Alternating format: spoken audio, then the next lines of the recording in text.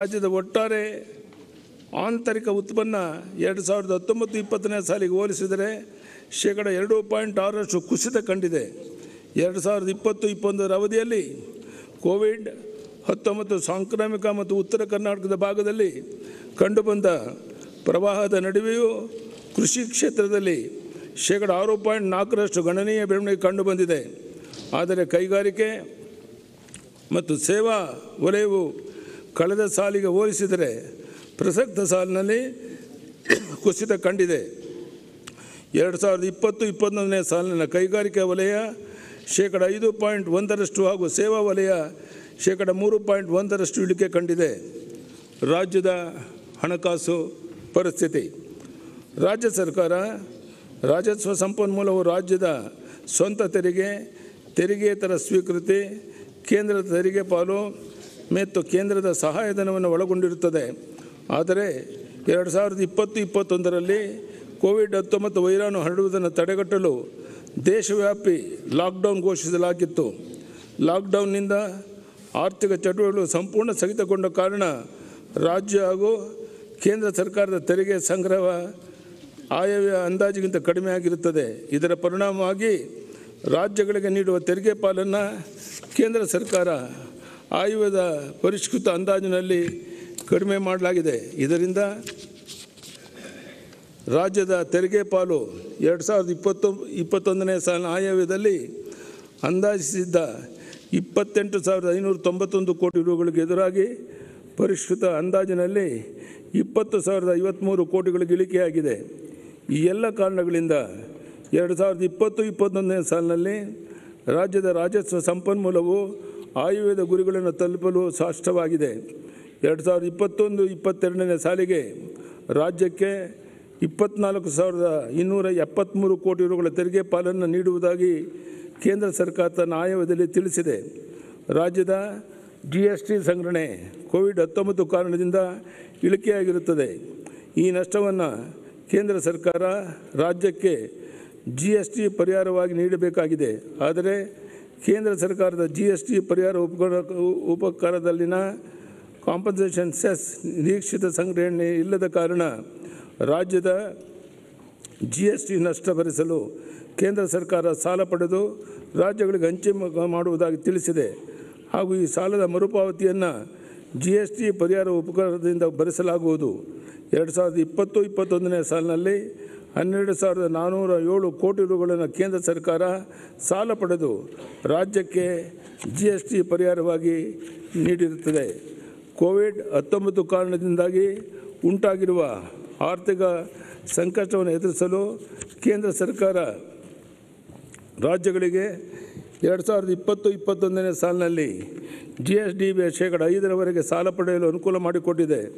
ಅದರಂತೆ ನಮ್ಮ ರಾಜ್ಯ ಈ ಸೌಲಭ್ಯವನ್ನು ಪಡೆಯಲು ವಿಧಾನಮಂಡಲದ ಅನುಮೋದನೆ ಪಡೆದು ಕರ್ನಾಟಕ ವಿತ್ತೀಯ ಹೊಣೆಗಾರಿಕೆ ಅಧಿನಿಯಮ 2002 ತಿದ್ದುಪಡಿ ತಂದಿದೆ.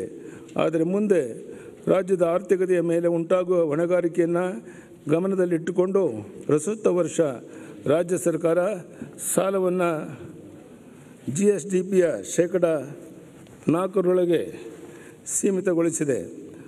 15ನೇ ಹಣಕಾಸು ಆಯೋಗ 2021-26ಕ್ಕೆ ಸಂಬಂಧಿಸಿದಂತೆ ಕೇಂದ್ರ ಹಾಗೂ ರಾಜ್ಯಗಳ ನಡುವೆ ಸಂಪನ್ಮೂಲಗಳ ಹಂಚಿಕೆ ಕುರಿತು ವರದಿ ನೀಡಿದೆ. 15ನೇ ಹಣಕಾಸು ಆಯೋಗ 2020-21ರ ವರದಿಯಲ್ಲಿ ನೀಡಿದ ಹಂಚಿಕೆಯನ್ನೇ 2021-26 ವರದಿಯಲ್ಲೂ ಮುಂದುವರಿಸುತ್ತದೆ. ಅದರಂತೆ ನಮ್ಮ ರಾಜ್ಯಕ್ಕೆ ಶೇಕಡ 3.64 ಕೋಟಿರಷ್ಟು ತೆರಿಗೆ ಹಂಚಿಕೆ ಪಾಲು ಸಿಗಲಿದೆ. 15ನೇ ಹಣಕಾಸು ಆಯೋಗ ತನ್ನ ವರದಿಯಲ್ಲಿ 2021-22ನೇ ಸಾಲ ನಮ್ಮ ರಾಜ್ಯಕ್ಕೆ 3,548 ಕೋಟಿ ರೂಗಳ ಅನುದಾನವನ್ನು ಸ್ಥಳೀಯ ಸಂಸ್ಥೆಗಳಿಗೆ, 791 ಕೋಟಿ ರೂಪಾಯಿಗಳನ್ನು ರಾಜ್ಯ ವಿಪತ್ತು ಪರಿಹಾರ ನಿಧಿಗೆ ಹಾಗೂ 1,631 ಕೋಟಿ ರೂಗಳ ರಾಜಸ್ವ ಕೊರತೆ ಅನುದಾನವನ್ನು ನೀಡಿದೆ. ಇದಲ್ಲದೆ 3,000 ಕೋಟಿ ರೂಗಳನ್ನು ಬೆಂಗಳೂರು ನಗರದ ಫೆರಿಫೆರಲ್ ರಿಂಗ್ ರಸ್ತೆಗಾಗಿ ಹಾಗೂ 3,000 ಕೋಟಿ ರೂಪಾಯಿಗಳನ್ನು ರಾಜ್ಯದ ಕೆರೆಗಳ ಮತ್ತು ಇತರೆ ಜಲಮೂಲಗಳ ಸಮಗ್ರ ಅಭಿವೃದ್ಧಿಗಾಗಿ ಆಯೋಗ ಶಿಫಾರಸು ಮಾಡಿದೆ. ಬೆಂಗಳೂರು ನಗರ ತಂತ್ರಜ್ಞಾನ ಕ್ಷೇತ್ರದಲ್ಲಿ ದೇಶದಲ್ಲೇ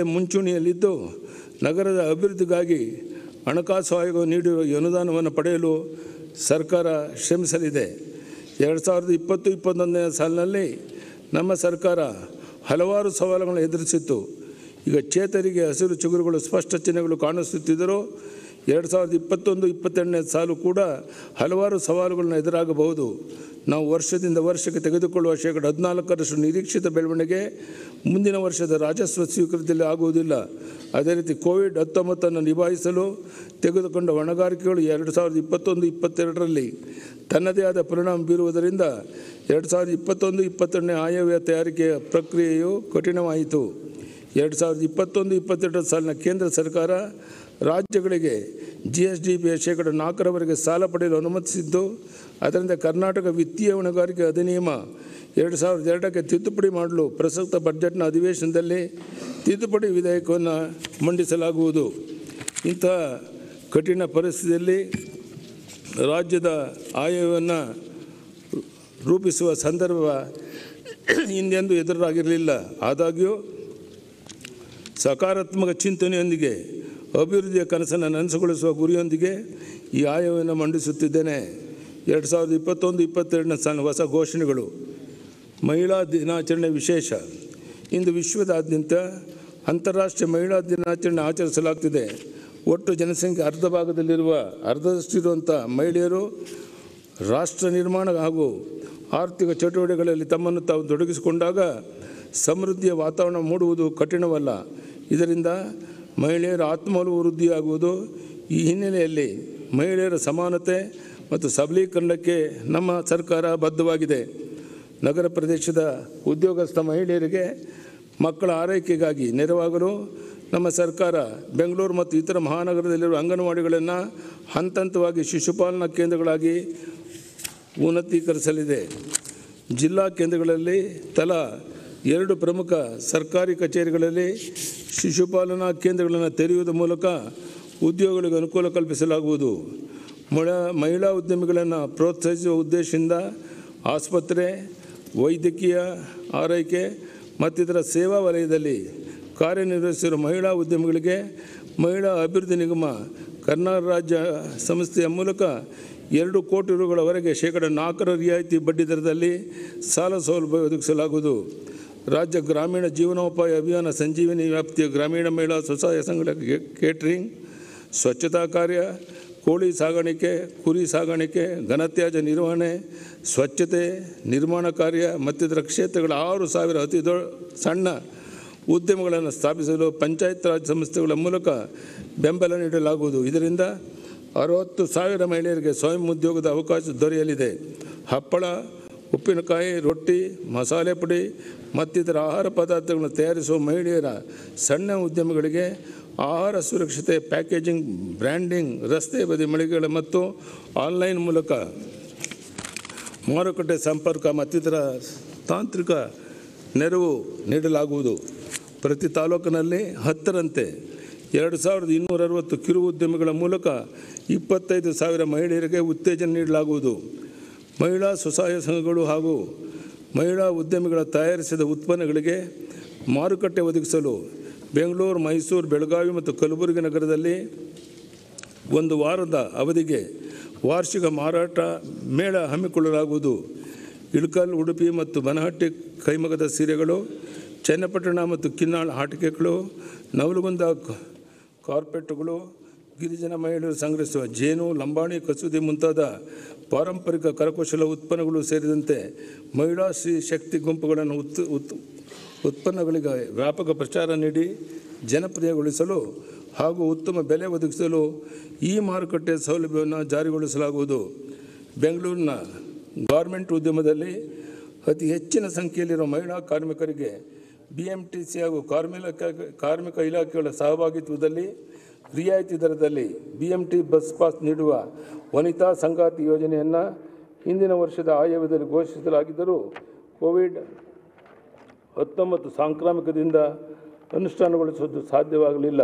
ಆದ್ದರಿಂದ ಪ್ರಸಕ್ತ ಸಾಲಿನಲ್ಲಿ 30 ಕೋಟಿ ರು ವೆಚ್ಚದಲ್ಲಿ ಈ ಯೋಜನೆಯನ್ನು ಅನುಷ್ಠಾನಗೊಳಿಸಲಾಗುವುದು. ಉದ್ಯೋಗದಲ್ಲಿ ಸಮಾನ ಅವಕಾಶ ನೀಡುವ ನಿಟ್ಟಿನಲ್ಲಿ ಮಹಿಳೆಯರು ರಾತ್ರಿ ಪಾಳ್ಯದಲ್ಲಿ ಕರ್ತವ್ಯ ನಿರ್ವಹಿಸಲು ಅನುವಾಗುವಂತೆ ನಮ್ಮ ಸರ್ಕಾರ ಅಧಿಕಾರ ಬಂದ ನಂತರ ಕಾರ್ಮಿಕ ಕಾಯ್ದೆ ತಿದ್ದುಪಡಿ ಮಾಡಲಾಗಿದೆ. ಕಾನೂನು ತೊಡಕುಗಳ ಕಾರಣ ಮಹಿಳೆಯರು ಕೈಗೊಳ್ಳಲು ಸಾಧ್ಯವಾಗದ ಉದ್ಯೋಗಗಳ ಕುರಿತು ನಿಯಮಾವಳಿಗಳನ್ನು ಮರುಪರಿಶೀಲಿಸಲಾಗುವುದು. ಕರ್ನಾಟಕ ಸರ್ಕಾರ ಮಹಿಳಾ ಮತ್ತು ಮಕ್ಕಳ ಆಯವ್ಯಯ ರೂಪಿಸುವಲ್ಲಿ ಮುಂಚೂಣಿಯಲ್ಲಿದೆ. ನಮ್ಮ ಸರ್ಕಾರ ಒಂದು ಹೆಜ್ಜೆ ಮುಂದೆ ಬರೆದು ಮಹಿಳಾ ಆಯವ್ಯಯ ಮತ್ತು ಮಕ್ಕಳ ಆಯವ್ಯಯವನ್ನು ಪಂಚಾಯತ್ ರಾಜ್ ವ್ಯವಸ್ಥೆಯಲ್ಲಿ ಅಳವಡಿಸಲು ಉದ್ದೇಶಿಸಿದೆ. ಇದರಿಂದ ತಳಹಂತದಲ್ಲಿ ಲಿಂಗ ಸಮಾನತೆಯ ಕುರಿತು ಸಂವೇದನೆ ಮೂಡಿಸಲು ಸಾಧ್ಯವಾಗುವುದು. ನಿರ್ಭಯ ಯೋಜನೆಯಡಿ ಎಲ್ಲ ಪೊಲೀಸ್ ಠಾಣೆಗಳಲ್ಲಿ ಸಹಾಯ ಕೇಂದ್ರಗಳನ್ನು ಸ್ಥಾಪಿಸಲಾಗಿದೆ. ಸೇಫ್ ಸಿಟಿ ಯೋಜನೆಯನ್ನು ಚುರುಕುಗೊಳಿಸಿ ಬೆಂಗಳೂರು ನಗರದ ಸಾರ್ವಜನಿಕ ಸ್ಥಳಗಳಲ್ಲಿ 7,500 ಕ್ಯಾಮೆರಾಗಳನ್ನು ಅಳವಡಿಸುವ ಮೂಲಕ ಮಹಿಳೆಯರಿಗೆ ಹೆಚ್ಚಿನ ಸುರಕ್ಷತೆಯನ್ನು ಖಾತ್ರಿಪಡಿಸಲಾಗುವುದು. ರಾಜ್ಯದ ಎಲ್ಲೆಡೆ ಮಹಿಳೆಯರ ಸುರಕ್ಷತೆಯ ದೃಷ್ಟಿಯಿಂದ ರಾತ್ರಿ ಗಸ್ತನ ತಂತ್ರಜ್ಞಾನ ಆಧಾರಿತ ಬೀಟ್ ಮೂಲಕ ತೀವ್ರಗೊಳಿಸಲಾಗುವುದು. ಇದರಿಂದ ಬೀಟ್ ವ್ಯವಸ್ಥೆ ಇನ್ನಷ್ಟು ಉತ್ತಮವಾಗಲಿದೆ. ದೌರ್ಜನ್ಯಕ್ಕೆ ಒಳಗಾದ ಮಹಿಳೆಯರಿಗೆ ಸೂಕ್ತ ನೆರವು ಹಾಗೂ ಮಾರ್ಗದರ್ಶನ ನೀಡಲು ನಿಮಾನ್ಸ್ ಮತ್ತು ರಾಷ್ಟ್ರೀಯ ಕಾನೂನು ಶಾಲೆಯ ಸಹಯೋಗದೊಂದಿಗೆ ಹೊಸ ರಸ್ತೆಯ ಸುಧಾರಣಾ ಸಂಸ್ಥೆಗಳ ಆವರಣದಲ್ಲಿ ಒಂದು ಉತ್ಕೃಷ್ಟತಾ ಕೇಂದ್ರವನ್ನು ಸ್ಥಾಪಿಸಲಾಗುವುದು. ಈ ಕೇಂದ್ರ ಮಹಿಳೆಯರ ರಕ್ಷಣೆ ಕುರಿತು ನೀತಿ ನಿರೂಪಣೆಯಲ್ಲಿಯೂ ಸರ್ಕಾರಕ್ಕೆ ನೆರವಾಗಲಿದೆ. ಕೃಷಿ ಉತ್ಪನ್ನ ಮಾರುಕಟ್ಟೆ ಸಮಿತಿಯಿಂದ ಲೈಸೆನ್ಸ್ ಪಡೆದು ಕಾರ್ಯನಿರ್ವಹಿಸುವ ಮಹಿಳೆಯರಿಗೆ ಉತ್ತೇಜನ ನೀಡಲು ಪ್ರಾಂಗಣದಲ್ಲಿನ ನಿವೇಶನ, ಗೋದಾಮು, ಅಂಗಡಿ ಗೋದಾಮುಗಳ ಹಂಚಿಕೆಯಲ್ಲಿ 10% ಮೀಸಲಾತಿ ಕಲ್ಪಿಸಲಾಗುವುದು. ರಾಜ್ಯ ಸರ್ಕಾರದ ಮಹಿಳಾ ಉದ್ಯೋಗಿಗಳಿಗೆ ಚಾಲ್ತಿಯಲ್ಲಿರುವ ಪ್ರಸೂತಿ ರಜೆಯೊಂದಿಗೆ ಒಟ್ಟು ಸೇವಾವಧಿಯಲ್ಲಿ 6 ತಿಂಗಳವರೆಗೆ ಮಕ್ಕಳ ಆರೈಕೆ ರಜೆಯನ್ನು ಒದಗಿಸಲಾಗುವುದು. ಆಡಳಿತ ಯಂತ್ರದ ಬಹುಮುಖ್ಯ ಭಾಗವಾಗಿರುವ ಮಹಿಳೆಯರ ಕ್ಷೇಮಾಭಿವೃದ್ಧಿಗೆ ಇದು ಪೂರಕ ಹೆಜ್ಜೆಯಾಗಲಿದ್ದು, ಮಹಿಳೆಯರ ಕಾರ್ಯಕ್ಷಮತೆ ಇದರಿಂದ ಹೆಚ್ಚಾಗಲಿದೆ.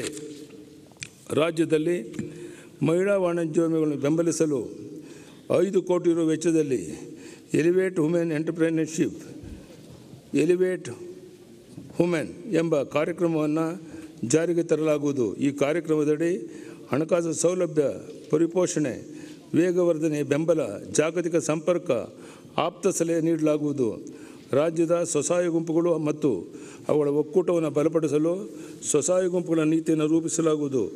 ಈ ನೀತಿ ಮೂಲಕ ಪ್ರಯೋಜನಗಳ ಪುನರಾವರ್ತನೆ ತಪ್ಪಿಸಲು ರಾಜ್ಯದ ಎಲ್ಲ ಸ್ವಸಹಾಯ ಗುಂಪುಗಳನ್ನು ಜೀವನೋಪಾಯ ಅಭಿಯಾನದಡಿ ತರಲಾಗುವುದು. ನಮ್ಮ ಸರ್ಕಾರದ ಮಹಿಳಾ ಪರ ಚಿಂತನೆಗಳನ್ನು ಪರಿಣಾಮಕಾರಿಯಾಗಿ ಜಾರಿಗೊಳಿಸುವ ನಿಟ್ಟಿನಲ್ಲಿ ಮುಖ್ಯಮಂತ್ರಿಗಳ ನೇರ ಮೇಲ್ವಿಚಾರಣೆಯಲ್ಲಿ ಮಹಿಳೆಯರ ರಕ್ಷಣೆ ಮತ್ತು ಸಬಲೀಕರಣ ಅಭಿಯಾನವನ್ನು ಪ್ರಾರಂಭಿಸಲಾಗುವುದು. ಇದರಿಂದ ಮಹಿಳೆಯರ ಸುರಕ್ಷತೆ ಹಾಗೂ ಸಬಲೀಕರಣಕ್ಕೆ ಅನುಷ್ಠಾನಗೊಳಿಸುತ್ತಿರುವ ಕಾರ್ಯಕ್ರಮಗಳನ್ನು ವಿವಿಧ ಇಲಾಖೆಗಳ ಮಧ್ಯೆ ಸಮನ್ವಯವನ್ನು ಸಾಧಿಸಿ ಜಾರಿಗೊಳಿಸಲು ಅನುಕೂಲವಾಗುವುದು. ಮಹಿಳಾ ಉದ್ದೇಶದ ಯೋಜನೆಗಳಿಗೆ 2021-22ನೇ ಸಾಲಿನಲ್ಲಿ ಒಟ್ಟಾರೆಯಾಗಿ 37,188 ಕೋಟಿ ರುಗಳ ಅನುದಾನ ಒದಗಿಸಲಾಗಿದೆ. ಅಭಿವೃದ್ಧಿಯ ದೃಷ್ಟಿಯಿಂದ ಆಯವ್ಯಯವನ್ನು ಇಲಾಖಾವಾರು ವಿಂಗಡಿಸದೆ ವಲಯವಾರು ವಿಂಗಡಿಸಿ ಕಳೆದ ವರ್ಷ ಮಂಡಿಸಿದ್ದೆನು. ಈ ಬಾರಿ ಇದೇ ಮಾದರಿಯಲ್ಲಿ ವಲಯವಾರು ಆಯವ್ಯಯವನ್ನು ಸದನದಲ್ಲಿ ಮಂಡಿಸುತ್ತಿದ್ದೇನೆ. ಕೃಷಿ ಮತ್ತು ಪೂರಕ ಚಟುವಟಿಕೆಗಳು. ಕೃಷಿಕರ ಆದಾಯವನ್ನು 2023 ವೇಳೆಗೆ ದ್ವಿಗುಣಗೊಳಿಸುವ ಪ್ರಧಾನಮಂತ್ರಿ ನರೇಂದ್ರ ಮೋದಿಯವರ ಕನಸನ್ನು ಸಾಕಾರಗೊಳಿಸುವ ನಿಟ್ಟಿನಲ್ಲಿ ರಾಜ್ಯ ಸರ್ಕಾರ ಕೇಂದ್ರದೊಂದಿಗೆ ಕೈಜೋಡಿಸಿ ಹಲವು ಕ್ರಮಗಳನ್ನು ಕೈಗೊಂಡಿದೆ. ಗುಣಮಟ್ಟದ ಬಿತ್ತನೆ ಬೀಜದ ಲಭ್ಯತೆ, ಬೆಳೆ ನಿರ್ವಹಣೆ, ಕೊಯ್ಲೋತ್ತರ ನಿರ್ವಹಣೆ, ಸಂಗ್ರಹಣೆ, ಸಂಸ್ಕರಣೆ, ಮಾರಾಟ ಹೀಗೆ ಪ್ರತಿ ಹಂತದಲ್ಲೂ ರೈತರಿಗೆ ಅಗತ್ಯ ಮೂಲ ಸೌಲಭ್ಯ ಒದಗಿಸಿ ಬೆಂಬಲ ನೀಡಲು ಸರ್ಕಾರ ಬದ್ಧವಾಗಿದೆ. ಪ್ರಧಾನಮಂತ್ರಿ ಕಿಸಾನ್ ಸನ್ಮಾನ್ ನಿಧಿ ಯೋಜನೆಯಡಿ ರೈತರಿಗೆ ಕೇಂದ್ರ ಸರ್ಕಾರ ವಾರ್ಷಿಕ ತಲಾ 6,000 ನೆರವು ನೀಡಿದರೆ, ರಾಜ್ಯ ಸರ್ಕಾರದಿಂದ ಹೆಚ್ಚುವರಿಯಾಗಿ ವಾರ್ಷಿಕ 4,000ಗಳ ನೆರವು ನೀಡಲಾಗುತ್ತಿದೆ. ರಾಜ್ಯದಲ್ಲಿ ಇಲ್ಲಿವರೆಗೆ 53 ಲಕ್ಷಕ್ಕೂ ಹೆಚ್ಚು ರೈತರಿಗೆ ಕೇಂದ್ರ ಹಾಗೂ ರಾಜ್ಯ ಸರ್ಕಾರಗಳಿಂದ ಒಟ್ಟಾರೆ 7,730 ಕೋಟಿ ರುಗಳ ಆರ್ಥಿಕ ನೆರವನ್ನು ವರ್ಗಾಯಿಸಲಾಗಿದೆ. ಈ ಯೋಜನೆಯಡಿ ದೇಶದಲ್ಲಿ ಅತ್ಯಂತ ಹೆಚ್ಚು ಆಧಾರ ದೃಢೀಕೃತ ಮಾಹಿತಿ 97% ಆಧಾರ ರಹಿತ 97% ಹಾಗೂ ಆಧಾರಿತ ನೇರ ನಗದು ವರ್ಗಾವಣೆಗಾಗಿ 90% ರಾಜ್ಯವು ಕೇಂದ್ರ ಸರ್ಕಾರದ ಪ್ರಶಸ್ತಿಗೆ ಭಾಜನವಾಗಿದೆ. ಪ್ರಧಾನಮಂತ್ರಿ ಫಸಲ್ ಬಿಮಾ ಯೋಜನೆ, ಪ್ರಧಾನಮಂತ್ರಿ ಕೃಷಿ ಸಂಚಾಯಿ ಯೋಜನೆ ಮುಂತಾದ ಕೇಂದ್ರದ ಯೋಜನೆಗಳನ್ನು ಪರಿಣಾಮಕಾರಿಯಾಗಿ ಅನುಷ್ಠಾನಗೊಳಿಸಲು ಸರ್ಕಾರ ಕ್ರಮ ವಹಿಸಿದೆ. ಪ್ರಸಕ್ತ ಸಾಲಿನಲ್ಲಿ ಪ್ರಧಾನಮಂತ್ರಿ ಫಸಲ್ ಬಿಮಾ ಯೋಜನೆಗೆ 900 ಕೋಟಿಗಳನ್ನು ಹಾಗೂ ಪ್ರಧಾನಮಂತ್ರಿ ಕೃಷಿ ಸಂಚಾಯಿ ಯೋಜನೆಗೆ 831 ಕೋಟಿ ರೂಗಳನ್ನು ಒದಗಿಸಲಾಗಿದೆ. ರಾಜ್ಯ ಸರ್ಕಾರ ಕೃಷಿ ಉತ್ಪನ್ನಗಳಿಗೆ ಮುಕ್ತ ಮಾರುಕಟ್ಟೆ ಸೌಲಭ್ಯ ಒದಗಿಸಲು APMC ಕಾಯ್ದೆಗೆ ತಿದ್ದುಪಡಿ ಮಾಡಲಾಗಿದೆ. ರೈತರ ಮೇಲಿನ ಹೊರೆಯನ್ನು ಕಡಿಮೆ ಮಾಡಲು ಮಾರುಕಟ್ಟೆ ಶುಲ್ಕವನ್ನು ಶೇಕಡ 1.5ರಿಂದ ಶೇಕಡ 0.60ಗೆ ಇಳಿಸಲಾಗಿದೆ. ಇದಲ್ಲದೆ ಕೃಷಿ ಉತ್ಪನ್ನ ಸಂಗ್ರಹಣೆ ಹಾಗೂ ಸಂಸ್ಕರಣೆಗೆ ಕೂಡ ಆದ್ಯತೆ ನೀಡಲಾಗಿದೆ. ಜನರಿಗೆ ಆರೋಗ್ಯಕರ ಹಾಗೂ ರಾಸಾಯನಿಕ ಮತ್ತು ಕೃಷಿ ಮತ್ತು ತೋಟಗಾರಿಕೆ ಉತ್ಪನ್ನಗಳನ್ನು ದೊರಕಿಸಲು ಹಾಗೂ ಸಾವಯವ ಕೃಷಿಯನ್ನು ಉತ್ತೇಜಿಸಲು 500 ಕೋಟಿಗಳ ಯೋಜನೆಯನ್ನು ರೂಪಿಸಲಾಗುವುದು. ಕೃಷಿ ನವೋದ್ಯಮಗಳ ಮತ್ತು ಸಣ್ಣ ಹಾಗೂ ಮಧ್ಯಮ ಕೈಗಾರಿಕೆಗಳ ಸ್ಥಾಪನೆಗೆ ಅವಕಾಶ ಕಲ್ಪಿಸಲು ಹಾಗೂ ಸ್ಥಳೀಯ ಉತ್ಪನ್ನಗಳ ಸಂಸ್ಕರಣೆಗೆ ಉತ್ತೇಜನ ನೀಡಲು ವಿಜಯಪುರ ಜಿಲ್ಲೆಯ ಇಟ್ಟಂಗಿಯಾಳ ಗ್ರಾಮದಲ್ಲಿ ಆತ್ಮನಿರ್ಭರ್ ಭಾರತ ಅಭಿಯಾನ ಯೋಜನೆಯಡಿ ಆಹಾರ ಪಾರ್ಕನ್ನು ಸ್ಥಾಪಿಸಲಾಗುವುದು. ಕೃಷಿ ವಿಶ್ವವಿದ್ಯಾಲಯಗಳಲ್ಲಿ ರೈತರ ಮಕ್ಕಳಿಗೆ ನೀಡಲಾಗ್ತಿರುವ ಮೀಸಲಾತಿಯನ್ನು ಶೇಕಡ 40ರಿಂದ ಶೇಕಡ 50ಕ್ಕೆ ಹೆಚ್ಚಿಸಲಾಗುವುದು.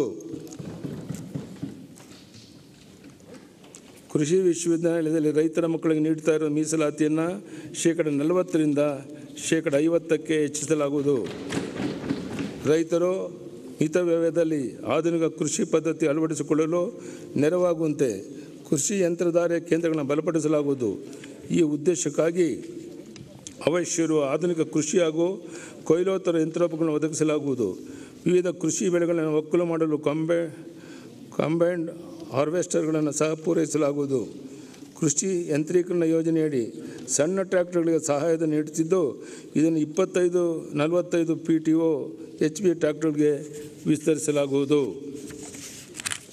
ಸಾವಯವ ಮತ್ತು ಸಿರಿಧಾನ್ಯಗಳನ್ನು ವೈಜ್ಞಾನಿಕವಾಗಿ ಮಾರಾಟ ಮಾಡಲು ಹಾಗೂ ರೈತರಿಗೆ ಗರಿಷ್ಠ ಬೆಲೆ ದೊರಕಿಸಲು ರಾಷ್ಟ್ರೀಯ ಮಾರುಕಟ್ಟೆ ಪ್ರೈವೇಟ್ ಲಿಮಿಟೆಡ್ ಮೂಲಕ ಅವಕಾಶ ಕಲ್ಪಿಸಲಾಗುವುದು. ದ್ವಿದಳ ಧಾನ್ಯಗಳ ಉತ್ಪಾದನೆಯನ್ನು ಹೆಚ್ಚಿಸಲು ಬಿತ್ತನೆ ಬೀಜ ಹಾಗೂ ಹಸಿರೆಲೆ ಗೊಬ್ಬರ ವಿತರಣೆ ಮಾಡಿ ಸಾವಯವ ಇಂಗಾಲ ಹೆಚ್ಚಿಸುವ ಅಭಿಯಾನ ಕಾರ್ಯಕ್ರಮವನ್ನು 75 ಕೋಟಿಗಳ ವೆಚ್ಚದಲ್ಲಿ ಮುಂದಿನ 5 ವರ್ಷಗಳಲ್ಲಿ ಅನುಷ್ಠಾನಗೊಳಿಸಲಾಗುವುದು. ಈ ಉದ್ದೇಶಕ್ಕಾಗಿ 2021-22ನೇ ಸಾಲಿನಲ್ಲಿ 10 ಕೋಟಿಗಳ ಅನುದಾನವನ್ನು ಒದಗಿಸಲಾಗುವುದು. ಆತ್ಮನಿರ್ಭರ್ ಭಾರತ ಅಭಿಯಾನ ಅಡಿಯಲ್ಲಿ ಪ್ರಧಾನಮಂತ್ರಿಗಳ ಕಿರು ಆಹಾರ ಸಂಸ್ಕರಣಾ ಉದ್ಯಮಗಳನ್ನು ನಿಯಮಬದ್ಧಗೊಳಿಸುವಂತೆ ಯೋಜನೆ ಹಾಗೂ ಇತರ ಕಾರ್ಯಕ್ರಮಗಳ ಅಡಿಯಲ್ಲಿ ಶೇಕಡ 35ರಷ್ಟು ಸಹಾಯಧನವನ್ನು ವಿವಿಧ ಚಟುವಟಿಕೆಗಳಾದ ಶೀತಲಗೃಹ ನಿರ್ಮಾಣ, ಕೊಯ್ಲೋತ್ತರ ನಿರ್ವಹಣೆ ಮತ್ತು ಸಂಸ್ಕರಣಾ ಘಟಕಗಳ ಸ್ಥಾಪನೆ ನೀಡಲಾಗುತ್ತೆ.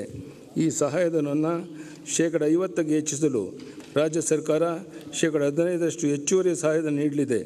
ಈ ಯೋಜನೆಗೆ 50 ಕೋಟಿಯನ್ನು ಹಂಚಿಕೆ ಮಾಡಲಾಗುವುದು. ಅತ್ಯುತ್ತಮ ತರಬೇತಿ, ನೂತನ ಆವಿಷ್ಕಾರಗಳು ಹಾಗೂ ತಂತ್ರಜ್ಞಾನಗಳನ್ನು ಪರಿಚಯಿಸುವ ಮೂಲಕ ತೋಟಗಾರಿಕಾ ಬೆಳೆಗಳ ಆರ್ಥಿಕ ಅಭಿವೃದ್ಧಿಯ ನೆರವು ನೀಡಲು ಕೊಪ್ಪಳ ಜಿಲ್ಲೆಯ ಸಿರಿವಾರ ಗ್ರಾಮದಲ್ಲಿ ತೋಟಗಾರಿಕೆ ತಂತ್ರಜ್ಞಾನ ಪಾರ್ಕನ್ನು ಅಭಿವೃದ್ಧಿಪಡಿಸಲಾಗುವುದು. ವಿನೂತನ ತಂತ್ರಜ್ಞಾನ, ಹೊಸ ಬೆಳೆ ತಳಿಗಳು, ಉತ್ತಮ ನಿರ್ವಹಣಾ ಪದ್ಧತಿಗಳನ್ನು ರೈತರಿಗೆ ಪರಿಚಯಿಸಲು ಭಾರತೀಯ ತೋಟಗಾರಿಕೆ ಸಂಶೋಧನಾ ಸಂಸ್ಥೆ ಮತ್ತು ರಾಜ್ಯದ ಕೃಷಿ ಮತ್ತು ತೋಟಗಾರಿಕೆ ವಿಶ್ವವಿದ್ಯಾಲಯಗಳ ಸಹಯೋಗದೊಂದಿಗೆ ಪ್ರಾತ್ಯಕ್ಷಿಕ ಕ್ಷೇತ್ರಗಳನ್ನು ಅಭಿವೃದ್ಧಿಪಡಿಸಲಾಗುವುದು. ರೈತ ಉತ್ಪಾದಕರ ಸಂಸ್ಥೆಗಳು ಮಾರಾಟ ಮಾಡುವ ತೋಟಗಾರಿಕೆ ಉತ್ಪನ್ನಗಳಿಗೆ ಏಕರೂಪದ ಬ್ರ್ಯಾಂಡಿಂಗ್ ಮತ್ತು ಮಾರುಕಟ್ಟೆ ಸೌಲಭ್ಯ ಒದಗಿಸಿ ಬ್ರ್ಯಾಂಡ್ ವ್ಯಾಲ್ಯೂ ಹೆಚ್ಚಿಸಲಾಗುವುದು. ರೈತ ಉತ್ಪಾದಕರ ಸಂಸ್ಥೆಗಳ ತೋಟಗಾರಿಕೆ ಉತ್ಪನ್ನಗಳ ಉತ್ತಮ ಮಾರುಕಟ್ಟೆ ಸಂಪರ್ಕ ಮತ್ತು ಪ್ರಚಾರಕ್ಕಾಗಿ ಏಕೀಕೃತ ಮಾರುಕಟ್ಟೆ ವೇದಿಕೆ ಕಲ್ಪಿಸಿ ತಂತ್ರಜ್ಞಾನ ಅಳವಡಿಕೆಯನ್ನು ಉತ್ತೇಜಿಸಲಾಗುವುದು.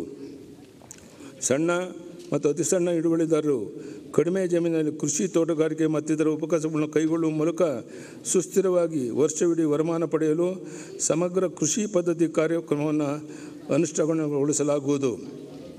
ರೈತರಿಗೆ ಉತ್ತಮ ಗುಣಮಟ್ಟದ ಹೈಬ್ರಿಡ್ ಬೀಜ ಮತ್ತು ಬೀಜ ತಂತ್ರಜ್ಞಾನವನ್ನು ಸುಲಭವಾಗಿ ಒದಗಿಸಲು ಅವುಗಳ ಉತ್ಪಾದನೆ, ಲಾಭದಾಯಕತೆ ಮತ್ತು ಜನಪ್ರಿಯತೆಯನ್ನು ಹೆಚ್ಚಿಸಲು ಹೊಸ ಹೈಬ್ರಿಡ್ ಬೀಜ ನೀತಿಯನ್ನು ರೂಪಿಸಲಾಗುವುದು.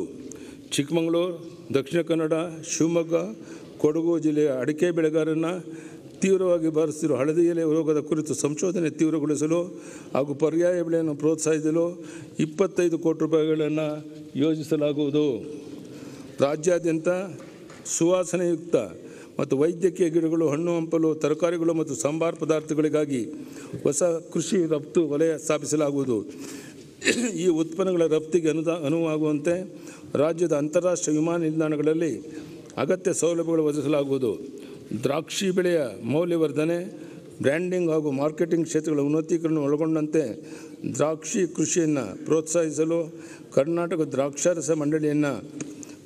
ದ್ರಾಕ್ಷಿ ಹಾಗೂ ದ್ರಾಕ್ಷಾರಸ ಮಂಡಳಿಯನ್ನಾಗಿ ಪುನರ್ರಚಿಸಲಾಗುವುದು. ನಮ್ಮ ಸರ್ಕಾರ ಓಕಳಿಪುರಂನಲ್ಲಿ ರೇಷ್ಮೆ ಇಲಾಖೆಗೆ ಸೇರಿದ ಜಮೀನಿನಲ್ಲಿ ಇಲಾಖೆ ಎಲ್ಲ ಕಚೇರಿಗಳು, ಸಂಬಂಧಿತ ಸಂಸ್ಥೆಗಳು ಹಾಗೂ ವಾಣಿಜ್ಯ ಮಳಿಗೆಗಳಿಗೆ ಸ್ಥಳಾವಕಾಶ ಕಲ್ಪಿಸಲು ಖಾಸಗಿ ಸಹಭಾಗಿತ್ವದಲ್ಲಿ 150 ಕೋಟಿಗಳ ವೆಚ್ಚದಲ್ಲಿ ರೇಷ್ಮೆ ಭವನವನ್ನು ನಿರ್ಮಿಸಲಿದೆ. ರಾಮನಗರದಲ್ಲಿ ಅತ್ಯಾಧುನಿಕ ಸೌಲಭ್ಯಗಳನ್ನು ಒಳಗೊಂಡ ಹೈಟೆಕ್ ರೇಷ್ಮೆ ಗೂಡು ಮಾರುಕಟ್ಟೆಯನ್ನು ರೇಷ್ಮೆ ಭಾಗಿದಾರ ಹಿತಕ್ಕಾಗಿ ನಬಾರ್ಡ್ ಸಹಾಯದೊಂದಿಗೆ 75 ಕೋಟಿಗಳ ವೆಚ್ಚದಲ್ಲಿ ನಿರ್ಮಾಣ ಮಾಡಲಾಗುವುದು. ರಾಜ್ಯದಲ್ಲಿ ಗೋ ಸಂಪತ್ತಿನ ರಕ್ಷಣೆಗಾಗಿ ಗೋಹತ್ಯೆ ನಿಷೇಧ ಕಾಯ್ದೆ ಜಾರಿಗೆ ತರಲಾಗಿದೆ. ಇದಕ್ಕೆ ಪೂರಕವಾಗಿ ಗೋಹತ್ಯೆ ತಡೆಯಲು ಹಾಗೂ ಜಾನುವಾರುಗಳನ್ನು ಸಂರಕ್ಷಿಸಲು ಪ್ರತಿ ಜಿಲ್ಲೆಗೆ ಒಂದರಂತೆ ಗೋಶಾಲೆ ಸ್ಥಾಪಿಸಲಾಗುವುದು. ದೇಶೀಯ ಜಾನುವಾರುಗಳ ಕುರಿ, ಮೇಕೆ ತಳಿಗಳ ಮತ್ತು ಕುಕ್ಕಡ ತಳಿಗಳ ಶಾಶ್ವತ ಪ್ರದರ್ಶನ ಮತ್ತು ಪ್ರಾತ್ಯಕ್ಷಿಕೆಯೊಂದಿಗೆ ಮಾಹಿತಿ ಹಾಗೂ ತರಬೇತಿ ನೀಡಲು ಥೀಮ್ ಪಾರ್ಕನ್ನು ಬೆಂಗಳೂರಿನ ಹೆಸರುಘಟ್ಟದ 100 ಎಕರೆ ಜಮೀನಿನಲ್ಲಿ ಖಾಸಗಿ ಸಹಭಾಗಿತ್ವದಲ್ಲಿ ಸ್ಥಾಪಿಸಲಾಗುವುದು. ರಾಜ್ಯದಲ್ಲಿ ಹೆಚ್ಚಿನ ಮಾಂಸ ಉತ್ಪಾದನೆ ಮತ್ತು ಅಧಿಕ ಮರಿಗಳನ್ನು ನೀಡುವ ಉತ್ತಮ ನಂದಿದುರ್ಗ ಮೇಕೆ ತಳಿಗಳ ಅಭಿವೃದ್ಧಿ ಮಾಡಿ ಉತ್ಕೃಷ್ಟ ದರ್ಜೆಯ ಹೋತಗಳನ್ನು ರೈತರಿಗೆ ವಿತರಿಸಲು 1 ಕೋಟಿ ಅನುದಾನವನ್ನು ನೀಡಲಾಗುವುದು. ಹೊರ ರಾಜ್ಯದ ದೇಶಿ ತಳಿಗಳಾದ ಗಿರ್, ಸಾಹಿವಾಲ್, ಒಂಗೋಲ, ಥಾರ್ಪಾರ್ಕರ್ ಮತ್ತು ದೇವಣಿ ತಳಿಗಳನ್ನು ಅಭಿವೃದ್ಧಿಪಡಿಸಿ ರಾಜ್ಯದ ರೈತರಿಗೆ ಪರಿಚಯಿಸಲು ಸಮಗ್ರ ಗೋ ಸಂಕುಲನ ಸಮೃದ್ಧಿ ಯೋಜನೆಯನ್ನು ಜಾರಿಗೊಳಿಸಲಾಗುವುದು. ಕೊಪ್ಪಳದಲ್ಲಿ ನಾರಿ ಸುವರ್ಣ ಕುರಿ ತಳಿಯ ಸಂವರ್ಧನಾ ಕ್ಷೇತ್ರವನ್ನು ಸ್ಥಾಪಿಸಲಾಗುವುದು. ಆಕಸ್ಮಿಕ ಮರಣ ಹೊಂದಿರುವ ಕುರಿ ಮತ್ತು ಮೇಕೆಗಳಿಗೆ ಪರಿಹಾರ ನೀಡುವ ಅನುಗ್ರಹ ಕೊಡುಗೆ ಕಾರ್ಯಕ್ರಮವನ್ನು ಮುಂದುವರಿಸಲಾಗುವುದು. ಪಶುವೈದ್ಯಕೀಯ ವಿಜ್ಞಾನದಲ್ಲಿ ಆಯುರ್ವೇದ ಔಷಧಿಗಳ ಅಳವಡಿಕೆಯನ್ನು ಉತ್ತೇಜಿಸಲು ಶಿವಮೊಗ್ಗದ ಪಶುವೈದ್ಯಕೀಯ ಕಾಲೇಜಿನಲ್ಲಿ ಹೊಸದಾಗಿ ಒಂದು ಸಂಶೋಧನಾ ಕೇಂದ್ರವನ್ನು 2 ಕೋಟಿಗಳ ವೆಚ್ಚದಲ್ಲಿ ಸ್ಥಾಪಿಸಲಾಗುವುದು. 2015-16ರಿಂದ ಯಾಂತ್ರೀಕೃತ ದೋಣಿಗಳಿಗೆ 1.5 ಲಕ್ಷ ಕಿಲೋ ಲೀಟರ್ ಡೀಸೆಲ್ ಮೇಲಿನ ಮಾರಾಟ ಕರವನ್ನು ಮರುಪಾವತಿಸಲಾಗುತ್ತಿತ್ತು. ಈ ಪ್ರಕ್ರಿಯೆಯನ್ನು ಮತ್ತಷ್ಟು ಜನಸ್ನೇಹಿ ಆಗಿಸಲು 2021-22ನೇ ಸಾಲಿನಿಂದ ಡೀಸೆಲ್ ಡೆಲಿವರಿ ಪಾಯಿಂಟ್ನಲ್ಲಿ ಕರರಹಿತ ದರದಲ್ಲಿ ಡೀಸೆಲನ್ನು ವಿತರಿಸಲಾಗುವುದು. 2020-21ನೇ ಸಾಲಿನ ಪ್ರಧಾನಮಂತ್ರಿ ಮತ್ಸ್ಯ ಸಂಪದ ಯೋಜನೆಯಡಿ ರಾಜ್ಯದ 137 ಕೋಟಿ ರುಗಳ ಯೋಜನೆಗೆ ಕೇಂದ್ರ ಸರ್ಕಾರ ಅನುದಾನ ನೀಡಿದ್ದು 2021-22ನೇ ಸಾಲಿನಲ್ಲಿ 376 ಕೋಟಿ ರುಗಳ ಕ್ರಿಯಾ ಯೋಜನೆಯನ್ನು ಕೇಂದ್ರ ಸರ್ಕಾರಕ್ಕೆ ಸಲ್ಲಿಸಲಾಗಿದೆ. ಈ ಉದ್ದೇಶಕ್ಕೆ 2021-22ನೇ ಸಾಲಿನಲ್ಲಿ 62 ಕೋಟಿಗಳನ್ನು ಒದಗಿಸಲಾಗಿದೆ. ರಾಜ್ಯದ 16 ಮೀನುಮರಿ ಉತ್ಪಾದನಾ ಕೇಂದ್ರಗಳ ಉನ್ನತೀಕರಣಕ್ಕೆ ಪ್ರಸಕ್ತ ಸಾಲಿನಲ್ಲಿ 2 ಕೋಟಿ ಅನುದಾನ ಒದಗಿಸಲಾಗುವುದು. ಅಂತಾರಾಷ್ಟ್ರೀಯ ಮಾರುಕಟ್ಟೆಯಲ್ಲಿ ಹೆಚ್ಚಿನ ಬೇಡಿಕೆಯನ್ನು ಹೊಂದಿರುವ ಪ್ಯಾಂಗೇಸಿಯಸ್ ತಿಲಪಿಯಾ ಮೀನುಗಳನ್ನು ಫಿಲೈಟ್ಸ್ ಮತ್ತು ಶೀತಲೀಕೃತ ಉತ್ಪನ್ನಗಳಿಗಾಗಿ ಸಂರಕ್ಷಣೆಗೊಳಿಸಲು ಆಧುನಿಕ ಸಂಸ್ಕರಣಾ ಮತ್ತು ಮೌಲ್ಯವರ್ಧನಾ ಕೇಂದ್ರವನ್ನು ಕರ್ನಾಟಕ ಮೀನುಗಾರಿಕೆ ಅಭಿವೃದ್ಧಿ ನಿಗಮದ ವತಿಯಿಂದ 6 ಕೋಟಿಗಳ ವೆಚ್ಚದಲ್ಲಿ ಸ್ಥಾಪಿಸಲಾಗುವುದು. ರಾಜ್ಯದಲ್ಲಿ ಮೀನಿನ ಮಾರಾಟವನ್ನು ಉತ್ತೇಜಿಸಲು ಹಾಗೂ ಮೀನಿನ ವಿವಿಧ ಪ್ರಭೇದಗಳ ಕುರಿತು ಅರಿವು ಮೂಡಿಸಲು ಕರ್ನಾಟಕ ಮೀನುಗಾರಿಕೆ ಅಭಿವೃದ್ಧಿ ನಿಗಮದ ವತಿಯಿಂದ ಮೀನು ಮಾರಾಟ ಘಟಕಗಳು ಹಾಗೂ ಮತ್ಸ್ಯದರ್ಶಿನಿಯನ್ನು 30 ಕೋಟಿ ರುಗಳ ವೆಚ್ಚದಲ್ಲಿ ಸ್ಥಾಪಿಸಲಾಗುವುದು. ರೈತರು ಉತ್ಪಾದಿಸಿದ ಕೃಷಿ ಉತ್ಪನ್ನಗಳನ್ನು ಕರ್ನಾಟಕ ರಾಜ್ಯ ಉಗ್ರಾಣ ನಿಗಮ, ಪ್ರಾಥಮಿಕ ಕೃಷಿ ಪತ್ತಿನ ಸಂಘಗಳು, TAPCMS ಹಾಗೂ ಇತರ ಸಹಕಾರ ಸಂಸ್ಥೆಗಳು ಹೊಂದಿರುವ ಗೋದಾಮುಗಳಲ್ಲಿ ಸಂಗ್ರಹಿಸಲು ರೈತರು ಪಾವತಿಸುವ ಸಂಗ್ರಹಣಾ ಶುಲ್ಕದಲ್ಲಿ 25% ಸಹಾಯಧನವನ್ನು ಸರ್ಕಾರದ ವತಿಯಿಂದ ಒದಗಿಸಲಾಗುವುದು. ಈ ಉದ್ದೇಶಕ್ಕಾಗಿ 25 ಕೋಟಿ ಅನುದಾನ ಒದಗಿಸಲಾಗಿದೆ. ರಾಜ್ಯದ ಪ್ರಾಥಮಿಕ ಕೃಷಿ ಪತ್ತಿನ ಸಂಘಗಳು PACS ಹಾಗೂ TAPCMCಗಳಿಗೂ ರೈತರು ಬೆಳೆದ ಕೃಷಿ ಉತ್ಪನ್ನಗಳನ್ನು ನಮ್ಮ ಗೋದಾಮುಗಳಲ್ಲಿ ಶೇಖರಣೆ ಮಾಡಿ ಇದರ ಮೇಲೆ ಮಾರುಕಟ್ಟೆ ಬೆಲೆಗೆ 60% ಅಡಮಾನ ಸಾಲವನ್ನು 11% ಬಡ್ಡಿ ದರದಲ್ಲಿ ವಿತರಿಸುತ್ತಿದೆ. ಸದರಿ ಸಾಲಗಳ ಮೇಲೆ ಗರಿಷ್ಠ 6 ತಿಂಗಳ ಅವಧಿಗೆ 4% ಬಡ್ಡಿ ಸಹಾಯಧನವನ್ನು ರಾಜ್ಯ ಸರ್ಕಾರ ನೀಡಲು 5 ಕೋಟಿಯನ್ನು ಆಯವ್ಯಯದಲ್ಲಿ ಪ್ರಸ್ತಾಪಿಸಲಾಗಿದೆ. ರಾಜ್ಯದಲ್ಲಿ 5500 ಪ್ರಾಥಮಿಕ ಕೃಷಿ ಪತ್ತಿನ ಸಹಕಾರ ಸಂಘಗಳು ಕಾರ್ಯೋತ್ಪನ್ನತೆಯನ್ನು ಹೆಚ್ಚಿಸಲು ಅವುಗಳನ್ನು 798 ಕೋಟಿಗಳ ವೆಚ್ಚದಲ್ಲಿ ಗಣಕೀಕರಿಸಲಾಗುವುದು. DCC ಬ್ಯಾಂಕ್ನಲ್ಲಿ ಸರ್ಕಾರದ ಸಹಭಾಗಿತ್ವವನ್ನು ಪ್ರೋತ್ಸಾಹಿಸಲು ಹಾಗೂ ಷೇರು ಬಂಡವಾಳ ಹೆಚ್ಚಿಸುವ ಉದ್ದೇಶದಿಂದ 21 ಜಿಲ್ಲಾ ಸಹಕಾರ ಕೇಂದ್ರ ಬ್ಯಾಂಕ್ಗಳಿಗೆ 10 ಲಕ್ಷ ರುಗಳ ಗರಿಷ್ಠ ಮಿತಿಗೊಳಿಸಲ್ಪಟ್ಟು 25% ಷೇರು ಬಂಡವಾಳ ನೀಡಲಾಗುವುದು. ಯಶವಂತಪುರ ಕೃಷಿ ಉತ್ಪನ್ನ ಮಾರುಕಟ್ಟೆ ಸಮಿತಿ ವತಿಯಿಂದ ಬೈಯಪ್ಪನಹಳ್ಳಿ 8 ಎಕರೆ ಜಮೀನಿನಲ್ಲಿ 50 ಕೋಟಿಗಳ ವೆಚ್ಚದಲ್ಲಿ ಸುಸಜ್ಜಿತ ಹೂವಿನ ಮಾರುಕಟ್ಟೆ ನಿರ್ಮಿಸಲಾಗುವುದು. ಸಿಂಗೇನ ಅಗ್ರಹಾರದ ಹಣ್ಣು ಮಾರುಕಟ್ಟೆಗೆ ಹೊಂದಿಕೊಂಡಿರುವ ಕುಳಿಮಂಗಳ ಗ್ರಾಮದಲ್ಲಿ 42 ಎಕರೆ ಪ್ರದೇಶದಲ್ಲಿ ಅತ್ಯಾಧುನಿಕ ತರಕಾರಿ ಮಾರುಕಟ್ಟೆಯನ್ನು ನಿರ್ಮಿಸಲಾಗುವುದು. ಬಳ್ಳಾರಿ ಕೃಷಿ ಉತ್ಪನ್ನ ಮಾರುಕಟ್ಟೆ ಸಮಿತಿಯಿಂದ ಆಲದಹಳ್ಳಿ ಗ್ರಾಮದಲ್ಲಿ ಅತ್ಯಾಧುನಿಕ ಸೌಲಭ್ಯಗಳ ಒಣಮೆಣಸಿನಕಾಯಿ ಮಾರುಕಟ್ಟೆಯನ್ನು ಸಾರ್ವಜನಿಕ ಖಾಸಗಿ ಸಹಭಾಗಿತ್ವದಲ್ಲಿ ಸ್ಥಾಪಿಸಲಾಗುವುದು. ಚಾಮರಾಜನಗರದಲ್ಲಿ ಅರಿಶಿನ ಮಾರುಕಟ್ಟೆಯನ್ನು ಸಾರ್ವಜನಿಕ ಖಾಸಗಿ ಸಹಭಾಗಿತ್ವದಲ್ಲಿ ಸಮಗ್ರವಾಗಿ ಅಭಿವೃದ್ಧಿಪಡಿಸಲಾಗುವುದು. ಮೆಣಸಿನಕಾಯಿ ಬೆಳೆಯುವ ರೈತರಿಗೆ ಸ್ಪರ್ಧಾತ್ಮಕ ದರ ಒದಗಿಸಲು ಬ್ಯಾಡಗಿ ಕೃಷಿ ಉತ್ಪನ್ನ ಮಾರುಕಟ್ಟೆಯಲ್ಲಿ ಆಧುನಿಕ ಗುಣ ವಿಶ್ಲೇಷಣಾ ಘಟಕವನ್ನು 4 ಕೋಟಿಗಳ ವೆಚ್ಚದಲ್ಲಿ ಸ್ಥಾಪಿಸಲಾಗುವುದು. ಮಹದಾಯಿ ನ್ಯಾಯಾಧೀಕರಣದ ತೀರ್ಪಿನನ್ವಯ ರಾಜ್ಯದ ಕಳಸಾ ಮತ್ತು ಬಂಡೂರಿ ನಾಲಾ ತಿರುವು ಯೋಜನೆಗೆ ಹಂಚಿಕೆಯಾದ ನೀರಿನ ಬಳಕೆಗೆ ಒಟ್ಟು 1677 ಕೋಟಿ ರು ಮೊತ್ತದ ಯೋಜನಾ ವರದಿಗೆ ಆಡಳಿತಾತ್ಮಕ ಅನುಮೋದನೆ ನೀಡಲಾಗಿದೆ. ಯೋಜನೆಗಳಿಗೆ ಕೇಂದ್ರ ಸರ್ಕಾರದ ಸಕ್ಷಮ ಪ್ರಾಧಿಕಾರಗಳ ಅನುಮೋದನೆ ಪಡೆಯುವುದರೊಂದಿಗೆ ಆದ್ಯತೆ ಮೇರೆಗೆ ಯೋಜನೆಯನ್ನು ಅನುಷ್ಠಾನಗೊಳಿಸಲು ಪ್ರಸಕ್ತ ಸಾಲಿನಲ್ಲಿ ಅಗತ್ಯ ಅನುದಾನ ಒದಗಿಸಲಾಗುವುದು.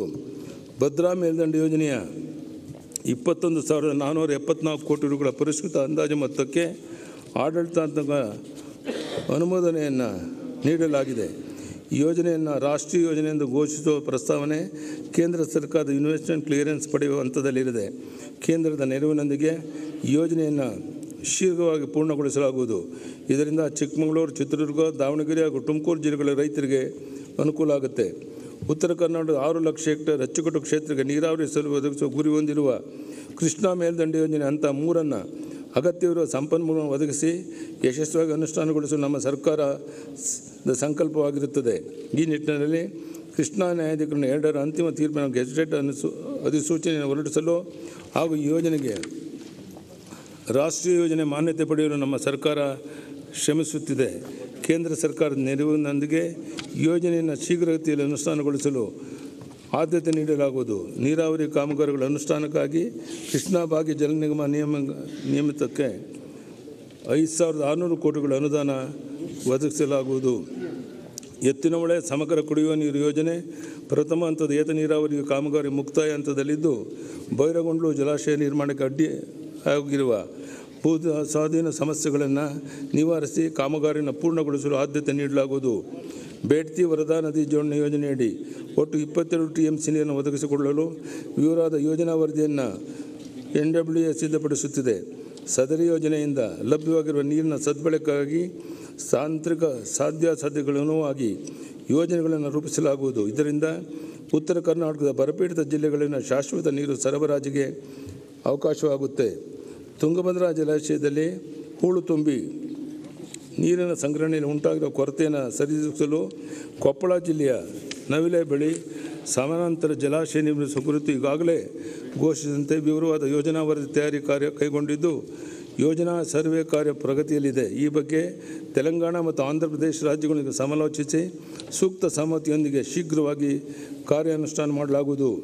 ವಿಶ್ವ ಬ್ಯಾಂಕ್ ನೆರವಿನ ಡ್ರಿಪ್ ಯೋಜನೆಯಡಿ 1,500 ಕೋಟಿ ರು ಮೊತ್ತದಲ್ಲಿ ರಾಜ್ಯದ 58 ಅಣೆಕಟ್ಟುಗಳ ಪುನಶ್ಚೇತನ ಮತ್ತು ಅಭಿವೃದ್ಧಿಯನ್ನು ಪ್ರಸ್ತಾಪಿಸಲಾಗಿದೆ. ಪ್ರಸಕ್ತ ಸಾಲಿನಲ್ಲಿ ಈ ಯೋಜನೆ ಅನುಷ್ಠಾನಕ್ಕೆ ಆದ್ಯತೆ ನೀಡಲಾಗುವುದು.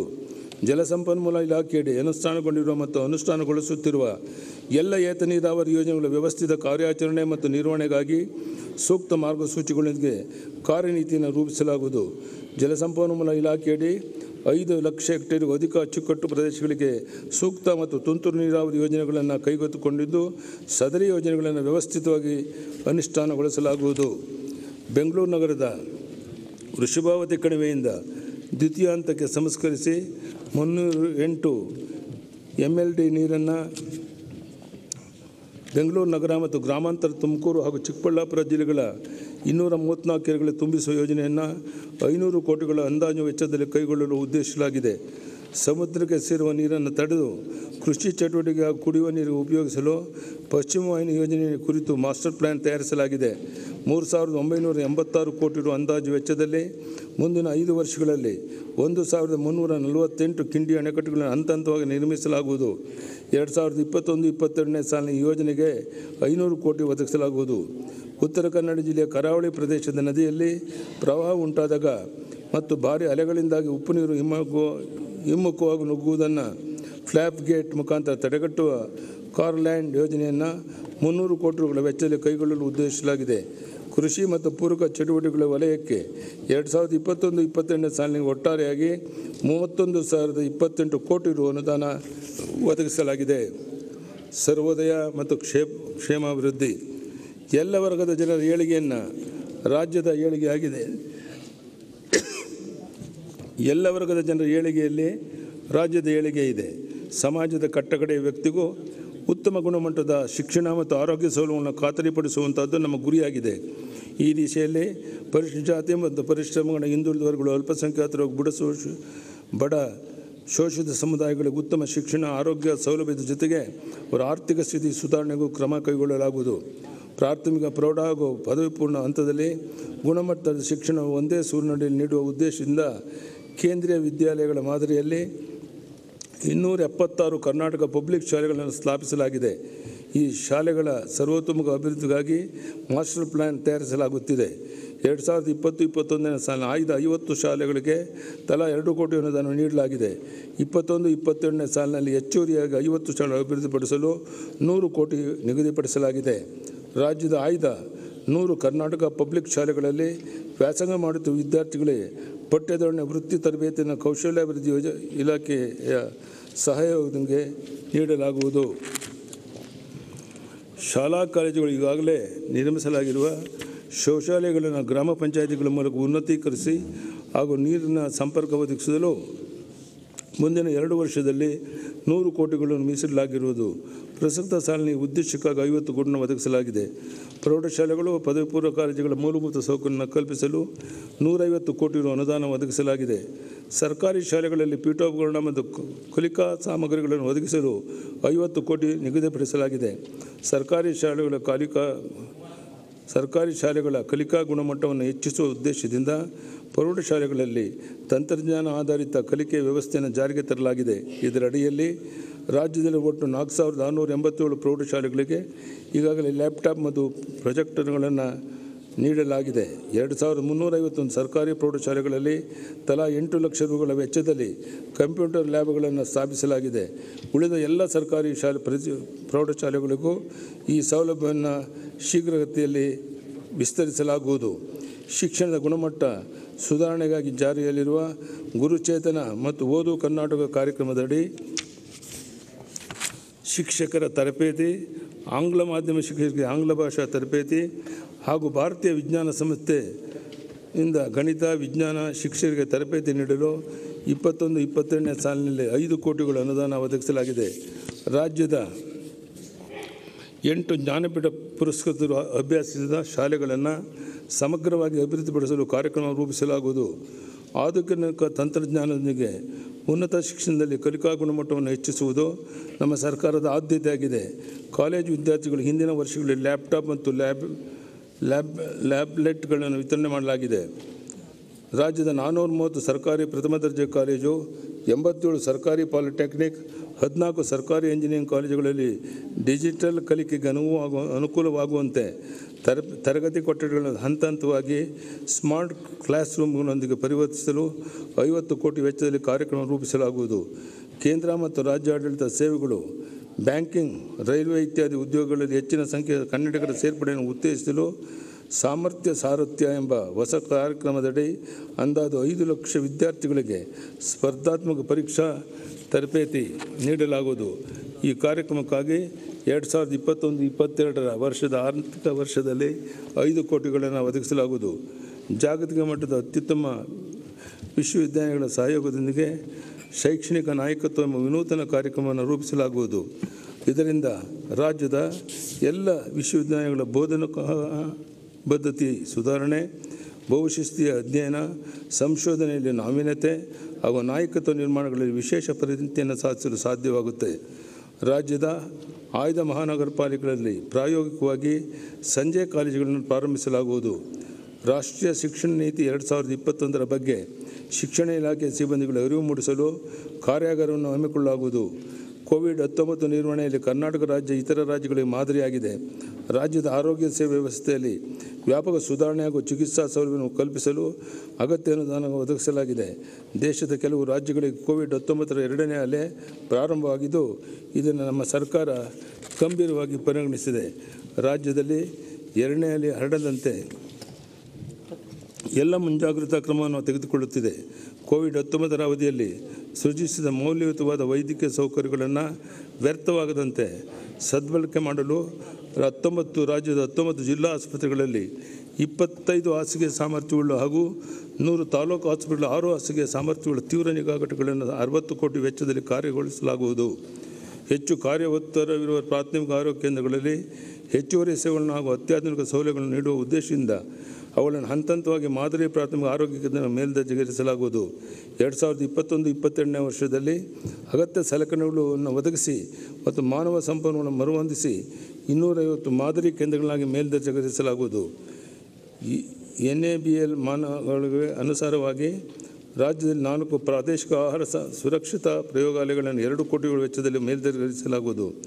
ಅನಿಯಂತ್ರಿತ ಮತ್ತು ಅವೈಜ್ಞಾನಿಕ ಔಷಧ ಬಳಕೆಯಿಂದ ಔಷಧ ನಿರೋಧಕ ಡ್ರಗ್ ರೆಸಿಸ್ಟೆನ್ಸ್ ಶಕ್ತಿ ಉತ್ಪತ್ತಿಯಾಗಿ ಚಿಕಿತ್ಸೆ ಪರಿಣಾಮ ಕುಂದುವ ಪ್ರಕರಣಗಳು ಹೆಚ್ಚುತ್ತಿವೆ.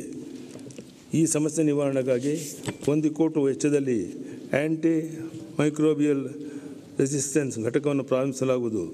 ಸುಸ್ಥಿರ ಅಭಿವೃದ್ಧಿ ಗುರಿ 2030 ಅನ್ವಯ ತಾಯಂದಿರ ಮರಣ ಪ್ರಮಾಣವನ್ನು 70ಕ್ಕಿಂತಲೂ ಕಡಿಮೆ ಹಾಗೂ ಶಿಶು ಮರಣ ಪ್ರಮಾಣವನ್ನು 10ಕ್ಕಿಂತಲೂ ಕಡಿಮೆಗೆ ಇಳಿಸಬೇಕಾಗಿದ್ದು, ರಾಜ್ಯದಲ್ಲಿ ಪ್ರಸ್ತುತ ಅನುಕ್ರಮವಾಗಿ 92 ಮತ್ತು 23ರಷ್ಟಿದೆ.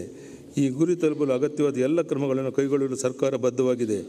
ನವಜಾತ ಶಿಶುಗಳ ಅನುವಂಶೀಯ ಮೆಟಾಬಾಲಿಕ್ ಕಾಯಿಲೆಗಳನ್ನು ಆರಂಭಿಕ ಹಂತದಲ್ಲೇ ಪತ್ತೆ ಮಾಡಲು ಬಳ್ಳಾರಿ ಮತ್ತು ಬೆಂಗಳೂರಿನಲ್ಲಿ ಪ್ರಯೋಗಾಲಯಗಳನ್ನು ಒಟ್ಟು 10 ಕೋಟಿಗಳ ವೆಚ್ಚದಲ್ಲಿ ಸ್ಥಾಪಿಸಲಾಗುವುದು. ಇದರಿಂದ ವಿವಿಧ ಕಾಯಿಲೆಗಳನ್ನು ಪ್ರಾರಂಭದಲ್ಲೇ ಪತ್ತೆ ಮಾಡುವ ಮೂಲಕ ಶಿಶು ಮರಣ ಪ್ರಮಾಣ ಕಡಿಮೆಗೊಳಿಸುವುದು ಹಾಗೂ ಆರೋಗ್ಯವಂತ ಸಮಾಜ ನಿರ್ಮಿಸಲು ಸಾಧ್ಯವಾಗುವುದು.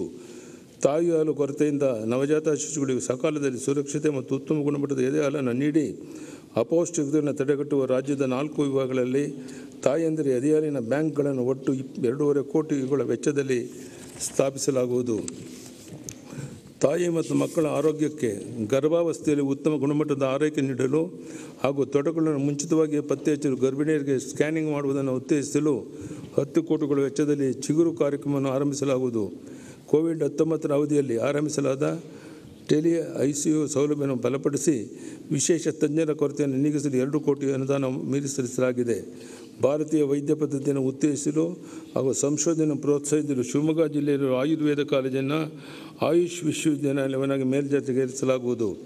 ಅಪೌಷ್ಟಿಕತೆಯಿಂದ ತಾಯಿ ಹಾಗೂ ಮಗುವನ್ನು ರಕ್ಷಿಸಲು ಭಾರತೀಯ ವೈದ್ಯ ಪದ್ಧತಿಗನುಸಾರವಾಗಿ ಘೋಷಣೆ ಮತ್ತು ಜೀವನೋಪಾಯ ಕಾರ್ಯಕ್ರಮ 5 ಕೋಟಿ ರೂಗಳ ವೆಚ್ಚದಲ್ಲಿ ಆಯುಷ್ ಇಲಾಖೆ ವತಿಯಿಂದ ಮಹಿಳಾ ಮತ್ತು ಮಕ್ಕಳ ಅಭಿವೃದ್ಧಿ ಇಲಾಖೆಯ ಸಹಯೋಗದೊಂದಿಗೆ ಪ್ರಾರಂಭಿಸಲಾಗುವುದು. ಭಾರತೀಯ ವೈದ್ಯಕೀಯ ಪರಿಷತ್ತಿನ ನಿಯಮಾವಳಿಗಳ ಅನ್ವಯ 2021-22 ಸಾಲಿನಲ್ಲಿ ಬೆಂಗಳೂರು, ಮೈಸೂರು, ಬಳ್ಳಾರಿ ಮತ್ತು ಹುಬ್ಬಳ್ಳಿ ವೈದ್ಯಕೀಯ ವಿಜ್ಞಾನ ಸಂಸ್ಥೆಗಳಲ್ಲಿ ಒಟ್ಟು 5 ಕೋಟಿಗಳ ವೆಚ್ಚದಲ್ಲಿ ತುರ್ತು ಚಿಕಿತ್ಸಾ ವಿಭಾಗಗಳನ್ನು ಪ್ರಾರಂಭಿಸಲಾಗುವುದು ಉದ್ದೇಶಿಸಲಾಗಿದೆ. ಕ್ಯಾನ್ಸರ್ ರೋಗಿಗಳಿಗೆ ಸಮೀಪದಲ್ಲೇ ಸಕಾಲಿಕ ಮಿತವ್ಯಯದಾಯಕ ಚಿಕಿತ್ಸೆಯನ್ನು ಒದಗಿಸಲು ಶಿವಮೊಗ್ಗ ಮತ್ತು ಮೈಸೂರಿನಲ್ಲಿ 100 ಕೋಟಿ ರೂಗಳ ವೆಚ್ಚದಲ್ಲಿ ಕಿದ್ವಾಯ್ ಸಂಸ್ಥೆ ಮಾದರಿಯ ಪ್ರಾದೇಶಿಕ ಕ್ಯಾನ್ಸರ್ ಚಿಕಿತ್ಸಾ ಕೇಂದ್ರವನ್ನು ಪ್ರಾರಂಭಿಸಲಾಗುವುದು.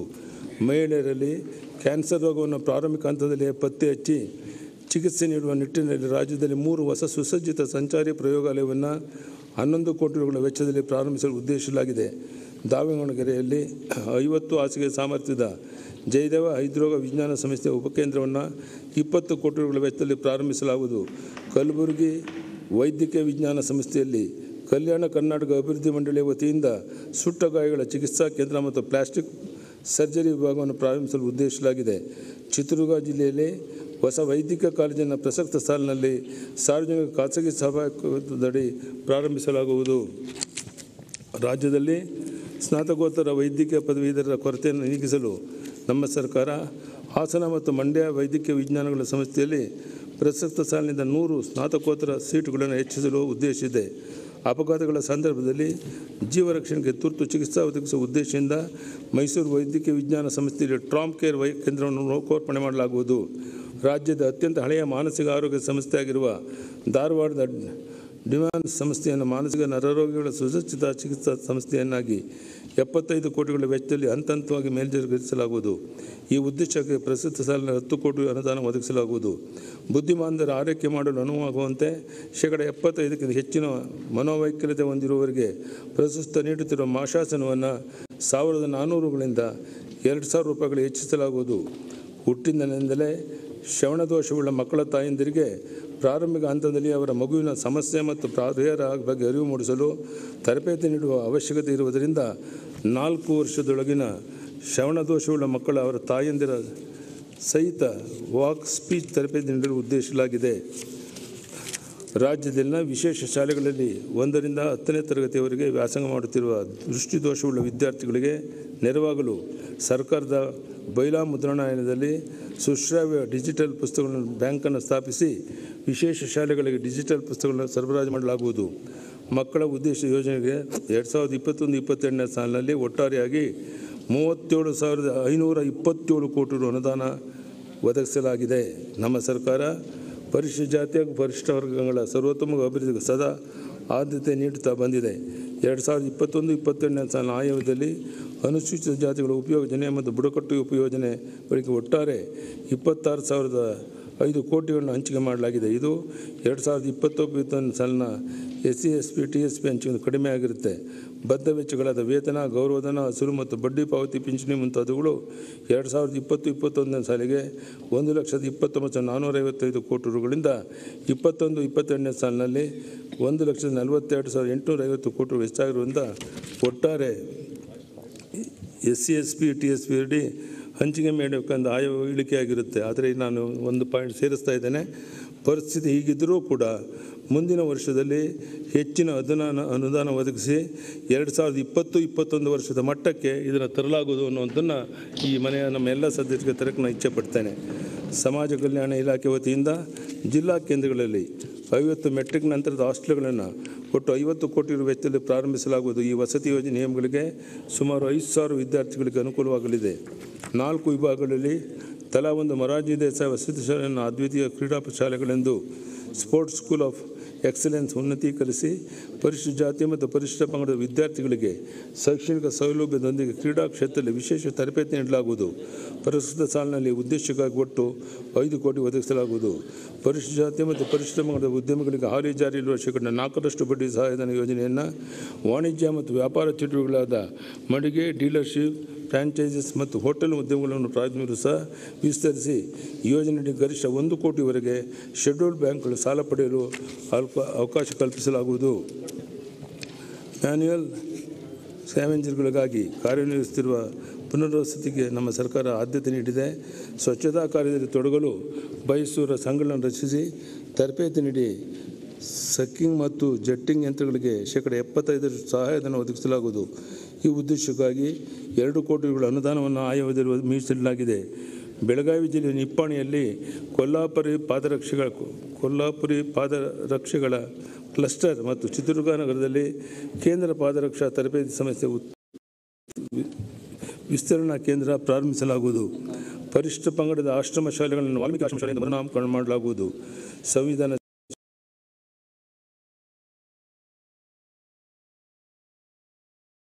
ಶಿಲ್ಪಿ ಅಂಬೇಡ್ಕರ್ ನಗರದ ಎಕೆ ಬೋರ್ಡಿಂಗ್ ಹೋಮ್ಗೆ ಭೇಟಿ ನೀಡಿದರು.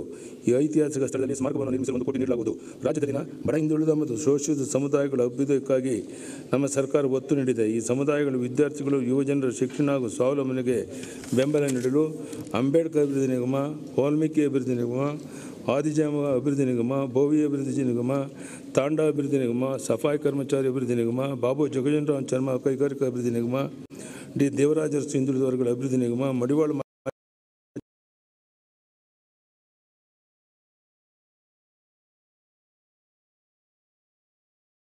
ಅಭಿವೃದ್ಧಿ ನಿಗಮ, ನಿಚರಣ ಅಂಬಿಗರ ಚೌಡಿಯ ಅಭಿವೃದ್ಧಿ ನಿಗಮ ಹಾಗೂ ಸವಿತಾ ಸಮಾಜ ಅಭಿವೃದ್ಧಿ ನಿಗಮಗಳು ಒಟ್ಟಾರೆಯಾಗಿ 500 ಕೋಟಿ ಅನುದಾನವನ್ನು ಪ್ರಸಕ್ತ ಸಾಲಿನಲ್ಲಿ ಒದಗಿಸಲಾಗಿದೆ. ವೀರಶೈವ ಲಿಂಗಾಯತ ಸಮಾಜದ ಅಭಿವೃದ್ಧಿಗಾಗಿ ಒಂದು ಸ್ವತಃ ನಿಗಮವನ್ನು ಈಗಾಗಲೇ ಸ್ಥಾಪಿಸಲಾಗಿದೆ. ಇದಕ್ಕಾಗಿ 500 ಕೋಟಿಗಳ ಅನುದಾನ ನಿಗದಿಪಡಿಸಿದ್ದು, ಇದರಲ್ಲಿ ಈಗಾಗಲೇ 100 ಕೋಟಿ ಬಿಡುಗಡೆ ಮಾಡಲಾಗಿದೆ.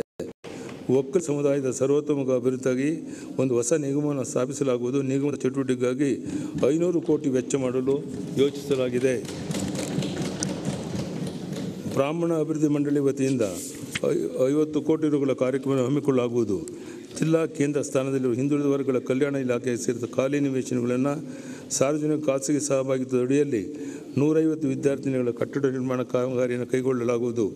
ಹಿಂದುಳಿದ ವರ್ಗಗಳ ಕಲ್ಯಾಣ ಇಲಾಖೆಯ ಅಧೀನದಲ್ಲಿರುವ ಸ್ವಂತ ಕಟ್ಟಡ ಹೊಂದಿರುವ ಮೆಟ್ರಿಕ್ ನಂತರದ ವಿದ್ಯಾರ್ಥಿನಿಯಗಳಿನ ಸಂಖ್ಯಾಬಲವನ್ನು ಶೇಕಡ ಹೆಚ್ಚಿಸಲಾಗುವುದು. ಇದರಿಂದ 5,000 ಹಿಂದುಳಿದ ವರ್ಗಗಳ ವಿದ್ಯಾರ್ಥಿಗಳಿಗೆ ವಿದ್ಯಾರ್ಥಿನಿಯರಲ್ಲಿ ಅವಕಾಶ ಕಲ್ಪಿಸಿದಂತಾಗುತ್ತೆ. ಈ ಉದ್ದೇಶಕ್ಕಾಗಿ 2021-22ನೇ ಸಾಲಿನ ಆಯವ್ಯಯದಲ್ಲಿ 10 ಕೋಟಿಯನ್ನು ಒದಗಿಸಲಾಗುವುದು. ಗಂಗಾ ಕಲ್ಯಾಣ ಯೋಜನೆಯ ಪಾರದರ್ಶಕವಾಗಿ ಮತ್ತು ನಿಗದಿತ ಅವಧಿಯೊಳಗೆ ರೈತ ಫಲಾನುಭವಿಗಳಿಗೆ ತಲುಪಿಸಲು ಅನುಷ್ಠಾನದ ವಿವೇಚನೆ ಫಲಾನುಭವಿಯ ಕೈಗೆ ಎಂಬ ನೂತನ ವಿಧಾನವನ್ನು ಜಾರಿಗೆ ತರಲಾಗುವುದು. ರಾಷ್ಟ್ರಕವಿ ಕುವೆಂಪು ಅವರು ಬಣ್ಣಿಸಿದಂತೆ ಕರ್ನಾಟಕ ಸರ್ವ ಜನಾಂಗದ ಶಾಂತಿಯ ತೋಟವಾಗಿದೆ. ಎಲ್ಲ ಸಮುದಾಯಗಳ ಸಮಗ್ರ ಅಭಿವೃದ್ಧಿ ನಮ್ಮ ಸರ್ಕಾರದ ಆಶಯ. ಪ್ರಸ್ತುತ ಸಾಲಿನ ಆಯವ್ಯಯದಲ್ಲಿ ಅಲ್ಪಸಂಖ್ಯಾತರ ಏಳಿಗೆಗಾಗಿ 1,500 ಕೋಟಿ ರೂಪಾಯಿಯನ್ನು ಮೀಸಲಿಡಲಾಗಿದೆ. ಅಲ್ಪಸಂಖ್ಯಾತರಿಗೆ ಹೆಚ್ಚು ಹಣ ಕೊಡಲಿಲ್ಲ ಅಂತ ಹೇಳ್ತಾರೆ. 1,000 ಕೋಟಿಯನ್ನು ಈಗ ನಾನು ಮೀಸಲಾಗಿ ಇಡ್ತಾ ಇದ್ದೇನೆ. ರಾಜ್ಯದಲ್ಲಿ ಕ್ರಿಶ್ಚಿಯನ್ ಸಮುದಾಯದ ಸರ್ವತೋಮುಖ ಅಭಿವೃದ್ಧಿಗೆ ಚರ್ಚ್ಗಳ ನವೀಕರಣ, ದುರಸ್ತಿ, ಸಮುದಾಯ ಭವನ ಕಟ್ಟಡ ನಿರ್ಮಾಣ, ಅನಾಥಾಶ್ರಮ ಮತ್ತು ವೃದ್ಧಾಶ್ರಮಗಳಿಗೆ ನೆರವು ಮುಂತಾದ ಕಾರ್ಯಕ್ರಮಗಳನ್ನು 200 ಕೋಟಿ ರುಗಳ ವೆಚ್ಚದಲ್ಲಿ ಮುಂದುವರಿಸಲಾಗುವುದು. 2020-21ನೇ ಸಾಲಿನಲ್ಲಿ 400 ಸರ್ಕಾರಿ ಉರ್ದು ಶಾಲೆಗಳಲ್ಲಿ ಮತ್ತು ಉರ್ದು ಮಾಧ್ಯಮದೊಂದಿಗೆ ಆಂಗ್ಲ ಮಾಧ್ಯಮವನ್ನು ಸಹ ಪ್ರಾರಂಭಿಸಲು ಸರ್ಕಾರಿ ಆದೇಶ ಹೊರಡಿಸಲಾಗಿದ್ದು, ಪ್ರಸ್ತುತ ಸಾಲಿನಲ್ಲಿ ಶೈಕ್ಷಣಿಕ ಚಟುವಟಿಕೆಗಳನ್ನು ಪ್ರಾರಂಭಿಸಲಾಗುವುದು.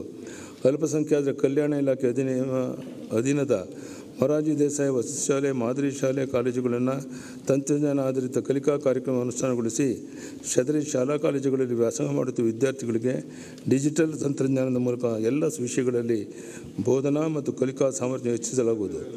ಜೈನ ಕಾಶಿಯಿಂದ ಪ್ರಸಿದ್ಧವಾದ ಹಾಸನದ ಶ್ರವಣಬೆಳಗೊಳ ಮತ್ತಿತರ ಜೈನ ಪುಣ್ಯಕ್ಷೇತ್ರಗಳಲ್ಲಿ ವಸತಿ ಗೃಹಗಳು, ಪಾದಚಾರಿ ರಸ್ತೆಗಳು ಮತ್ತು ಇತರೆ ಮೂಲಭೂತ ಸೌಕರ್ಯಗಳನ್ನು 50 ಕೋಟಿ ವೆಚ್ಚದಲ್ಲಿ ಹಂತವಾಗಿ ಅಭಿವೃದ್ಧಿಪಡಿಸಲು ಉದ್ದೇಶಿಸಲಾಗಿದೆ.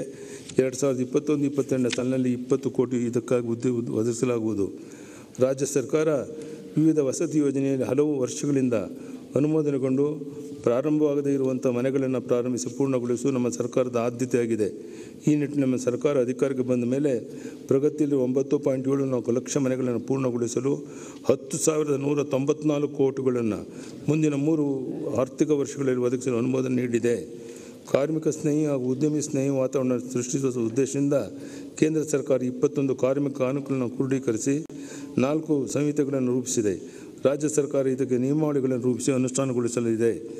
ನೋಂದಾಯಿತ ಕಟ್ಟಡ ಕಾರ್ಮಿಕ ಮಕ್ಕಳ ಸಂರಕ್ಷಣೆಗಾಗಿ ಪ್ರಸ್ತುತ ಸಾಲಿನಲ್ಲಿ ಹೆಚ್ಚುವರಿಯಾಗಿ 100 ಕಿತ್ತೂರು ರಾಣಿ ಚೆನ್ನಮ್ಮ ಶಿಶುಪಾಲನಾ ಕೇಂದ್ರವನ್ನು ಸ್ಥಾಪಿಸಲಾಗುವುದು.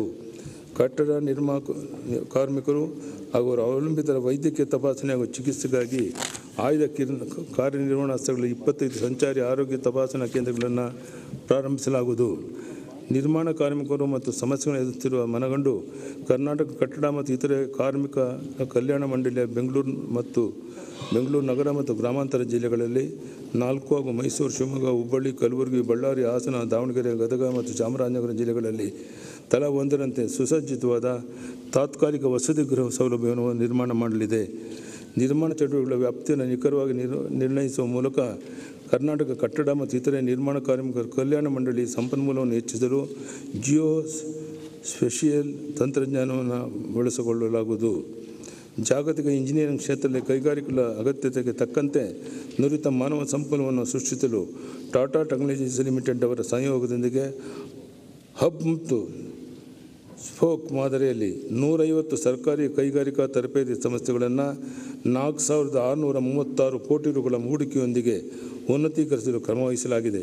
ಈ ಯೋಜನೆ 88% ಅಂದರೆ 4,080 ಕೋಟಿ ರುಗಳ ವೆಚ್ಚವನ್ನು ಟಾಟಾ ಟೆಕ್ನಾಲಜೀಸ್ ಲಿಮಿಟೆಡ್ ಅವರು ಭರಿಸಲಿದ್ದು, ರಾಜ್ಯ ಸರ್ಕಾರ 12% ಅಂದರೆ 657 ಕೋಟಿ ರೂಗಳನ್ನು ಭರಿಸಲಿದೆ. ಕೇಂದ್ರ ಸರ್ಕಾರ ಶಿಶುಕ್ಷು ತರಬೇತಿ ಯೋಜನೆಯಡಿ ಪ್ರಸ್ತುತ 1,500 ರುಗಳ ಶಿಷ್ಯವೇತನ ನೀಡುತ್ತಿದೆ. ಈ ಯೋಜನೆಯನ್ನು ಹೆಚ್ಚು ಪರಿಣಾಮಕಾರಿಯಾಗಿ ಅನುಷ್ಠಾನಗೊಳಿಸಲು 10,000 ಶಿಶುಕ್ಷುಗಳಿಗೆ ಪ್ರತಿ ಮಾಹಿಗೆ ರಾಜ್ಯ ಸರ್ಕಾರವನ್ನು ಹೆಚ್ಚುವರಿಯಾಗಿ 1,500 ನೀಡಲು ಪ್ರಸ್ತಾಪಿಸಿದೆ. ಈ ಯೋಜನೆಗೆ 18 ಕೋಟಿಗಳ ಅನುದಾನವನ್ನು ಒದಗಿಸಲು ಪ್ರಸ್ತಾಪಿಸಲಾಗಿದೆ. ರಾಜ್ಯದಲ್ಲಿ ಉದ್ಯಮ ಸಿದ್ಧ ಮಾನವ ಸಂಪನ್ಮೂಲವನ್ನು ಒದಗಿಸುವ ಉದ್ದೇಶದ ರಾಜ್ಯದ ಕೈಗಾರಿಕಾ ತರಬೇತಿ ಸಂಸ್ಥೆಗಳಲ್ಲಿ ಹೊಸದಾಗಿ 23 ಅಲ್ಪಾವಧಿ ಹಾಗೂ 11 ದೀರ್ಘಾವಧಿ ವೃತ್ತಿಪರ ಕೋರ್ಸ್ಗಳನ್ನು ಪ್ರಾರಂಭಿಸಲಾಗುವುದು. ಗ್ರಾಮೀಣ ಪ್ರದೇಶದ ಯುವತಿಯರನ್ನು ಸಬಲರನ್ನಾಗಿಸುವ ನಿಟ್ಟಿನಲ್ಲಿ ಪ್ರಾಯೋಗಿಕವಾಗಿ 1,000 ಯುವತಿಯರಿಗೆ ಮೃದು ಕೌಶಲ್ಯ, ಸಾಫ್ಟ್ ಸ್ಕಿಲ್, ಸಂವಹನ ಕೌಶಲ್ಯ ಮತ್ತು ವ್ಯಕ್ತಿತ್ವ ವಿಕಾಸದ ತರಬೇತಿಗಳನ್ನು ಸರ್ಕಾರಿ ಸಂಸ್ಥೆಗಳಲ್ಲಿ ನೀಡಲಾಗುವುದು.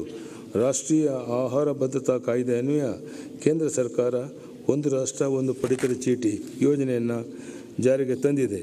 ಈ ಯೋಜನೆಯನ್ನು ಇತರೆ ರಾಜ್ಯಗಳ ವಲಸಿಗರು ಹಾಗೂ ರಾಜ್ಯದ ಒಂದು ಜಿಲ್ಲೆಯಿಂದ ಮತ್ತೊಂದು ಜಿಲ್ಲೆಗೆ ವಲಸೆ ಬಂದಿರುವವರ ರಾಜ್ಯದ ಯಾವುದೇ ನ್ಯಾಯಬೆಲೆ ಅಂಗಡಿಯನ್ನು ಪಡಿತರ ಪದಾರ್ಥಗಳನ್ನು ಪಡೆಯಲು ಅವಕಾಶವನ್ನು ಕಲ್ಪಿಸಲಾಗಿದೆ. ಸರ್ವೋದಯ ಮತ್ತು ಕ್ಷೇಮಾಭಿವೃದ್ಧಿ ವಲಯಕ್ಕೆ 2021-22ನೇ ಸಾಲಿನಲ್ಲಿ ಒಟ್ಟಾರೆಯಾಗಿ 62,150 ಕೋಟಿ ಅನುದಾನ ಒದಗಿಸಲಾಗಿದೆ. ಆರ್ಥಿಕ ಅಭಿವೃದ್ಧಿಗೆ ಪ್ರಚೋದನೆ. ರಾಜ್ಯದ ಆರ್ಥಿಕ ಅಭಿವೃದ್ಧಿಗೆ ಪೂರಕ ವಾತಾವರಣ ಸೃಷ್ಟಿಸಲು ನಮ್ಮ ಸರ್ಕಾರ ಆದ್ಯತೆ ನೀಡಿದೆ. ಕೋವಿಡ್-19 ಲಾಕ್ಡೌನ್ ಸಂದರ್ಭದಲ್ಲಿ ಸ್ಥಗಿತಗೊಂಡ ಆರ್ಥಿಕ ಚಟುವಟಿಕೆಗಳನ್ನು ಕೇಂದ್ರ ಸರ್ಕಾರದ ಮಾರ್ಗಸೂಚಿಗಳಂತೆ ರಾಜ್ಯ ಸರ್ಕಾರ ತ್ವರಿತವಾಗಿ ಪುನರಾರಂಭಿಸಲು ಎಲ್ಲ ರೀತಿಯ ಕ್ರಮ ಕೈಗೊಂಡಿದೆ. ಹೊಸ ವಿಮಾನ ನಿಲ್ದಾಣಗಳು, ಹೆದ್ದಾರಿ ಅಭಿವೃದ್ಧಿ, ವಿದ್ಯುತ್ ಸ್ವಾವಲಂಬನೆ, ರೈಲ್ವೆ ಯೋಜನೆಗಳು ಮತ್ತು ಇತರೆ ವಲಯಗಳ ಅಭಿವೃದ್ಧಿಗೆ ಒತ್ತು ನೀಡಲಾಗ್ತಾ ಇದೆ. ಈ ಮೂಲಕ ಹೆಚ್ಚಿನ ಉದ್ಯೋಗ ಸೃಷ್ಟಿಗೆ ಅವಕಾಶ ಕಲ್ಪಿಸಲು ನಮ್ಮ ಸರ್ಕಾರ ಬದ್ಧವಾಗಿದೆ. ಇದರೊಂದಿಗೆ ಪ್ರಧಾನಮಂತ್ರಿಯವರ ಕರೆಯ ಮೇರೆಗೆ ವಿವಿಧ ತಂತ್ರಜ್ಞಾನ ಹಾಗೂ ಉತ್ಪನ್ನಗಳನ್ನು ದೇಶೀಯವಾಗಿ ಅಭಿವೃದ್ಧಿಪಡಿಸುವ ಮೂಲಕ ಸ್ವಾವಲಂಬನೆಯ ಕಡೆಗೆ ದೇಶದ ಮುನ್ನಡೆಯಲು ಕರ್ನಾಟಕ ಮಹತ್ವದ ಪಾತ್ರ ವಹಿಸಲಿದೆ. 2019ನೇ ಸಾಲಿನಲ್ಲಿ ರಾಜ್ಯ ಸರ್ಕಾರ ಗ್ರಾಮೀಣ ಜನರಿಗೆ 55 LPCD ಅಂತ ಶಾಶ್ವತವಾಗಿ ಶುದ್ಧ ಕುಡಿಯುವ ನೀರನ್ನು ಒದಗಿಸುವ ಉದ್ದೇಶದಿಂದ ಜಲಧಾರೆ ಕಾರ್ಯಕ್ರಮ ಹಮ್ಮಿಕೊಳ್ಳಲಾಗಿದೆ. ಈ ಯೋಜನೆ 6,201 ಕೋಟಿ ರು ಮೊತ್ತದ ಕಾಮಗಾರಿಗಳನ್ನು ಚಾಲ್ತಿಯಲ್ಲಿರುತ್ತವೆ. ಈ ಯೋಜನೆಯನ್ನು ಭಾರತ ಸರ್ಕಾರದ ಜಲಜೀವನ್ ಮಿಷನ್ ಅಡಿ ಒಗ್ಗೂಡಿಸಲಾಗಿದೆ. ಕೇಂದ್ರ ಸರ್ಕಾರ ಮಹತ್ವಾಕಾಂಕ್ಷೆಯ ಜಲಜೀವನ್ ಮಿಷನ್ ಯೋಜನೆಯನ್ನು ಆಗಸ್ಟ್ 2019ರಲ್ಲಿ ಜಾರಿಗೆ ತಂದಿರುತ್ತೆ. ಜಲಜೀವನ್ ಮಿಷನ್ ಯೋಜನೆಯೊಂದಿಗೆ ಒಗ್ಗೂಡುವಿಕೆಯಿಂದ ರಾಜ್ಯದ 91 ಲಕ್ಷ ಗ್ರಾಮೀಣ ಕುಟುಂಬಗಳಿಗೆ 55 LPCD ಕುಡಿಯುವ ನೀರನ್ನು ಒದಗಿಸಲು ಮನೆ ಮನೆಗೆ ಗಂಗೆ ಯೋಜನೆಯನ್ನು ರಾಜ್ಯ ಸರ್ಕಾರ ಜಾರಿಗೆ ತಂದಿರುತ್ತೆ. 2021-22ನೇ ಸಾಲಿನಲ್ಲಿ 22 ಲಕ್ಷ ಗ್ರಾಮೀಣ ಕುಟುಂಬಗಳಿಗೆ 4,316 ಕೋಟಿಗಳ ವೆಚ್ಚದಲ್ಲಿ ಕಾರ್ಯಾತ್ಮಕ ನಳ ಸಂಪರ್ಕ ಒದಗಿಸಲಾಗುವುದು. 2022-23ನೇ ಸಾಲಿನಲ್ಲಿ 21 ಲಕ್ಷ ಗ್ರಾಮೀಣ ಕುಟುಂಬಗಳಿಗೆ 3,172 ಕೋಟಿಗಳ ವೆಚ್ಚದಲ್ಲಿ ಕಾರ್ಯಾತ್ಮಕ ನಳ ಸಂಪರ್ಕವನ್ನು ನೀಡಲಾಗುವುದು. ಇದರ ಜೊತೆಗೆ 25,740 ಕೋಟಿ ವೆಚ್ಚದಲ್ಲಿ ಶಾಶ್ವತ ನೀರಿನ ಮೂಲಗಳಿಂದ ಹಳ್ಳಿಗಳಿಗೆ ಸಗಟು ಬಲ್ಕ್ ನೀರು ಸರಬರಾಜು ಮಾಡಲಾಗುವುದು. ಗ್ರಾಮೀಣ ಪ್ರದೇಶದಲ್ಲಿ ಕಾರ್ಯನಿರ್ವಹಿಸುತ್ತಿರುವ 5,622 ಗ್ರಾಮೀಣ ಗ್ರಂಥಾಲಯವನ್ನು ಗ್ರಾಮೀಣ ಮಾಹಿತಿ ಮತ್ತು ಜ್ಞಾನ ಕೇಂದ್ರಗಳನ್ನಾಗಿ ಉನ್ನತೀಕರಿಸಲಾಗುವುದು. ದೃಷ್ಟಿ ಸಾವಿರಿಗೊಳಗಾದ ಮಕ್ಕಳಿಗೆ ಅನುಕೂಲವಾಗುವಂತೆ ಪ್ರತಿ ತಾಲೂಕು ಒಂದರಂತೆ ಬ್ರೈಲ್ ಮತ್ತು ಶ್ರವ್ಯ ಪುಸ್ತಕವನ್ನು ಒಳಗೊಂಡ ಬೀಕನ್ ಗ್ರಂಥಾಲಯವನ್ನು ಪ್ರಾರಂಭಿಸಲಾಗುವುದು. ಸಾರ್ವಜನಿಕರಿಗೆ ಪರಿಣಾಮಕಾರಿ ಮಾಹಿತಿಯ ವೀಕ್ಷಣೆಗೆ ಹಾಗೂ ಗ್ರಾಮ ಪಂಚಾಯಿತಿಗಳ ಆಡಳಿತ ಮತ್ತು ನಿರ್ವಹಣೆಯನ್ನು ಸುಧಾರಿಸಲು ಸಂಯೋಜಿತ ಪಂಚತಂತ್ರ 2.0 ತಂತ್ರಾಂಶವನ್ನು ಪ್ರಚುರಪಡಿಸಿ ಮೊಬೈಲ್ ಅಪ್ಲಿಕೇಶನ್ಗಳನ್ನು ಅಭಿವೃದ್ಧಿಪಡಿಸಲು ಉದ್ದೇಶಿಸಲಾಗಿದೆ. ಪ್ರತಿ ಗ್ರಾಮ ಪಂಚಾಯಿತಿ ವ್ಯಾಪ್ತಿಯಲ್ಲಿ ಸಂಜೀವನಿ ಯೋಜನೆ ಮಹಿಳಾ ಸ್ವಸಹಾಯ ಸಂಘಗಳಿಂದ ರಚಿತವಾದ ಒಕ್ಕೂಟದ ಮೂಲಕ ಘನತ್ಯಾಜ್ಯ ನಿರ್ವಹಣೆಯನ್ನು ಸಮಗ್ರವಾಗಿ ವೈಜ್ಞಾನಿಕವಾಗಿ ಮಾಡಲಾಗುವುದು. ಗ್ರಾಮೀಣ ಅಭಿವೃದ್ಧಿ ಮತ್ತು ಪಂಚಾಯತ್ ರಾಜ್ ಇಲಾಖೆಯಲ್ಲಿರುವ ವಿವಿಧ ಇಂಜಿನಿಯರಿಂಗ್ ವಿಭಾಗಗಳನ್ನು ಒಗ್ಗೂಡಿಸಿ ಒಂದೇ ವಿಭಾಗವನ್ನಾಗಿಸುವ ಮೂಲಕ ಆಡಳಿತಾತ್ಮಕ ವೆಚ್ಚವನ್ನು ಕಡಿಮೆ ಮಾಡುವುದರೊಂದಿಗೆ ಆಡಳಿತ ಯಂತ್ರದ ದಕ್ಷತೆಯನ್ನು ಹೆಚ್ಚಿಸಲಾಗುವುದು. ಕಲ್ಯಾಣ ಕರ್ನಾಟಕದ ಸಮಗ್ರ ಅಭಿವೃದ್ಧಿಗೆ ನಮ್ಮ ಸರ್ಕಾರ ಬದ್ಧವಾಗಿದ್ದು, ಪ್ರಸಕ್ತ ಸಾಲಿನಲ್ಲಿ ಕಲ್ಯಾಣ ಕರ್ನಾಟಕ ಪ್ರದೇಶ ಅಭಿವೃದ್ಧಿ ಮಂಡಳಿಗೆ 1,500 ಕೋಟಿ ರೂಪಾಯಿ ಅನುದಾನವನ್ನು ಒದಗಿಸಲಾಗುವುದು. ಇದರ ಅಡಿಯಲ್ಲಿ ಹೆಚ್ಚಿನ ಗಾತ್ರದ ಯೋಜನೆಗಳಿಗೆ ಆದ್ಯತೆ ನೀಡಲಾಗುವುದು. ರಾಜ್ಯದಲ್ಲಿ ಪ್ರಾದೇಶಿಕ ಅಸಮತೋಲನವನ್ನು ನಿವಾರಿಸಲು ಡಾಕ್ಟರ್ ಡಿ.ಎಂ. ನಂಜುಂಡಪ್ಪ ವರದಿಯನ್ನು ಹಿಂದುಳಿದ ತಾಲೂಕುಗಳ ಅಭಿವೃದ್ಧಿಗಾಗಿ ವಿಶೇಷ ಅಭಿವೃದ್ಧಿ ಯೋಜನೆ ಮುಂದುವರಿಸಲು 2021-22ನೇ ಸಾಲಿನಲ್ಲಿ 3,000 ಕೋಟಿಯನ್ನು ಅನುದಾನ ಒದಗಿಸಲಾಗುವುದು. ನೀತಿ ಆಯೋಗದ SDG ಇಂಡಿಯಾ ಇಂಡೆಕ್ಸ್ನಲ್ಲಿ ರಾಜ್ಯದ ಶ್ರೇಣಿಯನ್ನು ನಿರಂತರವಾಗಿ ಸುಧಾರಿಸಲು ರಾಜ್ಯದ ಯೋಜನೆಗಳ ಸುಸ್ಥಿರ ಅಭಿವೃದ್ಧಿ ಗುರಿ ಸಾಧನೆಗೆ ಪೂರಕವಾಗಿ ರೂಪಿಸಲಾಗುವುದು. ರಾಜ್ಯ ಸರ್ಕಾರದ ವಿವಿಧ ಯೋಜನೆಗಳನ್ನು ಪರಿಣಾಮಕಾರಿಯಾಗಿ ಜನಸ್ನೇಹಿಯಾಗಿ ಅನುಷ್ಠಾನಗೊಳಿಸಲು ಕೆಲವೇ ಅಂಬ್ರೆಲಾ ಯೋಜನೆಯನ್ನು ಸಮೀಕರಣ ಮಾಡಲಾಗುವುದು. ಸಮುದಾಯದ ಅಭಿವೃದ್ಧಿ ಅಗತ್ಯಕ್ಕೆ ಪೂರೈಕೆ ಖಾಸಗಿ ವಲಯದ ನೆರವನ್ನು ಪಡೆಯಲು ಆಕಾಂಕ್ಷಾ ತಂತ್ರಾಂಶದ ಮೂಲಕ ಖಾಸಗಿ ಸಂಸ್ಥೆಗಳೊಂದಿಗೆ ನೇರ ಸಂಪರ್ಕ ಸ್ಥಾಪಿಸಲಾಗುವುದು ಹಾಗೂ ಜಾಲತಾಣದ ಮೂಲಕ ಪ್ರಗತಿ ವಿವರಗಳನ್ನು ವೀಕ್ಷಿಸಲು ಅವಕಾಶ ಕಲ್ಪಿಸಲಾಗುವುದು. ಕೇಂದ್ರ ಸರ್ಕಾರದ ಆತ್ಮನಿರ್ಭರ್ ಯೋಜನೆಯಡಿಯಲ್ಲಿ ವಿವಿಧ ಇಲಾಖೆಗಳ ಸಾರ್ವಜನಿಕ ಖಾಸಗಿ ಸಹಭಾಗಿತ್ವ ಮಾದರಿಯ ಪ್ರಸ್ತಾವನೆಗಳನ್ನು ಸಂಯೋಜಿಸಲು ಮತ್ತು ಮೇಲ್ವಿಚಾರಣೆ ಮಾಡಲು ಒಂದು ಆನ್ಲೈನ್ ವೇದಿಕೆಯನ್ನು ರಚಿಸಲಾಗುವುದು. ಕರಾವಳಿ ಪ್ರದೇಶ ಸಮಗ್ರ ಅಭಿವೃದ್ಧಿಗಾಗಿ ಯೋಜನೆಯನ್ನು ರೂಪಿಸಿ ಮೂಲಭೂತ ಸೌಕರ್ಯಗಳನ್ನು ಕಲ್ಪಿಸಲು ಉದ್ದೇಶಿಸಲಾಗಿದೆ. ಈ ನಿಟ್ಟಿನಲ್ಲಿ ಕರಾವಳಿ ಅಭಿವೃದ್ಧಿ ಪ್ರಾಧಿಕಾರವನ್ನು ಕರಾವಳಿ ಅಭಿವೃದ್ಧಿ ಮಂಡಳಿಯಾಗಿ ಪುನರ್ರಚಿಸಲು ವಿಧೇಯಕವನ್ನು ತರಲಾಗುವುದು. ರಾಜ್ಯದ 100 ಕೋಟಿ ಮೇಲೆ ಇರುವಂಥ ಬೃಹತ್ ಯೋಜನೆಗಳನ್ನು ಕಡ್ಡಾಯವಾಗಿ ಮೌಲ್ಯಮಾಪನವನ್ನು ಮಾಡಲಾಗುವುದು. ನಗರ ಹಾಗೂ ಪಟ್ಟಣಕ್ಕೆ ಶಾಶ್ವತ ಕುಡಿಯುವ ನೀರು ಹಾಗೂ ಒಳಚರಂಡಿ ಯೋಜನೆಯನ್ನು ಕಲ್ಪಿಸುವಂಥದ್ದು ನಮ್ಮ ಸರ್ಕಾರದ ಆದ್ಯತೆಯಾಗಿದೆ. ಈ ನಿಟ್ಟಿನಲ್ಲಿ ಕರ್ನಾಟಕ ನಗರ ನೀರು ಸರಬರಾಜು ಮತ್ತು ಒಳಚರಂಡಿ ಮಂಡಳಿಯಿಂದ ಹೊಸದಾಗಿ ಕುಡಿಯುವ ನೀರು ಹಾಗೂ ಒಳಚರಂಡಿ ವ್ಯವಸ್ಥೆ ಯೋಜನೆಗಳನ್ನು 900 ಕೋಟಿ ರೂಪಾಯಿ ವೆಚ್ಚದಲ್ಲಿ ಅನುಷ್ಠಾನಗೊಳಿಸಲಾಗುವುದು. ನೀರು ಸರಬರಾಜು ಹಾಗೂ ಒಳಚರಂಡಿ ಜಾಲವನ್ನು ವ್ಯವಸ್ಥಿತವಾಗಿ ಅಭಿವೃದ್ಧಿಪಡಿಸಿ ನಿರ್ವಹಿಸಲು ಮೈಸೂರು ನಗರಾಭಿವೃದ್ಧಿ ಪ್ರಾಧಿಕಾರದ ವ್ಯಾಪ್ತಿಯ ಹೊರವಲಯ ಪ್ರದೇಶವನ್ನು ಕರ್ನಾಟಕ ನಗರ ನೀರು ಸರಬರಾಜು ಮತ್ತು ಒಳಚರಂಡಿ ಮಂಡಳಿ ವ್ಯಾಪ್ತಿಗೆ ಸೇರಿಸಲಾಗುವುದು. ಮೂಲ ಸೌಕರ್ಯ ಕಾಮಗಾರಿಗಳ ಅಗತ್ಯ ಜಮೀನು ಪಡೆಯಲು ಭೂ ಸ್ವಾಧೀನ ಪ್ರಕ್ರಿಯೆ ವೇಗ ಹೆಚ್ಚಿಸಲು ನಮ್ಮ ಸರ್ಕಾರ ನಗರ ಮತ್ತು ಗ್ರಾಮಾಂತರ ಯೋಜನಾ ಕಾಯ್ದೆಗೆ ತಿದ್ದುಪಡಿ ತರಲು ಉದ್ದೇಶಿಸಿದೆ. ಇಂಥ ಯೋಜನೆಗಳಿಗೆ ಬಿಟ್ಟುಕೊಡುವ ಖಾಸಗಿ ಸ್ವತ್ತಿಗೆ TTR ನೀಡುವ ಪ್ರಕ್ರಿಯೆಯನ್ನು ಸರಳಗೊಳಿಸಲಾಗುವುದು.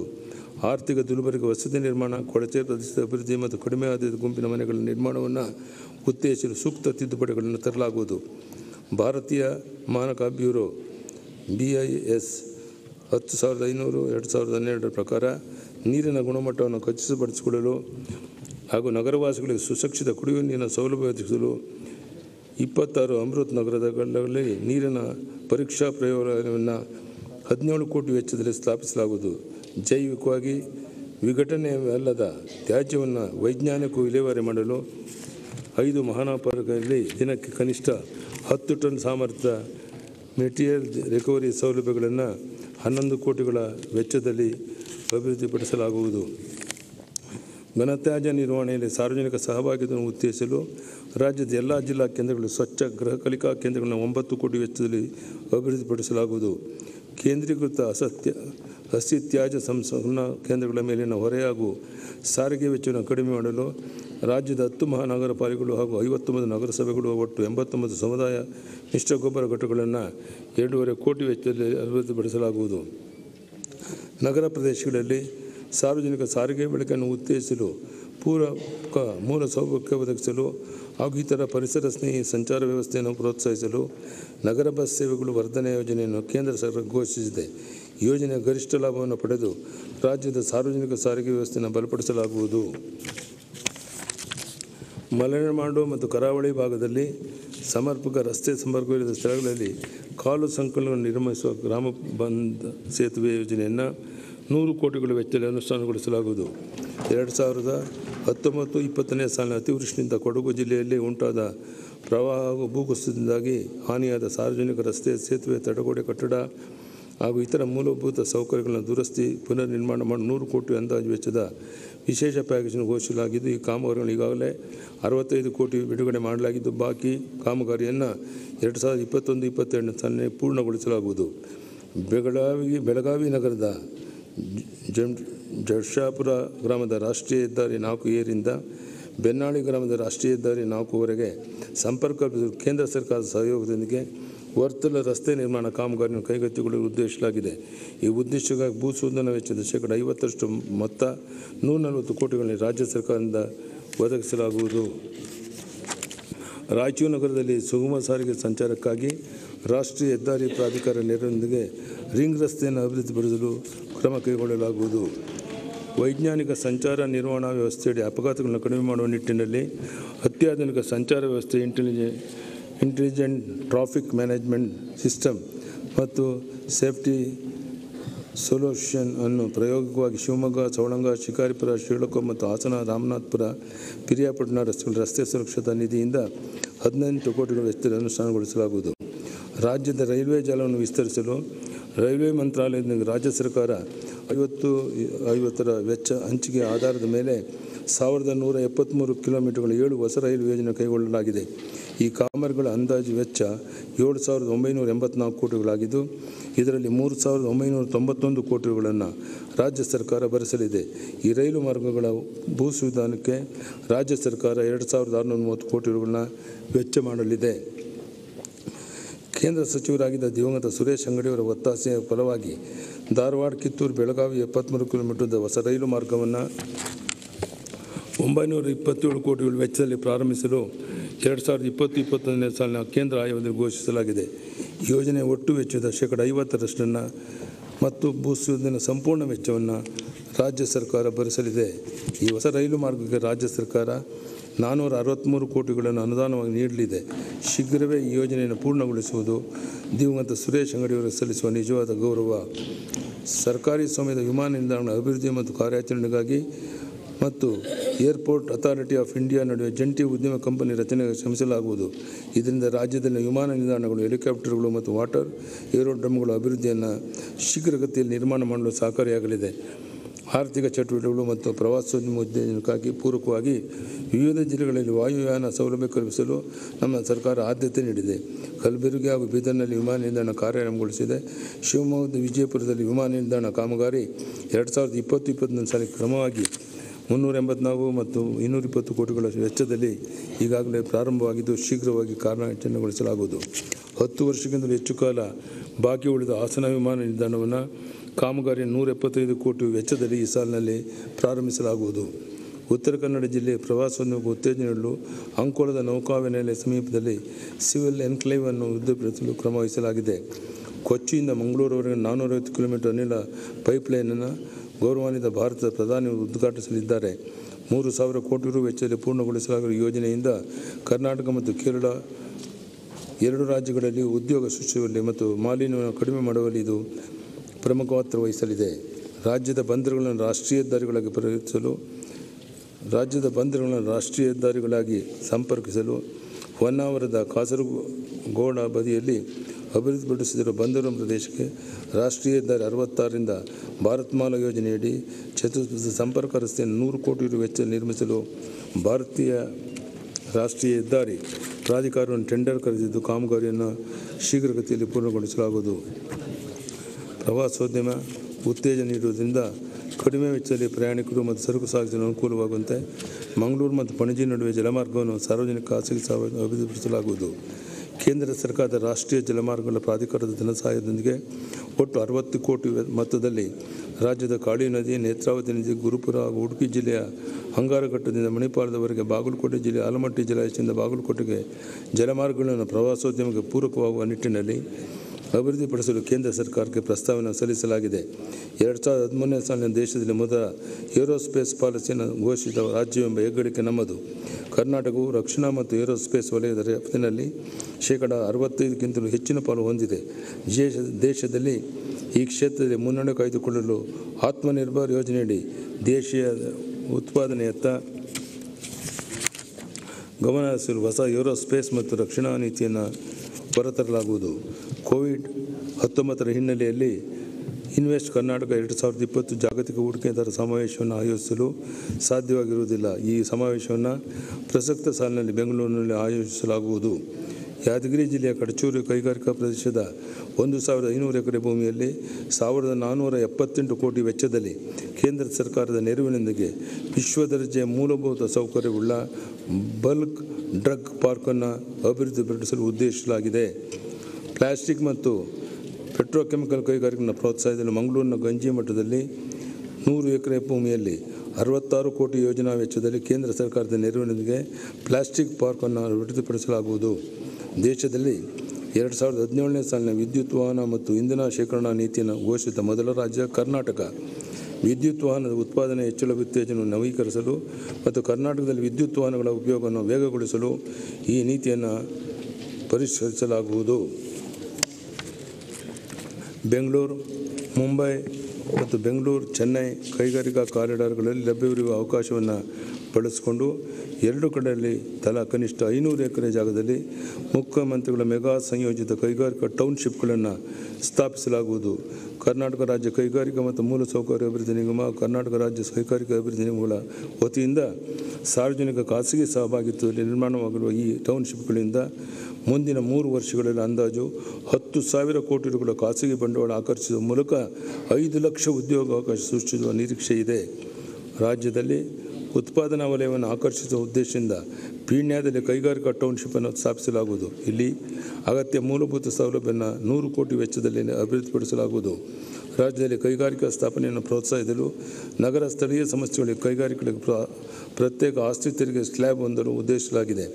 ಕೃಷಿ ಯಾಂತ್ರೀಕರಣವನ್ನು ಉತ್ತೇಜಿಸಲು ಬೀದರ್ನಲ್ಲಿ ಕೃಷಿ ಉಪಕರಣಗಳ ತಯಾರಿಕಾ ಕ್ಲಸ್ಟರನ್ನು ಅಭಿವೃದ್ಧಿಪಡಿಸಲಾಗುತ್ತಿದೆ. ಈ ಕ್ಲಸ್ಟರ್ನಲ್ಲಿ ಬರುವ ಕೈಗಾರಿಕೆಗಳಿಗೆ ಈಗಾಗಲೇ ಸ್ಥಾಪಿಸಿರುವ ಕ್ಲಸ್ಟರ್ಗಳಿಗೆ ಮಾದರಿಯಂತೆ ವಿಶೇಷ ಪ್ರೋತ್ಸಾಹಕ ಪ್ಯಾಕೇಜನ್ನು ಘೋಷಿಸುತ್ತೇನೆ. ಸಂಕಷ್ಟದಲ್ಲಿರುವ ಕೈಮಗ್ಗ ನೇಕಾರರಿಗೆ ನೆರವು ನೀಡುವ ಉದ್ದೇಶದಿಂದ ಜಾರಿಗೆ ತರಲಾಗಿರುವ ನೇಕಾರ ಸನ್ಮಾನ ಯೋಜನೆಯನ್ನು ಪ್ರಸ್ತುತ ಸಾಲಿಗೂ ಮುಂದುವರಿಸಿ ಕೈಮಗ್ಗ ನೇಕಾರರಿಗೆ 2,000 ಗಳ ಆರ್ಥಿಕ ನೆರವನ್ನು DBT ಮೂಲಕ ನೇರವಾಗಿ ವರ್ಗಾವಣೆ ಮಾಡಲಾಗುವುದು. ಬಾಗಲಕೋಟೆ ಜಿಲ್ಲೆ ಬಾದಾಮಿ ತಾಲೂಕಿನ ಗುಳೇದಗುಡ್ಡ ನಗರದ ನೇಕಾರ ಜೀವನೋಪಾಯ ಉದ್ದೇಶಿಸಲು ಮತ್ತು ಸ್ಥಳೀಯವಾಗಿ ಉದ್ಯೋಗಾವಕಾಶವನ್ನು ನೀಡಿ ಗುಳೆ ಹೋಗುವುದನ್ನು ತಡೆಗಟ್ಟಲು ಸಾರ್ವಜನಿಕ ಖಾಸಗಿ ಸಹಭಾಗಿತ್ವದಲ್ಲಿ ಜವಳಿ ಪಾರ್ಕನ್ನು ಸ್ಥಾಪಿಸಲಾಗುವುದು. ರಾಜ್ಯದ ಕೈಮಗ್ಗ ನೇಕಾರರಿಗೆ ಹೊಸ ವಿನ್ಯಾಸಗಳ ತಿಳುವಳಿಕೆ ನೀಡಲು ಹಾಗೂ ಉತ್ಪನ್ನಗಳ ಬೇಡಿಕೆ ಮತ್ತು ಆದಾಯ ಹೆಚ್ಚಿಸಲು ಉತ್ತರ ಕರ್ನಾಟಕದಲ್ಲಿ ಭಾಗದಲ್ಲಿ ಸಾರ್ವಜನಿಕ ಖಾಸಗಿ ಸಹಭಾಗಿತ್ವದಡಿ ಸ್ಮಾರ್ಟ್ ಹ್ಯಾಂಡ್ಲೂಮ್ ಡಿಸೈನ್ ಸ್ಟುಡಿಯೋವನ್ನು ಸ್ಥಾಪಿಸಲು ಉದ್ದೇಶಿಸಲಾಗಿದೆ. ಕರ್ನಾಟಕ ರಾಜ್ಯ 2008ರಲ್ಲಿಯೇ ರಾಜ್ಯ ಖನಿಜ ನೀತಿಯನ್ನು ಜಾರಿಗೆ ತಂದಿದ್ದು, ಗಣಿಗಾರಿಕೆ ಕ್ಷೇತ್ರದಲ್ಲಿ ಇನ್ನಷ್ಟು ಸುಧಾರಣೆಯನ್ನು ತರಲು ರಾಷ್ಟ್ರೀಯ ಖನಿಜ ಕಾರ್ಯನೀತಿಗೆ ಸಮಾನವಾಗಿ ರಾಜ್ಯ ಖನಿಜ ನೀತಿ 2021-26 ರೂಪಿಸಲಾಗುವುದು.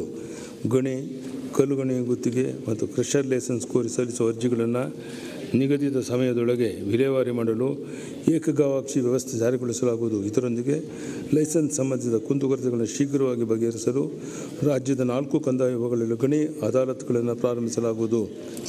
ಅಂತಾರಾಜ್ಯ ಪ್ರಸರಣ ವ್ಯವಸ್ಥೆಯಡಿ ಹೊರ ರಾಜ್ಯಗಳಿಗೆ ವಿದ್ಯುತ್ ಮಾರಾಟ ಮಾಡಲು ಕಲಬುರಗಿ ತಾಲೂಕಿನ ಫಿರೋಜಾಬಾದ್ನಲ್ಲಿ power company of Karnataka limited ಒಡೆತನದಲ್ಲಿ 1,551 ಎಕರೆ ಜಮೀನಿನಲ್ಲಿ ಖಾಸಗಿ ಅಭಿವೃದ್ಧಿದಾರರ ಬಂಡವಾಳದೊಂದಿಗೆ 500 ಮೆಗಾವ್ಯಾಟ್ ಸಾಮರ್ಥ್ಯದ ಸೌರಶಕ್ತಿ ಪಾರ್ಕನ್ನು ಕ್ರಿಡಲ್ ಸಂಸ್ಥೆಯಿಂದ ಸ್ಥಾಪಿಸಲು ಉದ್ದೇಶಿಸಲಾಗಿದೆ.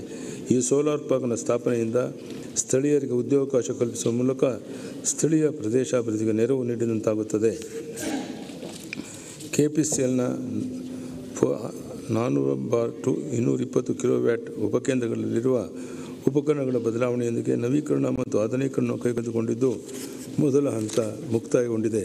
ಎರಡನೇ ಹಂತವನ್ನು 100 ಕೋಟಿ ವೆಚ್ಚದಲ್ಲಿ ಕೇಂದ್ರ ವಿದ್ಯುತ್ ಮಂತ್ರಾಲಯದ ಅನುಮತಿಯೊಂದಿಗೆ ಪ್ರಾರಂಭಿಸಲಾಗುವುದು. ಕೇಂದ್ರ ಸರ್ಕಾರದ ಸಮಸ್ತ ಯೋಜನೆಯಡಿ KPTCL ವಿದ್ಯುತ್ ಶಕ್ತಿಯ ವಹಿವಾಟು, ಮೀಟರಿಂಗ್ ಮತ್ತು ಲೆಕ್ಕ ಪರಿಶೋಧನೆಯ ಪ್ರಕ್ರಿಯೆಯನ್ನು ಸ್ವಯಂಚಾಲಿತಗೊಳಿಸಲು ಹಾಗೂ ಓಪನ್ ಅಕ್ಸೆಸ್ ವಿದ್ಯುತ್ ವ್ಯವಹಾರ, ಬಿಲ್ಡಿಂಗ್ ವರದಿಯನ್ನು ಅಂತರ್ಜಾಲದ ಮೂಲಕ ಸಮನ್ವಯ ಸಾಧಿಸಲು ಉದ್ದೇಶಿಸಲಾಗಿದೆ. ಸೌರ ವಿದ್ಯುತ್ಗೆ ಸಂಬಂಧಿಸಿದ ಉಪಕರಣಗಳನ್ನು ಮತ್ತು ತಂತ್ರಜ್ಞಾನಗಳ ಕುರಿತು ಸಂಶೋಧನೆ ಕೈಗೊಳ್ಳಲು ನಮ್ಮ ಸರ್ಕಾರ ಉತ್ತೇಜನ ನೀಡಲಿದೆ. ರಾಜ್ಯದಲ್ಲಿ ವಿದ್ಯುತ್ ವಾಹನಗಳ ಬಳಕೆಯನ್ನು ಉತ್ತೇಜಿಸಲು ಹಾಗೂ ವಾಯುಮಾಲಿನ್ಯವನ್ನು ನಿಯಂತ್ರಿಸಲು 1,000 ವಿದ್ಯುತ್ ಚಾಲಿತ ವಾಹನಗಳ ಚಾರ್ಜಿಂಗ್ ಕೇಂದ್ರಗಳನ್ನು ಸಾರ್ವಜನಿಕ ಖಾಸಗಿ ಸ್ಥಾಪಿಸಲಾಗುವುದು. ಸ್ವಚ್ಛ ಶಕ್ತಿ ಆಧಾರಿತ ನಿರಂತರ ವಿದ್ಯುತ್ ಸರಬರಾಜಿಗೆ 1,000 megawatt pumped hydro storage plant ಯೋಜನೆಯನ್ನು 4,000 ಕೋಟಿ ರುಗಳ ಖಾಸಗಿ ಹೂಡಿಕೆ ಆಧಾರದ ಮೇಲೆ ಅನುಷ್ಠಾನಗೊಳಿಸಲಾಗುವುದು. ಕರ್ನಾಟಕ ನವೋದಯಕ್ಕಿರುವ ಪೂರಕ ವಾತಾವರಣ ಮತ್ತಷ್ಟು ಬಲಪಡಿಸಲು ಕರ್ನಾಟಕ ಸ್ಮಾರ್ಟ್ ಕಾರ್ಯನೀತಿಯನ್ನು ಪರಿಷ್ಕರಿಸಲಾಗುವುದು. ನಾವೀನ್ಯತೆಗೆ ಉತ್ತೇಜನ, ಹೆಚ್ಚಿನ ಉದ್ಯೋಗ ಸೃಜನೆ ಹಾಗೂ ಆರ್ಥಿಕ ಬೆಳವಣಿಗೆ ವೇಗವರ್ಧನೆ ಇದರ ಗುರಿಯಾಗಿದೆ. ESDM ವಲಯದಲ್ಲಿ ಹೂಡಿಕೆಗಳನ್ನು ಆಕರ್ಷಿಸುವ ಮತ್ತು ಸ್ಪರ್ಧಾತ್ಮಕತೆಯನ್ನು ಹೆಚ್ಚಿಸುವ ಗುರಿಯೊಂದಿಗೆ ವಿಶೇಷ ಪ್ರೋತ್ಸಾಹ ಯೋಜನೆಯನ್ನು ಘೋಷಿಸಲಾಗಿದೆ. ಈ ಯೋಜನೆಯಡಿ ಜಮೀನು, ಸ್ಥಾವರ ಮತ್ತು ಯಂತ್ರೋಪಕರಣಗಳ ಮೇಲೆ ಬಂಡವಾಳ ಹೂಡಿಕೆ ಸಹಾಯಧನ ಒದಗಿಸಲಾಗುವುದು. ನೋಂದಣಿ ಮತ್ತು ಮುದ್ರಾಂಕ ಶುಲ್ಕ ಹಾಗೂ ಭೂ ಪರಿವರ್ತನಾ ಶುಲ್ಕಗಳ ಮೇಲೆ 100% ಮರುಪಾವತಿ ಒಳಗೊಂಡಂತೆ ಹಲವು ಪ್ರೋತ್ಸಾಹಗಳನ್ನು ನೀಡಲಾಗುವುದು. ಮುಂಬರುವ 5 ವರ್ಷಗಳಲ್ಲಿ 43,000 ನೇರ ಉದ್ಯೋಗ ಸೃಜನೆ ಹಾಗೂ ರಾಜ್ಯಕ್ಕೆ 5,000 ಕೋಟಿ ರುಗಳ ಹೂಡಿಕೆಯನ್ನು ನಿರೀಕ್ಷಿಸಲಾಗಿದೆ. ಜೈವಿಕ ತಂತ್ರಜ್ಞಾನ ಉದ್ಯಮ ಹಾಗೂ ನವೋದ್ಯಮಗಳ ನಾವೀನ್ಯತೆಯೊಂದಿಗೆ ಮೌಲ್ಯವರ್ಧಿತ ಉತ್ಪನ್ನಗಳನ್ನು ಅಭಿವೃದ್ಧಿಪಡಿಸಲು ಹಾಗೂ ಮೀನು ಮತ್ತು ಸೀವೀಡ್ಗಳಿಂದ ಉತ್ಪತ್ತಿಯಾಗುವ ಬಯೋಆಕ್ಟಿವ್ ಕಾಂಪೌಂಡ್ಸ್ಗಳಿಂದ ಆಹಾರಗಳ ತಯಾರಿಕೆಯನ್ನು ಉತ್ತೇಜನ ಸಲುವಾಗಿ 6 ಕೋಟಿ ಅಂದಾಜು ವೆಚ್ಚದಲ್ಲಿ ಮಂಗಳೂರಿನಲ್ಲಿ advance biotech innovation centre for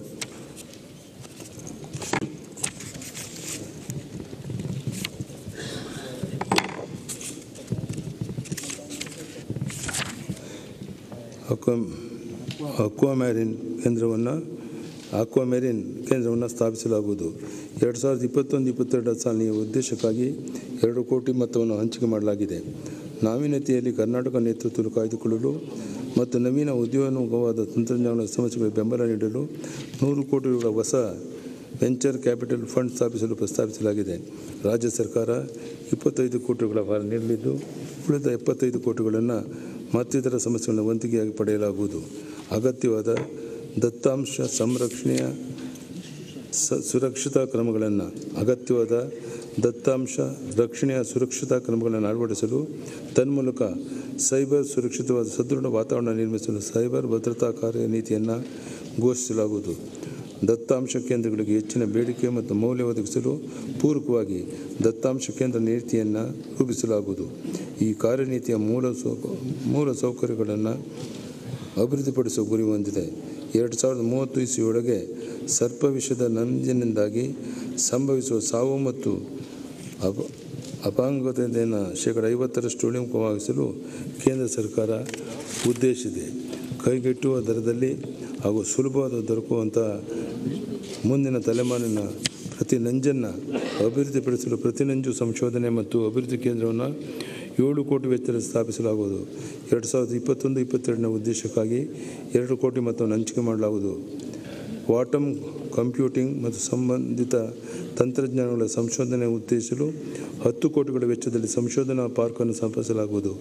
ಇದರಿಂದ ರಾಜ್ಯದಲ್ಲಿ ಕ್ವಾಂಟಮ್ ಕಂಪ್ಯೂಟಿಂಗ್ ಕ್ಷೇತ್ರದಲ್ಲಿ ವೈಜ್ಞಾನಿಕ ಆವಿಷ್ಕಾರಗಳನ್ನು ಹಾಗೂ ನಾವೀನ್ಯತೆಯನ್ನು ಪ್ರಚೋದಿಸಲು ಸಹಕಾರಿಯಾಗುವುದು. ನಮ್ಮ ಸರ್ಕಾರ ಬೆಂಗಳೂರಿನ ಜಿಯೋ ಸ್ಪೇಷಿಯಲ್ ಹಬ್ ಅನ್ನು ರೂಪಿಸಲು ಉದ್ದೇಶಿಸಿದೆ. ಕೇಂದ್ರ ಸರ್ಕಾರದ ರಾಷ್ಟ್ರೀಯ ಜಿಯೋ ಸ್ಪೇಷಿಯಲ್ ನೀತಿಯಡಿ ಕರ್ನಾಟಕ ರಾಜ್ಯ ದೂರಸಂಬಂಧಿ ಅನ್ವಯಿಕ ಕೇಂದ್ರವನ್ನು KSRSAC ಖಾಸಗಿ ವಲಯದ ಪಾಲುದಾರಿಕೆಯೊಂದಿಗೆ ಬಲವರ್ಧಿಸಿ ಜಿಯೋ ಸ್ಪೇಷಿಯಲ್ ತಂತ್ರಜ್ಞಾನವನ್ನು ಅಳವಡಿಸಿಕೊಂಡು ಇನ್ನಷ್ಟು ಪರಿಣಾಮಕಾರಿಯಾಗಿ ಸಾರ್ವಜನಿಕ ಸೇವೆಯನ್ನು ಒದಗಿಸಲಾಗುವುದು. 2018-19 ಆಯವ್ಯಯದಲ್ಲಿ ಘೋಷಿಸಿರುವಂತೆ ಪದ್ಮಭೂಷಣ ಡಾಕ್ಟರ್ H. ನರಸಿಂಹಯ್ಯನವರ ಹೆಸರಿನಲ್ಲಿ ಅವರ ಜನ್ಮಸ್ಥಳವಾದ ಗೌರಿಬಿದನೂರು ತಾಲೂಕಿನ ಹುಣಸೂರಿನ ಅಂತಾರಾಷ್ಟ್ರೀಯ ವಿಜ್ಞಾನ ಕೇಂದ್ರವನ್ನು ಸ್ಥಾಪಿಸುವ ಕುರಿತು ತಾಂತ್ರಿಕ ಸಮಿತಿ ವಿಸ್ತೃತ ಯೋಜನಾ ವರದಿಯನ್ನು ಸಲ್ಲಿಸಿದೆ. ಈ ವರದಿಯನ್ನು 200 ಎಕರೆ ಪ್ರದೇಶದಲ್ಲಿ ಅಂತಾರಾಷ್ಟ್ರೀಯ ಮಟ್ಟದ ವಿಜ್ಞಾನ ಕೇಂದ್ರವನ್ನಾಗಿ ಖಾಸಗಿ ಸಹಭಾಗಿತ್ವದಲ್ಲಿ ಹಾಗೂ ಡಾಕ್ಟರ್ H. ನರಸಿಂಹಯ್ಯನವರ ಹಳೆಯ ವಿದ್ಯಾರ್ಥಿಗಳ ನೆರವಿನೊಂದಿಗೆ ನಿರ್ಮಿಸಲಾಗುವುದು. ಈ ಉದ್ದೇಶಕ್ಕೆ ಪ್ರತಿ ಸಾಲಿನಲ್ಲಿ 10 ಕೋಟಿ ಅನುದಾನ ಒದಗಿಸಲಾಗುವುದು. ವಿದ್ಯಾರ್ಥಿಗಳು ಮತ್ತು ಜನಸಾಮಾನ್ಯರಲ್ಲಿ ವೈಜ್ಞಾನಿಕ ಮನೋಭಾವನೆ ಬೆಳೆಸುವ ಉದ್ದೇಶದೊಂದಿಗೆ ಶಿರಸಿಯಲ್ಲಿ ಉಪ ಪ್ರಾದೇಶಿಕ ವಿಜ್ಞಾನ ಕೇಂದ್ರವನ್ನು ಒಟ್ಟು 7 ಕೋಟಿಗಳ ವೆಚ್ಚ ಸ್ಥಾಪಿಸಲಾಗುವುದು. ಉದ್ದೇಶದ ಯೋಜನೆಗೆ 2021-22ರಲ್ಲಿ 2 ಕೋಟಿಗಳ ಅನುದಾನ ಒದಗಿಸಲಾಗುವುದು. ವೈಜ್ಞಾನಿಕ ಚಿಂತನೆಯನ್ನು ಸಮಾಜದಲ್ಲಿ ಬೆಳೆಸುವ ಉದ್ದೇಶದೊಂದಿಗೆ 1 ಕೋಟಿ ವೆಚ್ಚದ ವಿಜ್ಞಾನ ಮಾಲಿಕ 500 ಎಂಬ ವಿನೂತನ ಆಕಾಶವಾಣಿ ಕಾರ್ಯಕ್ರಮ ಸರಣಿಯನ್ನು ಪ್ರಸಾರ ಮಾಡಲಾಗುವುದು. ರಾಜ್ಯದ ಆರ್ಥಿಕ ಅಭಿವೃದ್ಧಿಗೆ ಪ್ರಚೋದನೆ ನೀಡುವ ಉದ್ದೇಶಕ್ಕಾಗಿ 2021-22ನೇ ಸಾಲಿಗೆ ಒಟ್ಟಾರೆಯಾಗಿ 52,529 ಕೋಟಿಗಳ ಅನುದಾನ ಒದಗಿಸಲಾಗಿದೆ. ಬೆಂಗಳೂರು ಸಮಗ್ರ ಅಭಿವೃದ್ಧಿ. ಬೆಂಗಳೂರು ವಿಶ್ವದಲ್ಲಿ ಅತಿ ವೇಗವಾಗಿ ಬೆಳೆಯುತ್ತಿರುವ ನಗರ. ಇದಕ್ಕೆ ತಕ್ಕಂತೆ ಅಗತ್ಯ ಮೂಲ ಸೌಕರ್ಯಗಳು ಹಾಗೂ ಅತ್ಯುತ್ತಮ ಜೀವನ ಮಟ್ಟವನ್ನು ಒದಗಿಸಲು ನಮ್ಮ ಸರ್ಕಾರ ಆದ್ಯತೆ ನೀಡಿದೆ.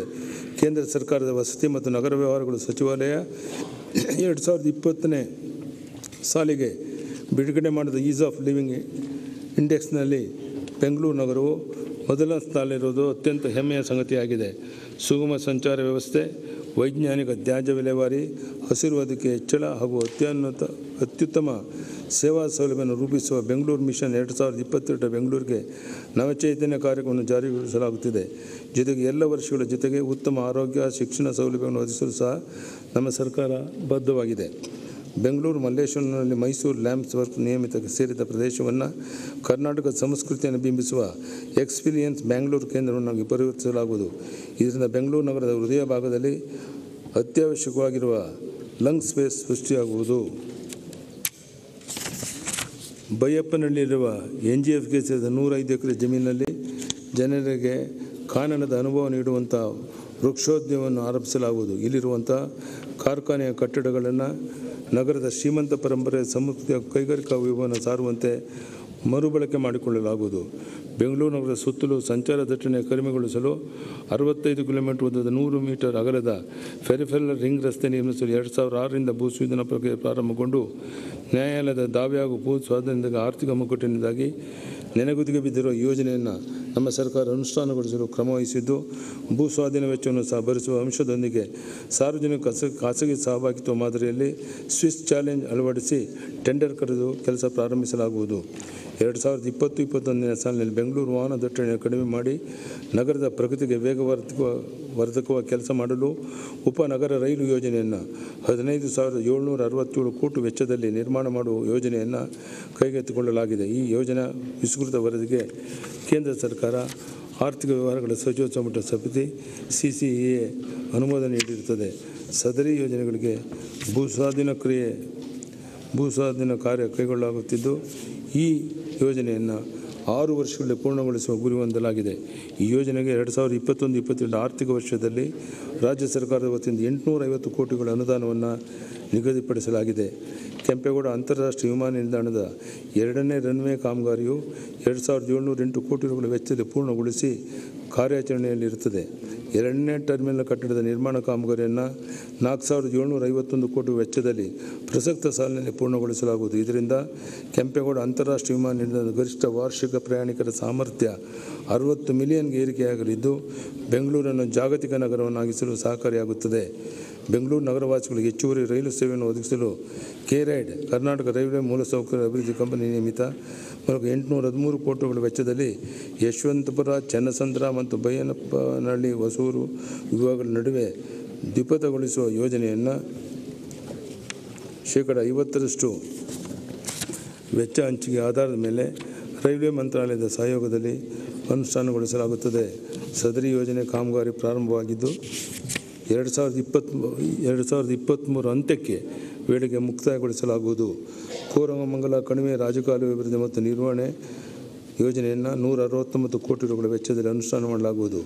K100 ಯೋಜನೆಯಡಿ ಕೋರಮಂಗಲ ಕಣಿವೆ ನೀರುಗಾಲುವೆಯನ್ನು ಶುದ್ಧ ನೀರಿನ ಕಾಲುವೆಯಾಗಿ ಪರಿವರ್ತಿಸಿ ಪ್ರವಾಸಿ ತಾಣವಾಗಿ ಅಭಿವೃದ್ಧಿಗೊಳಿಸಲಾಗುವುದು.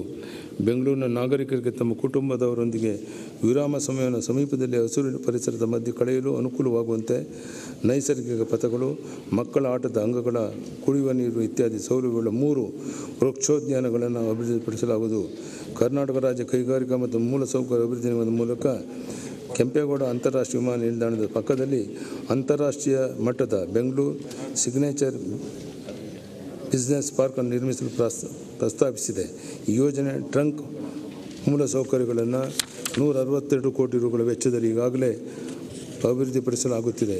ಬೆಂಗಳೂರು ನೀರು ಸರಬರಾಜು ಒಳಚರಂಡಿ ಮಂಡಳಿ ವತಿಯಿಂದ KC ವ್ಯಾಲಿ ಆವರಣದಲ್ಲಿರುವ 248 MLD ಸಾಮರ್ಥ್ಯದ STPಯನ್ನು ಪುನರುಜ್ಜೀವನ ಮತ್ತು ಉನ್ನತೀಕರಿಸುವ ಕಾಮಗಾರಿಯನ್ನು ಬೃಹತ್ ಬೆಂಗಳೂರು ಮಹಾನಗರ ಪಾಲಿಕೆಯ ಸಹಯೋಗದೊಂದಿಗೆ 450 ಕೋಟಿಗಳ ಮೊತ್ತದಲ್ಲಿ 2021-22 ಸಾಲಿಗೆ ಕೈಗೊಳ್ಳಲಾಗುವುದು.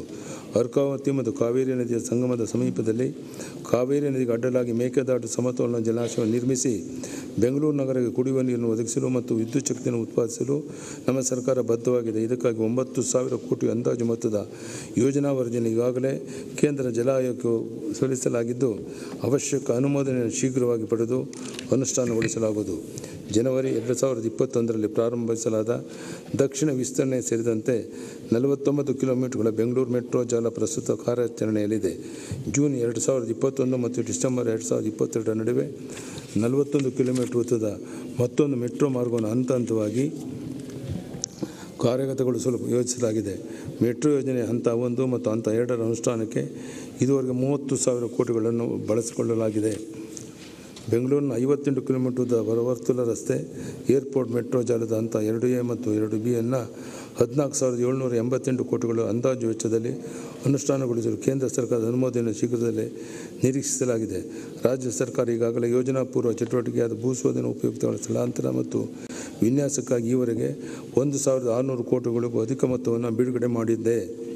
ಮೆಟ್ರೋ ಮತ್ತು ರೈಲ್ವೆ ನಿಲ್ದಾಣಗಳ ನಡುವಿನ ಸಂಪರ್ಕವಾಗಿ ಯಶವಂತಪುರ, KR ಪುರ ಮತ್ತು ಜ್ಞಾನಭಾರತಿಯಲ್ಲಿ 3 ಪಾದಚಾರಿ ಮೇಲ್ಸೇತುವೆಗಳು, FOB, NH4 ಮಾರ್ಗದ ದಾಸರಹಳ್ಳಿ ಮತ್ತು ಚಿಕ್ಕಬಿದರಕಲ್ಲು ಇಲ್ಲಿ 2 ಪಾದಚಾರಿ ಮೇಲ್ಸೇತುವೆಗಳು ಮತ್ತು ಮುಂಬರುವ ಮೆಟ್ರೋ ನಿಲ್ದಾಣಗಳಿಗೆ ಉತ್ತಮ ಸಂಪರ್ಕವನ್ನು ಒದಗಿಸಲು ಹೊಸೂರು ರಸ್ತೆಗೆ ಅಡ್ಡಲಾಗಿ 7 ಪಾದಚಾರಿ ಮೇಲ್ಸೇತುವೆಗಳನ್ನು ನಿರ್ಮಿಸಲಾಗುವುದು. ಸಾರ್ವಜನಿಕರ ನುಗ್ಗಾಗಿ ಒಂದು ರಾಷ್ಟ್ರ ಒಂದು ಕಾರ್ಡ್ ಅನ್ನು ಸ್ವೀಕರಿಸಲು 51 ನಿಲ್ದಾಣಗಳು ಒಳಗೊಂಡ ಸಂಪೂರ್ಣ ಮೆಟ್ರೋ ಜಾಲ ಆಗಸ್ಟ್ 2021ರಲ್ಲಿ ಸಿದ್ಧವಾಗಲಿದೆ. ಈ ಕಾರ್ಡನ್ನು ನಮ್ಮ ಮೆಟ್ರೋ ಹಾಗೂ ಬೆಂಗಳೂರು ಮಹಾನಗರ ಸಾರಿಗೆ ಸಂಸ್ಥೆ ಬಸ್ಸುಗಳು ಎರಡರಲ್ಲಿಯೂ ಬಳಸಬಹುದಾಗಿದೆ. ಬೆಂಗಳೂರು ಮಹಾನಗರ ಸಾರಿಗೆ ಸಂಸ್ಥೆಯಲ್ಲಿ ಟಿಕೆಟಿಂಗ್ ವ್ಯವಸ್ಥೆಯನ್ನು ಆಧುನಿಕಗೊಳಿಸಲು ಆಟೋಮ್ಯಾಟಿಕ್ ಫೇರ್ ಕಲೆಕ್ಷನ್ ಸಿಸ್ಟಮ್ ಯೋಜನೆಯನ್ನು ಅನುಷ್ಠಾನಗೊಳಿಸಲಾಗುವುದು. ತ್ಯಾಜ್ಯ ನಿರ್ವಹಣೆಯಲ್ಲಿ ಬೆಂಗಳೂರನ್ನು ಮಾದರಿ ನಗರವಾಗಿ ಅಭಿವೃದ್ಧಿಪಡಿಸುವ ನಿಟ್ಟಿನಲ್ಲಿ ಘನತ್ಯಾಜ್ಯ ಸಂಗ್ರಹಣೆ, ಸಾಗಾಣಿಕೆ ಮತ್ತು ಸಂರಕ್ಷಣೆಯನ್ನು ನಿರ್ವಹಿಸಲು ಪ್ರತ್ಯೇಕ ಕಂಪನಿ ಅಧಿನಿಯಮದಡಿ ಸ್ಥಾಪಿಸಲಾಗುವುದು. ಬೆಂಗಳೂರು ನಗರದಲ್ಲಿ ಗಣನೀಯ ಸಂಖ್ಯೆಯಲ್ಲಿರುವ ವಲಸೆ ಕಾರ್ಮಿಕರು ಹಾಗೂ ಬಡಜನರಿಗೆ ಅತ್ಯಾಧುನಿಕ ಹಾಗೂ ತಜ್ಞ ವೈದ್ಯಕೀಯ ಸೇವೆಗಳನ್ನು ಒದಗಿಸಲು ಉತ್ತರ ಬೆಂಗಳೂರು ಪ್ರದೇಶದಲ್ಲಿ ಒಂದು ಹೊಸ ಮಲ್ಟಿ ಸ್ಪೆಷಾಲಿಟಿ ಆಸ್ಪತ್ರೆಯನ್ನು ಪ್ರಾರಂಭಿಸಲಾಗುವುದು. ಬೆಂಗಳೂರಿನ ವಿಕ್ಟೋರಿಯಾ ಆಸ್ಪತ್ರೆ ಆವರಣದಲ್ಲಿರುವ ಗ್ಯಾಸ್ಟ್ರೋ ಎಂಟ್ರಾಲಜಿ ವಿಜ್ಞಾನ ಹಾಗೂ ಆರ್ಗನ್ ಟ್ರಾನ್ಸ್ಪ್ಲಾಂಟ್ ಸಂಸ್ಥೆ ದೇಶದಲ್ಲಿಯೇ ಮೊಟ್ಟಮೊದಲ ಅಂಗವಾಗಿ ಕಸಿ ಸಂಸ್ಥೆಯಾಗಿದ್ದು, ಇಲ್ಲಿ ಬಡಜನರಿಗೆ ಕೈಗೆಟುಕುವ ದರದಲ್ಲಿ ಅಂಗಾಂಗ ಕಸಿ ಸೌಲಭ್ಯಗಳನ್ನು ಒದಗಿಸಲಾಗುತ್ತದೆ. ಈ ಸಂಸ್ಥೆಯನ್ನು 28 ಕೋಟಿಗಳ ವೆಚ್ಚದಲ್ಲಿ 120 ಹಾಸಿಗೆ ಹಾಗೂ ಅವಶ್ಯಕ ಉಪಕರಣಗಳೊಂದಿಗೆ ಸಜ್ಜುಗೊಳಿಸಲಾಗುತ್ತಿದ್ದು, ಪ್ರಸ್ತುತ ಸಾಲಿನಲ್ಲಿ ಚಾಲನೆ ನೀಡಲಾಗುವುದು. ಬೆಂಗಳೂರಿನ ಜಯದೇವ ಹೃದ್ರೋಗ ವಿಜ್ಞಾನ ಸಂಸ್ಥೆಯ ಮೇಲಿನ ಒತ್ತಡವನ್ನು ಕಡಿಮೆ ಮಾಡಲು KC ಜನರಲ್ ಆಸ್ಪತ್ರೆಯನ್ನು 50 ಹಾಸಿಗೆ ಸಾಮರ್ಥ್ಯದ ಉಪಕೇಂದ್ರವಾಗಿ 20 ಕೋಟಿ ವೆಚ್ಚದಲ್ಲಿ ಪ್ರಾರಂಭಿಸಲಾಗುವುದು. ಬೆಂಗಳೂರು ನಗರವಾಸಿಗಳಿಗೆ ಪ್ರಾಥಮಿಕ ಚಿಕಿತ್ಸೆ ಸುಲಭವಾಗಿ ದೊರೆಯುವಂತೆ ಮಾಡಲು ಬೃಹತ್ ಬೆಂಗಳೂರು ಮಹಾನಗರ ಪಾಲಿಕೆ ವತಿಯಿಂದ ನಗರ ಪ್ರದೇಶದ ಆರೋಗ್ಯ ಕೇಂದ್ರಗಳಲ್ಲಿ 57 ವಾರ್ಡ್ಗಳಲ್ಲಿ 10 ಕೋಟಿ ವೆಚ್ಚದಲ್ಲಿ ಜನಾರೋಗ್ಯ ಕೇಂದ್ರಗಳನ್ನು ಆರೋಗ್ಯ ಇಲಾಖೆಯ ಮೂಲಕ ಸ್ಥಾಪಿಸಿ ತಪಾಸಣಾ ಸೌಲಭ್ಯಗಳ ಜೊತೆಗೆ ಹೊರರೋಗಿಗಳ ಸೇವೆಯನ್ನು ಒದಗಿಸಲಾಗುವುದು. ಬಡ ಮಕ್ಕಳಿಗೆ ಉತ್ತಮ ಗುಣಮಟ್ಟದ ಶಿಕ್ಷಣ ನೀಡಲು ಬೃಹತ್ ಬೆಂಗಳೂರು ಮಹಾನಗರ ಪಾಲಿಕೆ ಶಾಲೆಗಳ ನವೀಕರಣ ಮತ್ತು ಪುನರ್ ನಿರ್ಮಾಣವನ್ನು 33 ಕೋಟಿ ವೆಚ್ಚದಲ್ಲಿ ಕೈಗೊಳ್ಳಲಾಗುವುದು. ಬೆಂಗಳೂರಿನ ಮಲ್ಲತ್ತಹಳ್ಳಿ ಕಲಾ ಗ್ರಾಮದಲ್ಲಿ ಪ್ರತಿ ವಾರಾಂತ್ಯದಲ್ಲಿ ಸಾಹಿತ್ಯ ಮತ್ತು ಸಾಂಸ್ಕೃತಿಕ ಕಾರ್ಯಕ್ರಮಗಳು, ಚಿತ್ರಸಂತೆ, ಶಿಲ್ಪಕಲಾಕೃತಿ ಪ್ರದರ್ಶನ ಹಾಗೂ ಜಾನಪದ ಕಾರ್ಯಕ್ರಮಗಳನ್ನು ಆಯೋಜಿಸಲಾಗುವುದು. ಇದಕ್ಕಾಗಿ 2 ಕೋಟಿ ಮೀಸಲಾಗಿದೆ. ಬೆಂಗಳೂರು ನಗರದ ಸಮಗ್ರ ಅಭಿವೃದ್ಧಿಗಾಗಿ 2021-22ನೇ ಸಾಲಿನ ಒಟ್ಟಾರೆಯಾಗಿ 7,795 ಕೋಟಿ ಅನುದಾನ ಒದಗಿಸಲಾಗಿದೆ. ಸಂಸ್ಕೃತಿ, ಪರಂಪರೆ ಹಾಗೂ ನೈಸರ್ಗಿಕ ಸಂಪನ್ಮೂಲಗಳು. ಕರ್ನಾಟಕ ರಾಜ್ಯದ ಅತ್ಯಂತ ಶ್ರೀಮಂತ ಸಂಸ್ಕೃತಿ, ಐತಿಹಾಸಿಕ ಪರಂಪರೆಯನ್ನು ಸಂರಕ್ಷಿಸಿ ಬೆಳೆಸಿ ಮುಂದಿನ ಪೀಳಿಗೆ ಅವುಗಳನ್ನು ಆಸ್ವಾದಿಸುವ ಅವಕಾಶ ಸೃಷ್ಟಿಸಲು ನಮ್ಮ ಸರ್ಕಾರ ಬದ್ಧವಾಗಿದೆ. ಅಂತೆಯೇ ಸಮೃದ್ಧ ಅರಣ್ಯ ಮತ್ತು ವನ್ಯಜೀವಿಗಳನ್ನು ಸಂರಕ್ಷಿಸಿ ಪೋಷಿಸುವಂಥ ಒಂದು ಆದ್ಯತೆಯಾಗಿದೆ. ನೈಸರ್ಗಿಕ ಸಂಪನ್ಮೂಲಗಳ ಜವಾಬ್ದಾರಿಯುತ ಬಳಕೆಗೆ ನಮ್ಮ ಸರ್ಕಾರ ಒತ್ತು ನೀಡಲಿದೆ. ಕಿತ್ತೂರು ರಾಣಿ ಚೆನ್ನಮ್ಮ ಅವರ ಬ್ರಿಟಿಷರ ವಿರುದ್ಧ ರಣಕಳೆ ಮುಳುಗಿಸಿರುವ ಧೀರ ಮಹಿಳೆ. ಕಿತ್ತೂರು ರಾಜವಂಶರ ವಿವಿಧ ಸ್ಥಳಗಳಲ್ಲಿ ಅಭಿವೃದ್ಧಿಗಾಗಿ ರಾಜ್ಯ ಸರ್ಕಾರ ಕಿತ್ತೂರು ಅಭಿವೃದ್ಧಿ ಪ್ರಾಧಿಕಾರದಲ್ಲಿ ಈಗಾಗಲೇ ರಚಿಸಿದೆ. ಕಿತ್ತೂರಿನ ಕೋಟೆ ಆವರಣದಲ್ಲಿ ವಿವಿಧ ಅಭಿವೃದ್ಧಿ ಕಾಮಗಾರಿಯನ್ನು ಒಟ್ಟಾರೆ 50 ಕೋಟಿಗಳ ಅನುದಾನವನ್ನು ಘೋಷಿಸಿದೆ. ಬಸವ ಕಲ್ಯಾಣದಲ್ಲಿ ಹೊಸ ಅನುಭವ ಮಂಟಪ ನಿರ್ಮಿಸಲು ಹಿಂದಿನ ವರ್ಷದ ಆಯವ್ಯಯದಲ್ಲಿ ನಿರ್ಧರಿಸಲಾಗಿದ್ದು 500 ಕೋಟಿಗಳ ವೆಚ್ಚದಲ್ಲಿ ನಿರ್ಮಿಸಲಿರುವ ಈ ಯೋಜನೆಗೆ ಈಗಾಗಲೇ 200 ಕೋಟಿಯನ್ನು ಬಿಡುಗಡೆಗೊಳಿಸಲಾಗಿದೆ. ಇದರ ಕಾಮಗಾರಿ ಶೀಘ್ರದಲ್ಲಿ ಕೈಗೊಳ್ಳಲಾಗುವುದು. ಜಗಜ್ಯೋತಿ ಬಸವಣ್ಣನವರ ಜನ್ಮಸ್ಥಳವಾದ ವಿಜಯಪುರ ಜಿಲ್ಲೆಯ ಬಸವನ ಬಾಗೇವಾಡಿ ತಾಲೂಕಿನ ಇಂಗ್ಲೇಶ್ವರ ಗ್ರಾಮವನ್ನು ಅಭಿವೃದ್ಧಿಪಡಿಸಲು 5 ಕೋಟಿಯನ್ನು ಒದಗಿಸಲಾಗುವುದು. ಲೋಕ ಕಲ್ಯಾಣಕ್ಕಾಗಿ ನಾಥ ಪರಂಪರೆ ನೀಡಿರುವ ಕೊಡುಗೆಗಳನ್ನು ಮುಂದಿನ ಪೀಳಿಗೆ ಪರಿಚಯಿಸಲು ಮಂಡ್ಯ ಜಿಲ್ಲೆಯ ಶ್ರೀ ಆದಿಚುಂಚನಗಿರಿ ಕ್ಷೇತ್ರದಲ್ಲಿ ಆದಿಚುಂಚನಗಿರಿ ನಾಥ ಪಾರಂಪರಿಕ ಕೇಂದ್ರವನ್ನು ಸ್ಥಾಪಿಸಲಾಗುತ್ತದೆ. ಇದಕ್ಕೆ ರಾಜ್ಯ ಸರ್ಕಾರದ 10 ಕೋಟಿ ಸಹಾಯಧನ ನೀಡಲಾಗುವುದು. ಅಯೋಧ್ಯೆಯ ಪವಿತ್ರ ಶ್ರೀರಾಮ ಜನ್ಮಭೂಮಿಯಲ್ಲಿ ಭವ್ಯ ಶ್ರೀರಾಮ ಮಂದಿರ ನಿರ್ಮಾಣ ಆಗ್ತಾ ಇದೆ. ಕರ್ನಾಟಕ ರಾಜ್ಯದಿಂದ ಅಯೋಧ್ಯೆಗೆ ಭೇಟಿ ನೀಡುವ ಭಕ್ತಾದಿಗಳಿಗೆ ಅನುಕೂಲ ಕಲ್ಪಿಸಲು ಸುಸಜ್ಜಿತ ಯಾತ್ರಿ ನಿವಾಸ ನಿರ್ಮಿಸಲಾಗುವುದು. ಈ ಉದ್ದೇಶಕ್ಕಾಗಿ ಉತ್ತರ ಪ್ರದೇಶ ಸರ್ಕಾರ 5 ಎಕರೆ ಜಮೀನು ಒದಗಿಸಲಿದ್ದು, ಪ್ರಸಕ್ತ ಸಾಲಿನಲ್ಲಿ ಕಾಮಗಾರಿಯನ್ನು ಪ್ರಾರಂಭಿಸಲು 10 ಕೋಟಿ ಒದಗಿಸಲಾಗುವುದು. ಡಾಕ್ಟರ್ SL ಭೈರಪ್ಪನವರ ಪರ್ವ ನಾಟಕದ ಪ್ರದರ್ಶನವನ್ನು ರಂಗಾಯಣಗಳ ಮೂಲಕ ರಾಜ್ಯಾದ್ಯಂತ ಏರ್ಪಡಿಸಲಾಗುವುದು. ಇದಕ್ಕೆ 1 ಕೋಟಿ ಒದಗಿಸಲಾಗುವುದು. ಆದಿಕವಿ ಪಂಪನಿಂದ ಮುದ್ದಣ್ಣನ ಕಾಲಘಟ್ಟದವರೆಗೆ ಎಲ್ಲ ಕೃತಿಗಳನ್ನು ಡಿಜಿಟಲೀಕರಿಸಿ ವಿಕಿಪೀಡಿಯಾ ವಿಕಿಸೋರ್ಸ್ ಮೂಲಕ ಜಗತ್ತಿನ ಯಾವುದೇ ಭಾಗದಲ್ಲಿ ಅಂತರ್ಜಾಲದ ಮೂಲಕ ಲಭ್ಯವಾಗುವಂಥ ಕ್ರಮ ವಹಿಸಲಾಗುವುದು. ಹಾವೇರಿಯಲ್ಲಿ ನಡೆಯುವ 86ನೇ ಅಖಿಲ ಭಾರತ ಕನ್ನಡ ಸಾಹಿತ್ಯ ಸಮ್ಮೇಳನವನ್ನು ಯಶಸ್ವಿಯಾಗಿ ಆಯೋಜಿಸಲು ಸರ್ಕಾರ ಎಲ್ಲ ರೀತಿಯ ಸಹಾಯ ಸಹಕಾರ ನೀಡಲಿದೆ. ಹಿಂದೂಸ್ತಾನಿ ಸಂಗೀತ ಕ್ಷೇತ್ರದಲ್ಲಿ ಅನನ್ಯ ಸೇವೆ ಸಲ್ಲಿಸಿರುವ ಸ್ವರ ಭಾಸ್ಕರ ಭಾರತ ರತ್ನ ಪಂಡಿತ್ ಭೀಮಸೇನ್ ಜೋಶಿಯವರ 100ನೇ ಜನ್ಮದಿನ ಅಂಗವಾಗಿ ರಾಷ್ಟ್ರೀಯ ಸಂಗೀತೋತ್ಸವ ಹಾಗೂ ವಿಚಾರ ಸಂಕಿರಣ ಏರ್ಪಡಿಸಲಾಗುವುದು. ಗ್ರಾಮೀಣ ಪ್ರತಿಭಾವಂತ ಕ್ರೀಡಾಪಟುಗಳನ್ನು ಕ್ರೀಡಾ ವಿಜ್ಞಾನ ನಿರ್ವಹಣೆಗೆ ಸಾಮರ್ಥ್ಯಕ್ಕನುಸಾರವಾಗಿ ಆಯ್ಕೆ ಮಾಡಲು ರಾಜ್ಯದಲ್ಲಿ ಕ್ರೀಡಾ ವಿಜ್ಞಾನ ಕೇಂದ್ರವನ್ನು 2 ಕೋಟಿಗಳ ವೆಚ್ಚ ಸ್ಥಾಪಿಸಲಾಗುವುದು. ದೇವನಹಳ್ಳಿಯಲ್ಲಿ ಸಾರ್ವಜನಿಕ ಖಾಸಗಿ ಸಹಭಾಗಿತ್ವದಲ್ಲಿ ಫುಟ್ಬಾಲ್, ಹಾಕಿ, ಶೂಟಿಂಗ್, ಈಜು, ಟೆನ್ನಿಸ್ ಕ್ರೀಡೆಗಳ ಅಂತಾರಾಷ್ಟ್ರೀಯ ಗುಣಮಟ್ಟದ ಕ್ರೀಡಾ ಮೂಲಭೂತ ಸೌಲಭ್ಯವನ್ನು ಸೂಚಿಸಿ ಮಿಷನ್ ಒಲಿಂಪಿಕ್ಸ್ ಸಿದ್ಧಗೊಳಿಸಲಾಗುವುದು. ಮಂಡ್ಯ ನಗರದ ಕ್ರೀಡಾಂಗವನ್ನು 10 ಕೋಟಿಗಳ ವೆಚ್ಚದಲ್ಲಿ ಉನ್ನತೀಕರಿಸಿ ಅತ್ಯುತ್ತಮ ದರ್ಜೆಯ ಸವಲತ್ತುಗಳನ್ನು ಸಾರ್ವಜನಿಕ ಒದಗಿಸಲು ಕ್ರಮ ವಹಿಸಲಾಗುವುದು. ರಾಜ್ಯದಲ್ಲಿ ಕ್ರೀಡಾ ಚಟುವಟಿಕೆಗಳನ್ನು ಉತ್ತೇಜಿಸುವ ದೃಷ್ಟಿಯಿಂದ 2022ರಲ್ಲಿ ಬೆಂಗಳೂರಿನಲ್ಲಿ ರಾಷ್ಟ್ರಮಟ್ಟದ ವಿಶ್ವವಿದ್ಯಾಲಯ ಕ್ರೀಡಾಕೂಟವನ್ನು ಆಯೋಜಿಸಲಾಗುವುದು. ಜಕ್ಕೂರಿನಲ್ಲಿರುವ ಸರ್ಕಾರಿ ವೈಮಾನಿಕ ತರಬೇತಿ ಶಾಲೆಯ ಸೌಲಭ್ಯಗಳ ಅಭಿವೃದ್ಧಿಗಾಗಿ 2 ಕೋಟಿ ಅನುದಾನವನ್ನು ಒದಗಿಸಲಾಗುವುದು. ರಾಜ್ಯದಲ್ಲಿ ಪ್ರವಾಸೋದ್ಯಮ ಅಭಿವೃದ್ಧಿಗೆ ವಿಪುಲ ಅವಕಾಶಗಳಿವೆ.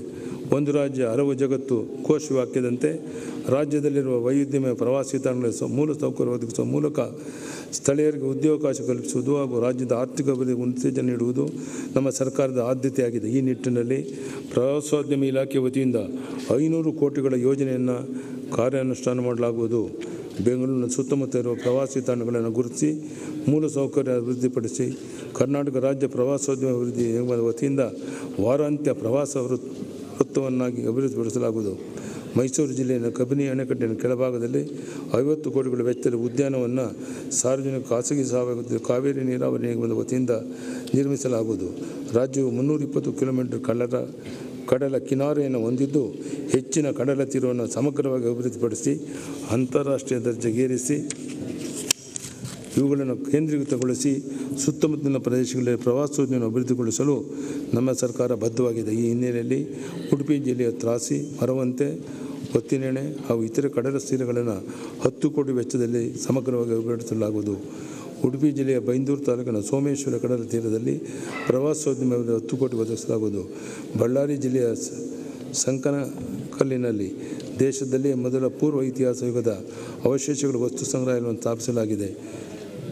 BDPS ಮತ್ತು ತೋರಣಗಲ್ಲು ನಡುವೆ ಇರುವ ನವ ಶಿಲಾಯುಗದಿಂದ ಕಬ್ಬಿಣ ಯುಗದ ತಾಣ ಕಾಡುತಿನಿ ಆಶಾ ಮೌಂಟನ್ನ ಬೂದಿ ದಿಬ್ಬ 5 ಕೋಟಿ ವೆಚ್ಚದಲ್ಲಿ ಅಭಿವೃದ್ಧಿಪಡಿಸಲಾಗುವುದು. ಈ ಉದ್ದೇಶಕ್ಕೆ ಪ್ರಸಕ್ತ ಸಾಲಿನಲ್ಲಿ 2 ಕೋಟಿ ಒದಗಿಸಲಾಗುವುದು. ಚಿಕ್ಕಬಳ್ಳಾಪುರ ಜಿಲ್ಲೆಯ ನಂದಿಗಿರಿ ಧಾಮ ಮತ್ತು ಚಿಕ್ಕಬಳ್ಳಾಪುರ ಜಿಲ್ಲೆಯ ಕೆಮ್ಮಣ್ಣಗುಂಡಿ ನಿರ್ವಹಣೆಯನ್ನು ತೋಟಗಾರಿಕೆ ಇಲಾಖೆಯಿಂದ ಅನುಕ್ರಮವಾಗಿ ಕರ್ನಾಟಕ ರಾಜ್ಯ ಪ್ರವಾಸೋದ್ಯಮ ಅಭಿವೃದ್ಧಿ ನಿಗಮ ಮತ್ತು JLRಗೆ ಹಸ್ತಾಂತರಿಸಲಾಗಿದೆ. ಸದರಿ ಗಿರಿಧಾಮಗಳನ್ನು ಅಂತಾರಾಷ್ಟ್ರೀಯ ಪರಿಸರ ಪ್ರವಾಸೋದ್ಯಮ ತಾಣಗಳಾಗಿ ಅಭಿವೃದ್ಧಿಪಡಿಸಲಾಗುವುದು. ತದಡಿಯಲ್ಲಿ 1,000 ಎಕರೆ ಪ್ರದೇಶದಲ್ಲಿ ಸಾರ್ವಜನಿಕ ಖಾಸಗಿ ಸಹಭಾಗಿತ್ವ ಮಾದರಿಯಲ್ಲಿ ಪರಿಸರ ಪ್ರವಾಸೋದ್ಯಮ ಉದ್ಯಾನವನ್ನು ಅಭಿವೃದ್ಧಿಪಡಿಸಲು ಉದ್ದೇಶಿಸಲಾಗಿದೆ.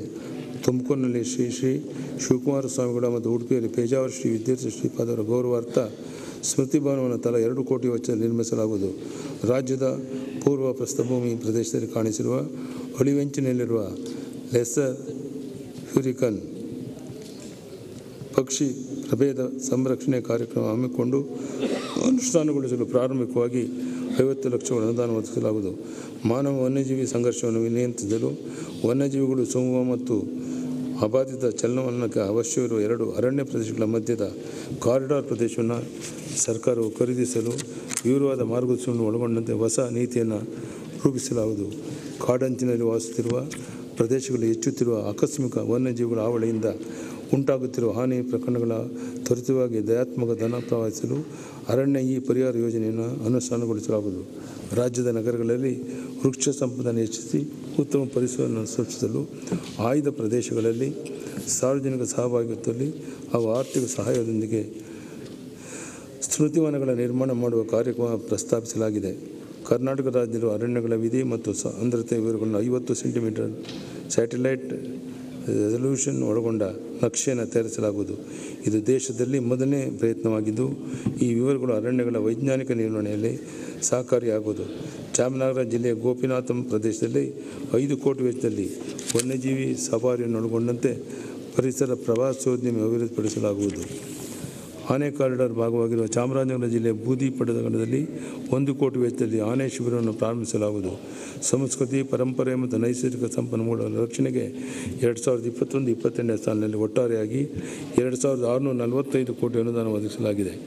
ಆಡಳಿತ ಸುಧಾರಣೆ ಮತ್ತು ಸಾರ್ವಜನಿಕ ಸೇವೆ, ಜನಸ್ನೇಹಿ ಕ್ರಿಯಾಶೀಲ ಆಡಳಿತ ನೀಡುವಂಥದ್ದು ನಮ್ಮ ಸರ್ಕಾರದ ಧ್ಯೇಯವಾಗಿದೆ. ಸರ್ಕಾರದ ಸೇವೆ ಹಾಗೂ ಸೌಲಭ್ಯಗಳನ್ನು ಜನರ ಮನೆ ಬಾಗಿಲಿಗೆ ತಲುಪಿಸಲು ಆಡಳಿತ ಯಂತ್ರವನ್ನು ಎಲ್ಲ ಹಂತಗಳಲ್ಲಿ ಚುರುಕುಗೊಳಿಸುವುದರೊಂದಿಗೆ ತಂತ್ರಜ್ಞಾನದ ಬಳಕೆಯಿಂದಾಗಿ ನಿಖರತೆ ಹಾಗೂ ಪಾರದರ್ಶಕತೆಯೊಂದಿಗೆ ತ್ವರಿತವಾಗಿ ಸೇವೆ ಒದಗಿಸಲು ಕ್ರಮ ಕೈಗೊಳ್ಳಲಾಗುತ್ತದೆ. ಆಡಳಿತ ವ್ಯವಸ್ಥೆಯಲ್ಲಿ ದಕ್ಷತೆಯನ್ನು ಇನ್ನಷ್ಟು ಹೆಚ್ಚಲು 2ನೇ ಹಂತದ ಸುಧಾರಣೆ ಆಯೋಗವನ್ನು ರಚಿಸಲಾಗಿದ್ದು, ಮುಂದಿನ 2 ವರ್ಷಗಳಲ್ಲಿ ಆಡಳಿತದಲ್ಲಿ ಗಮನಾರ್ಹ ಬದಲಾವಣೆಗಳನ್ನು ತರಲು ಶ್ರಮಿಸಲಾಗುವುದು. ಗ್ರಾಮ, ತಾಲೂಕು ಹಾಗೂ ಜಿಲ್ಲಾ ಮಟ್ಟದಲ್ಲಿ ಸಮಸ್ಯೆಗಳ ಇರ್ತವಾದರೆ ರಾಜ್ಯದಲ್ಲಿಗೆ ಬರುವವರ ಸಂಖ್ಯೆ ಕಡಿಮೆ ಆಗುತ್ತೆ. ಈ ದಿಶೆಯಲ್ಲಿ ಜಿಲ್ಲಾಧಿಕಾರಿಗಳ ನಡಿಗೆ ಹಳ್ಳಿಗಳ ಕಡೆಗೆ ಎಂಬ ವಿನೂತನ ಕಾರ್ಯಕ್ರಮವನ್ನು ರೂಪಿಸಲಾಗಿದೆ. ಈ ಕಾರ್ಯಕ್ರಮದ ಅಡಿಯಲ್ಲಿ ಪ್ರತಿ ತಿಂಗಳ 3ನೇ ಶನಿವಾರ ಜಿಲ್ಲಾಧಿಕಾರಿಗಳು ಗ್ರಾಮಗಳಿಗೆ ತೆರಳಿ ಜನರ ಸಮಸ್ಯೆಗಳನ್ನು ಆಲಿಸಿ ಸ್ಥಳದಲ್ಲೇ ಇತ್ಯರ್ಥಪಡಿಸಲು ನಮ್ಮ ಸರ್ಕಾರ ಅಶಕ್ತ ವೃದ್ಧರು, ವಿಧವೆಯರು ಮತ್ತು ವಿಶೇಷ ಚೇತನರಿಗೆ ಸ್ವಯಂ ಪ್ರೇರಿತವಾಗಿ ಪಿಂಚಣಿ ಮಂಜೂರಾತಿ ಮಾಡಲು ಮನೆ ಬಾಗಿಲಿಗೆ ಮಾಶಾಸನ ಎಂಬ ಅಭಿಯಾನವನ್ನು ಆರಂಭಿಸಲಾಗಿದೆ. ಕೃಷಿ ಭೂಮಿಯನ್ನು ಪರಿವರ್ತಿಸುವ ಪ್ರಕ್ರಿಯೆಯನ್ನು ಸರಳೀಕರಿಸಲು ಮತ್ತು ಕ್ರಮಬದ್ಧವಾದ ಅಭಿವೃದ್ಧಿಯನ್ನು ಪ್ರೋತ್ಸಾಹಿಸುವ ನಿಟ್ಟಿನಲ್ಲಿ ಮಾಸ್ಟರ್ ಪ್ಲಾನ್ ಅಥವಾ ಯೋಜನಾ ಪ್ರಾಧಿಕಾರದ ಮಂಜೂರಾತಿ ಅನ್ವಯ ಕೃಷಿ ಭೂಮಿಯನ್ನು ಅನ್ಯ ಉದ್ದೇಶಗಳಾಗಿ ಬಳಸಲು ಅನುವು ಮಾಡಿಕೊಡಲು ಭೂ ಕಂದಾಯ ಅಧಿನಿಯಮವನ್ನು ತಿದ್ದುಪಡಿ ಮಾಡಲಾಗುವುದು. ಸಾರ್ವಜನಿಕರಿಗೆ ನಿಖರವಾದ ಹಾಗೂ ತ್ವರಿತವಾಗಿ ಭೂ ದಾಖಲೆಗಳನ್ನು ಒದಗಿಸಲು ಗಣಕೀಕೃತ ಆಕಾರ್ಬನ್ ಮಾಹಿತಿ ಮತ್ತು ಪಾಣೆ ಮಾಹಿತಿಗಳನ್ನು ಸಂಯೋಜಿಸಲು ಉದ್ದೇಶಿಸಲಾಗಿದೆ. ಗ್ರಾಮೀಣ ಜನ ವಸತಿ ಪ್ರದೇಶಗಳಿಗೆ ಹಕ್ಕು ದಾಖಲೆಗಳನ್ನು ವಿಸ್ತರಿಸುವ ಸ್ವಾಮಿತ್ವ ಯೋಜನೆಯನ್ನು ಗ್ರಾಮೀಣಾಭಿವೃದ್ಧಿ ಮತ್ತು ಪಂಚಾಯತ್ ರಾಜ್ ಕಂದಾಯ ಇಲಾಖೆ ಮತ್ತು ಭಾರತೀಯ ಸರ್ವೇಕ್ಷಣಾ ಸಮನ್ವಯ ಸಹಯೋಗಿತ್ವದಲ್ಲಿ 25 ಕೋಟಿಗಳ ವೆಚ್ಚದಲ್ಲಿ ತ್ವರಿತವಾಗಿ ಅನುಷ್ಠಾನಗೊಳಿಸಲಾಗುವುದು.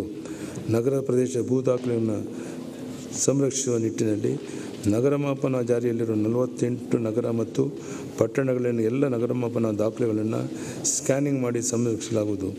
ಮೂಲ ಗೇಣಿದಾರರು, ಕೊಂಕಿ ಜಮೀನು, ಕಾನೆ ಬಾನೆ, ಡೀಮ್ಡ್ ಅರಣ್ಯ ಸಾಗುವಳಿದಾರ ಸಮಸ್ಯೆಗಳ ಕುರಿತು ಅಧ್ಯಯನ ನಡೆಸಿ ಪರಿಹಾರೋಪಾಯಗಳನ್ನು ಕಂಡುಕೊಳ್ಳುವ ಪ್ರತ್ಯಕ್ಷ ಸಮಿತಿಯನ್ನು ರಚಿಸಲಾಗುವುದು. ಆಡಳಿತಾತ್ಮಕ ಹಿತದೃಷ್ಟಿಯಿಂದ ಹಾಗೂ ಸಾರ್ವಜನಿಕ ಅನುಕೂಲವಾಗುವ ದೊಡ್ಡ ಜಿಲ್ಲೆಯಾಗಿದ್ದ ಬಳ್ಳಾರಿಯನ್ನು ವಿಭಜಿಸಿ ಹೊಸದಾಗಿ ವಿಜಯನಗರ ಜಿಲ್ಲೆಯನ್ನು ರಚಿಸಲಾಗಿದೆ. ನೂತನ ಜಿಲ್ಲೆಗೆ ಅಗತ್ಯವಿರುವ ಮೂಲಸೌಕರ್ಯಗಳ ಆದ್ಯತೆ ಮೇರೆಗೆ ಒದಗಿಸಲಾಗಿದ್ದು, ರಾಜ್ಯದ ಸರ್ಕಾರಿ ನೌಕರರು ಸರ್ಕಾರದಿಂದ ಕಾಲಕಾಲಕ್ಕೆ ದೊರೆಯಬೇಕಾದ ಸೌಲಭ್ಯವನ್ನು ನಿಗದಿತ ಅವಧಿಯಲ್ಲಿ ನೀಡಲು ಎಲ್ಲ ನೌಕರರ ಸೇವೆಯನ್ನು ಆನ್ಲೈನ್ ಮೂಲಕ ಜಾರಿಗೊಳಿಸಲು HRMS 2 ಯೋಜನೆಯಡಿ ಕ್ರಮ ವಹಿಸಿದ್ದು 2021-22ನೇ ಸಾಲಿನಲ್ಲಿ ಜಾರಿಗೊಳಿಸಲಾಗುವುದು. 2020-21ನೇ ಸಾಲಿನ ಆಯವ್ಯಯದಲ್ಲಿ ಕರ್ನಾಟಕ ರಾಜ್ಯ ಸರ್ಕಾರಿ ನೌಕರರು ಮತ್ತು ಅಂಗವಿಕಲೇತರಿಗೆ ಸರ್ಕಾರಿ ನೌಕರರು ಮತ್ತು ಅವಲಂಬಿತರಿಗೆ ಚಾಲ್ತಿಯಲ್ಲಿರುವ ಜ್ಯೋತಿ ಸಂಜೀವನಿ ಯೋಜನೆಯನ್ನು ಮಾರ್ಪಡಿಸಿ ಶಸ್ತ್ರಚಿಕಿತ್ಸಾ ವಿಧಾನಗಳಿಗೆ ನಗದುರಹಿತ ಚಿಕಿತ್ಸೆ ನೀಡಲು ಪ್ರಸ್ತಾಪಿಸಲಾಗಿದ್ದು, ಈ ಯೋಜನೆಯನ್ನು 2021-22ನೇ ಸಾಲಿನ ಅನುಷ್ಠಾನಗೊಳಿಸಲಾಗುವುದು. ಸರ್ಕಾರಿ ನೌಕರರಿಗೆ ಉತ್ತಮ ಮತ್ತು ಪಾರದರ್ಶಕ ಸೇವೆ ನೀಡಲು ಕರ್ನಾಟಕ ಸರ್ಕಾರಿ ವಿಮಾ ಇಲಾಖೆ ಎಲ್ಲ ಪ್ರಕ್ರಿಯೆಯನ್ನು ಗಣಕೀಕರಿಸುವ ಕಾರ್ಯ ಪ್ರಗತಿಯಲ್ಲಿದ್ದು ಶೀಘ್ರದಲ್ಲಿ ಚಾಲನೆ ನೀಡಲಾಗುವುದು. ರಾಜ್ಯದ 5.5 ಕೋಟಿ ನಿವಾಸಿಗಳಿಗೆ ಕೌಟುಂಬಿಕ ಗುರುತು ಸೂಚಿಸಲಾಗಿದೆ. ಸರ್ಕಾರವು ಸ್ವಯಂ ಪ್ರೇರಣೆಯಿಂದ ನಾಗರಿಕರಿಗೆ ಸೇವೆ ಸೌಲಭ್ಯಗಳನ್ನು ಒದಗಿಸಲು ಸಾಮಾಜಿಕ ನೋಂದಣಿ ಪುಸ್ತಕ ಮತ್ತು ಅರ್ಹತಾ ನಿರ್ವಹಣಾ ವ್ಯವಸ್ಥೆಯನ್ನು ಜಾರಿಗೆ ತರಲಾಗುವುದು. ಈ ವ್ಯವಸ್ಥೆಯನ್ನು ಫಲಾನುಭವಿ ನಿರ್ವಹಣಾ ವ್ಯವಸ್ಥೆ, ಡಿಬಿಟ್ ಪ್ಲಾಟ್ಫಾರ್ಮ್ ಮತ್ತು ಸಾರ್ವಜನಿಕ ಕುಂದುಕೊರತೆ ಪರಿಹಾರ ವ್ಯವಸ್ಥೆಯೊಂದಿಗೆ ಸಂಯೋಜಿಸಲಾಗುವುದು. ಎಲ್ಲ ಇಲಾಖೆಗಳು ತಮ್ಮ ವ್ಯವಸ್ಥೆಯನ್ನು ಕೌಟುಂಬಿಕ ಗುರುತನ್ನು ದಾಖಲಿಸಿಕೊಳ್ಳಲು ಕ್ರಮ ವಹಿಸಲಿದೆ. ಈ ಯೋಜನೆ 15 ಕೋಟಿ ವೆಚ್ಚದಲ್ಲಿ ಕಾರ್ಯಗತಗೊಳಿಸಲಾಗುವುದು. ಪ್ರಸ್ತುತ ಸರ್ಕಾರದ 90 ಯೋಜನೆಗಳಡಿ ಫಲಾನುಭವಿಗಳಿಗೆ ಆರ್ಥಿಕ ನೆರವನ್ನು ಆಧಾರ ಆಧಾರಿತ ಪಾವತಿಯಡಿ ಡಿಬಿಟಿ ಪ್ಲಾಟ್ಫಾರ್ಮ್ನಡಿ ಪಾವತಿ ಮಾಡಲಾಗುತ್ತಿದೆ. ಸೌಲಭ್ಯ ವಿಸ್ತರಣೆಯನ್ನು ಪಾರದರ್ಶಕತೆ ತರುವ ಉದ್ದೇಶದಿಂದ ಎಲ್ಲ ಯೋಜನೆಗಳಿಗೂ ಡಿಬಿಟಿ ವೇದಿಕೆಯಡಿ ಪಾವತಿ ಮಾಡಲು ಕ್ರಮ ವಹಿಸಲಾಗುವುದು. ಆಸ್ತಿ ನೋಂದಣಿಯಲ್ಲಿ ವಂಚನೆ ಹಾಗೂ ದಾಖಲೆ ಹೆಚ್ಚುವನ್ನು ತಡೆಗಟ್ಟಲು 1 ಕೋಟಿ ವೆಚ್ಚದಲ್ಲಿ IIT ಕಾನ್ಪುರ್ ನೆರವಿನೊಂದಿಗೆ ಬ್ಲಾಕ್ ಚೈನ್ ತಂತ್ರಜ್ಞಾನವನ್ನು ಬಳಸಿ ಆಸ್ತಿ ನೋಂದಣಿ ಮಾಡುವ ಯೋಜನೆಯನ್ನು ಪ್ರಾಯೋಗಿಕವಾಗಿ ಜಾರಿಗೊಳಿಸಲಾಗುವುದು. ವಿವಿಧ ಇಲಾಖೆಗಳು ಭೂ ಸಂಬಂಧಿತ ಚಟುವಟಿಕೆಗಳಿಗೆ ತಮ್ಮದೇ ಪ್ರತ್ಯೇಕ ತಂತ್ರಾಂಶವನ್ನು ಹೊಂದಿರುವುದರಿಂದ ಒಂದೇ ಜಮೀನಿಗೆ ಬಹುಸಂಖ್ಯೆಯ ಗುರುತುಗಳನ್ನು ಸೃಜಿಸುವುದರೊಂದಿಗೆ ಗೊಂದಲದ ಸಾಧ್ಯತೆಯನ್ನು ಸೃಷ್ಟಿಸುತ್ತದೆ. ಈ ಹಿನ್ನೆಲೆಯಲ್ಲಿ ಏಕೀಕೃತ ಭೂ ನಿರ್ವಹಣಾ ವ್ಯವಸ್ಥೆಯನ್ನು ಜಾರಿಗೊಳಿಸಲಾಗುವುದು. ರಾಜ್ಯ ದತ್ತಾಂಶ ಕೇಂದ್ರದ ಸೆಂಟರ್ ಸುರಕ್ಷತೆಯನ್ನು ಬಲಪಡಿಸಲು ಸುಸಜ್ಜಿತ ಭದ್ರತಾ ಕಾರ್ಯಾಚರಣಾ ಕೇಂದ್ರವನ್ನು 2 ಕೋಟಿ ವೆಚ್ಚದಲ್ಲಿ ಸ್ಥಾಪಿಸಲಾಗುವುದು. ವಿಪತ್ತು ಸಂಭವಿಸಿದ ಸಂದರ್ಭದಲ್ಲಿ ಸರ್ಕಾರದ ದತ್ತಾಂಶವನ್ನು ಸಂರಕ್ಷಿಸಲು ಹಾಗೂ ಲಭ್ಯವಾಗುವಂತೆ ಮಾಡಲು ರಾಜ್ಯ ದತ್ತಾಂಶ ಕೇಂದ್ರದ ವಿಪತ್ತು ಚೇತರಿಕೆ ಮತ್ತು ವ್ಯವಹಾರ ಮುಂದುವರಿಕೆ ತಾಣವನ್ನು 35 ಕೋಟಿ ವೆಚ್ಚದಲ್ಲಿ ಶೀಘ್ರದಲ್ಲೇ ಕಾರ್ಯಗತಗೊಳಿಸಲಾಗುವುದು. ರಾಜ್ಯದ ಎಲ್ಲ ಶೈಕ್ಷಣಿಕ ಸಂಸ್ಥೆಗಳ ಶೈಕ್ಷಣಿಕ ದಾಖಲೆಗಳನ್ನು ಆನ್ಲೈನ್ನಲ್ಲಿ ಸಂಗ್ರಹಿಸಿ ಪ್ರಕಟಿಸಲು ರಾಷ್ಟ್ರೀಯ ಶೈಕ್ಷಣಿಕ ಡಿಪಾಸಿಟರಿಯನ್ನು 3 ಕೋಟಿ ರು ವೆಚ್ಚದಲ್ಲಿ ಅನುಷ್ಠಾನಗೊಳಿಸಲಾಗುವುದು. ಇದರಿಂದ ದಾಖಲೆಗಳ ಸತ್ಯಾಸತ್ಯತೆ ಮತ್ತು ಗೌಪ್ಯತೆಯನ್ನು ಖಾತರಿಪಡಿಸುವುದರೊಂದಿಗೆ ಸಂಬಂಧಿಸಿದ ಪ್ರಾಧಿಕಾರಿಗಳಿಗೆ ಈ ದಾಖಲೆಗಳನ್ನು ಸುಲಭವಾಗಿ ಪರಿಶೀಲಿಸಲು ಅನುಕೂಲವಾಗಲಿದೆ. ಕನ್ನಡ ಭಾಷೆಗೆ ತಾಂತ್ರಿಕ ಪರಿಕರಗಳ ಸೂಟ್ ಒಂದನ್ನು 2 ಕೋಟಿ ರುಗಳ ವೆಚ್ಚದಲ್ಲಿ ಅಭಿವೃದ್ಧಿಪಡಿಸಲಾಗುವುದು. ಇದರಲ್ಲಿ ಕನ್ನಡ ಕಾಗುಣಿತ ಪರಿಶೀಲನೆ, ಕನ್ನಡ ಭಾಷೆಗೆ ಪಠ್ಯದಿಂದ ಪಠಣದಿಂದ ಪಠ್ಯ, ತತ್ರಾಂಶ, ಯಾಂತ್ರಿಕ ಅನುದಾನ, ಲಿಪ್ಯಾಂತರ, ಹೈಫ್ನೇಷನ್, OCR ಉತ್ಪನ್ನಗಳು, ಕನ್ನಡ ಅಕ್ಷರಶೈಲಿಯ ಸಮೂಹ ಮತ್ತು ಕನ್ನಡ ಚಾಟ್ಪಾಟ್, ಕನ್ನಡ ಶಬ್ದಕೋಶ ಮತ್ತು ಈ ಕನ್ನಡ ಕಲಿಕಾ ಅಕಾಡೆಮಿ ಪೋರ್ಟಲ್ ಸೇರಿವೆ. ಕನ್ನಡ ಲಿಪಿ ಆಧಾರಿತ URLಗಳು ಮತ್ತು ಕನ್ನಡ ಇಮೇಲ್ ಸೇವೆಯನ್ನು ಸಹ ಒದಗಿಸಲಾಗುವುದು. ಸರ್ಕಾರದ ವಿವಿಧ ಇಲಾಖೆಗಳ ಜಾಹೀರಾತು ಮತ್ತು ಪ್ರಕಟಣೆಗಳನ್ನು ಸಂಯೋಜಿಸಿ ಸೃಜನಶೀಲಗೊಳಿಸಲು ಕೇಂದ್ರ ಸರ್ಕಾರದ ಮಾದರಿಯಲ್ಲಿ ಬ್ರ್ಯಾಂಡ್ ಪ್ರಮೋಷನ್ ಕೌನ್ಸಿಲ್ ರಚಿಸಲಾಗುವುದು. ರಾಜ್ಯದ ಚಲನಚಿತ್ರದ ಬೆಳವಣಿಗೆಯನ್ನು ಪ್ರೋತ್ಸಾಹಿಸಲು ವಿವಿಧ ಇಲಾಖೆಗಳ ಚಿತ್ರೀಕರಣಕ್ಕೆ ಅನುಮತಿ ನೀಡುವ ಪ್ರಕ್ರಿಯೆಯನ್ನು ಏಕಕಾವಾಕ್ಷಿ ಮಾದರಿಯಲ್ಲಿ ಸರಳೀಕರಿಸಿ ಸೇವಾ ಸಿಂಧು ಪೋರ್ಟಲ್ ಮೂಲಕ ನೀಡಲಾಗುವುದು. ಸ್ವಂತ ಕಟ್ಟಡಗಳಿಲ್ಲದ 100 ಪೊಲೀಸ್ ಠಾಣೆಗಳ ಮುಂದಿನ 5 ವರ್ಷಗಳಲ್ಲಿ 200 ಕೋಟಿಗಳ ವೆಚ್ಚದಲ್ಲಿ ಹೊಸ ಕಟ್ಟಡ ನಿರ್ಮಿಸಲಾಗುವುದು. ಪ್ರಸ್ತುತ ಸಾಲಿನಲ್ಲಿ ಉದ್ದೇಶಕ್ಕಾಗಿ 25 ಕೋಟಿ ಒದಗಿಸಲಾಗುವುದು. ಪೊಲೀಸರ ಕ್ಷೇಮಾಭಿವೃದ್ಧಿಗೆ ಪೊಲೀಸ್ ಗೃಹ 2025 ಯೋಜನೆಯಲ್ಲಿ 2740 ಕೋಟಿಗಳ ವೆಚ್ಚದಲ್ಲಿ ಪ್ರಾರಂಭಿಸಿದೆ. ಈ ಯೋಜನೆಯನ್ನು ಅಗ್ನಿಶಾಮಕ ಮತ್ತು ಕಾರಾಗೃಹ ಇಲಾಖೆಯನ್ನು ಒಳಗೊಂಡು ಒಟ್ಟು 10,032 ವಸತಿಗಳನ್ನು ನಿರ್ಮಾಣ ಮಾಡಲು ಉದ್ದೇಶಿಸಲಾಗಿದೆ. ಹಾವೇರಿ ಜಿಲ್ಲೆಯ ಶಿಗ್ಗಾಂವ್ ತಾಲೂಕಿನಲ್ಲಿರುವ ಕರ್ನಾಟಕ ರಾಜ್ಯ ಮೀಸಲು ಪಡೆಯ 10ನೇ ಬೆಟಾಲಿಯನ್ ಸಶಕ್ತಗೊಳಿಸಲು 8 ಕೋಟಿ ವೆಚ್ಚದಲ್ಲಿ ಮೂಲಭೂತ ಸೌಕರ್ಯವನ್ನು ಒದಗಿಸಲಾಗುವುದು. ಕೊಡಗು ಮತ್ತು ಹಾವೇರಿ ಜಿಲ್ಲೆಯಲ್ಲಿ ನೂತನವಾದ ಜಿಲ್ಲಾ ಪೊಲೀಸ್ ಸಂಕೀರ್ಣವನ್ನು ನಿರ್ಮಿಸಲು ತಲಾ 8 ಕೋಟಿ ಹಂಚಿಕೆ ಮಾಡಲಾಗುವುದು. ಕರ್ನಾಟಕ ರಾಜ್ಯ ಅಗ್ನಿಶಾಮಕ ಮತ್ತು ತುರ್ತು ಸೇವೆಗಳ ಇಲಾಖೆಗಳಲ್ಲಿ KF2 ಯೋಜನೆಯನ್ನು ಪರಿಷ್ಕೃತಗೊಳಿಸಿ ಮುಂದಿನ 5 ವರ್ಷಗಳಲ್ಲಿ ಅನುಷ್ಠಾನಗೊಳಿಸಲು ಉದ್ದೇಶಿಸಿದ್ದು, ಈ ಯೋಜನೆಯಡಿ ಸಾರ್ವಜನಿಕರು ಹೆಚ್ಚಿನ ಅಗ್ನಿ ಸುರಕ್ಷತೆಯನ್ನು ಹಾಗೂ ಉನ್ನತೀಕರಿಸಿದ ವಿಪತ್ತು ಮತ್ತು ತುರ್ತು ಪರಿಸ್ಥಿತಿ ನಿರ್ವಹಣೆಗಳಂತಹ ಪ್ರಮುಖ ಗುರಿಗಳನ್ನು ಸಾಧಿಸಲಾಗುವುದು. ರಾಜ್ಯದ ಕರಾವಳಿ ಪ್ರದೇಶದಲ್ಲಿ ಸುರಕ್ಷತೆ ಮತ್ತು ಭದ್ರತೆಯನ್ನು ಹೆಚ್ಚಿಸಲು ಕರಾವಳಿ ಕಾವಲು ಪಡೆಯನ್ನು ಅತ್ಯಾಧುನಿಕ ತಂತ್ರಜ್ಞಾನ ಅಳವಡಿಸಿ ಹಂತವಾಗಿ ಬೆಳೆಸಲಾಗುವುದು.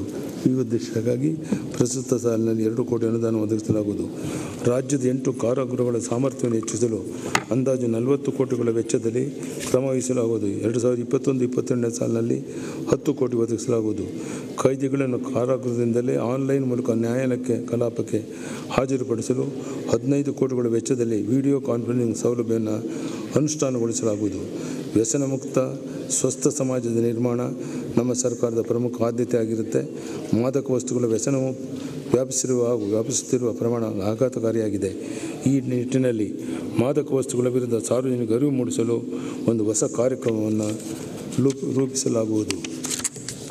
ರಾಜ್ಯದಲ್ಲಿ ಅಪರಾಧ ಪತ್ತೆ ಪ್ರಕ್ರಿಯೆಯನ್ನು ಇನ್ನಷ್ಟು ತ್ವರಿತಗೊಳಿಸುವ ಹಾಗೂ ದಂಡನೆಯ ಪ್ರಮಾಣವನ್ನು ಹೆಚ್ಚಿಸುವ ನಿಟ್ಟಿನಲ್ಲಿ ವಿಧಿವಿಜ್ಞಾನ ಪ್ರಯೋಗಾಲಯದ ಪ್ರಾದೇಶಿಕ ಕೇಂದ್ರಗಳನ್ನು ಹುಬ್ಬಳ್ಳಿ ಮತ್ತು ಬಳ್ಳಾರಿಯಲ್ಲಿ ಪ್ರಸಕ್ತ ಸಾಲಿನಲ್ಲಿ ಆರಂಭಿಸಲಾಗುವುದು.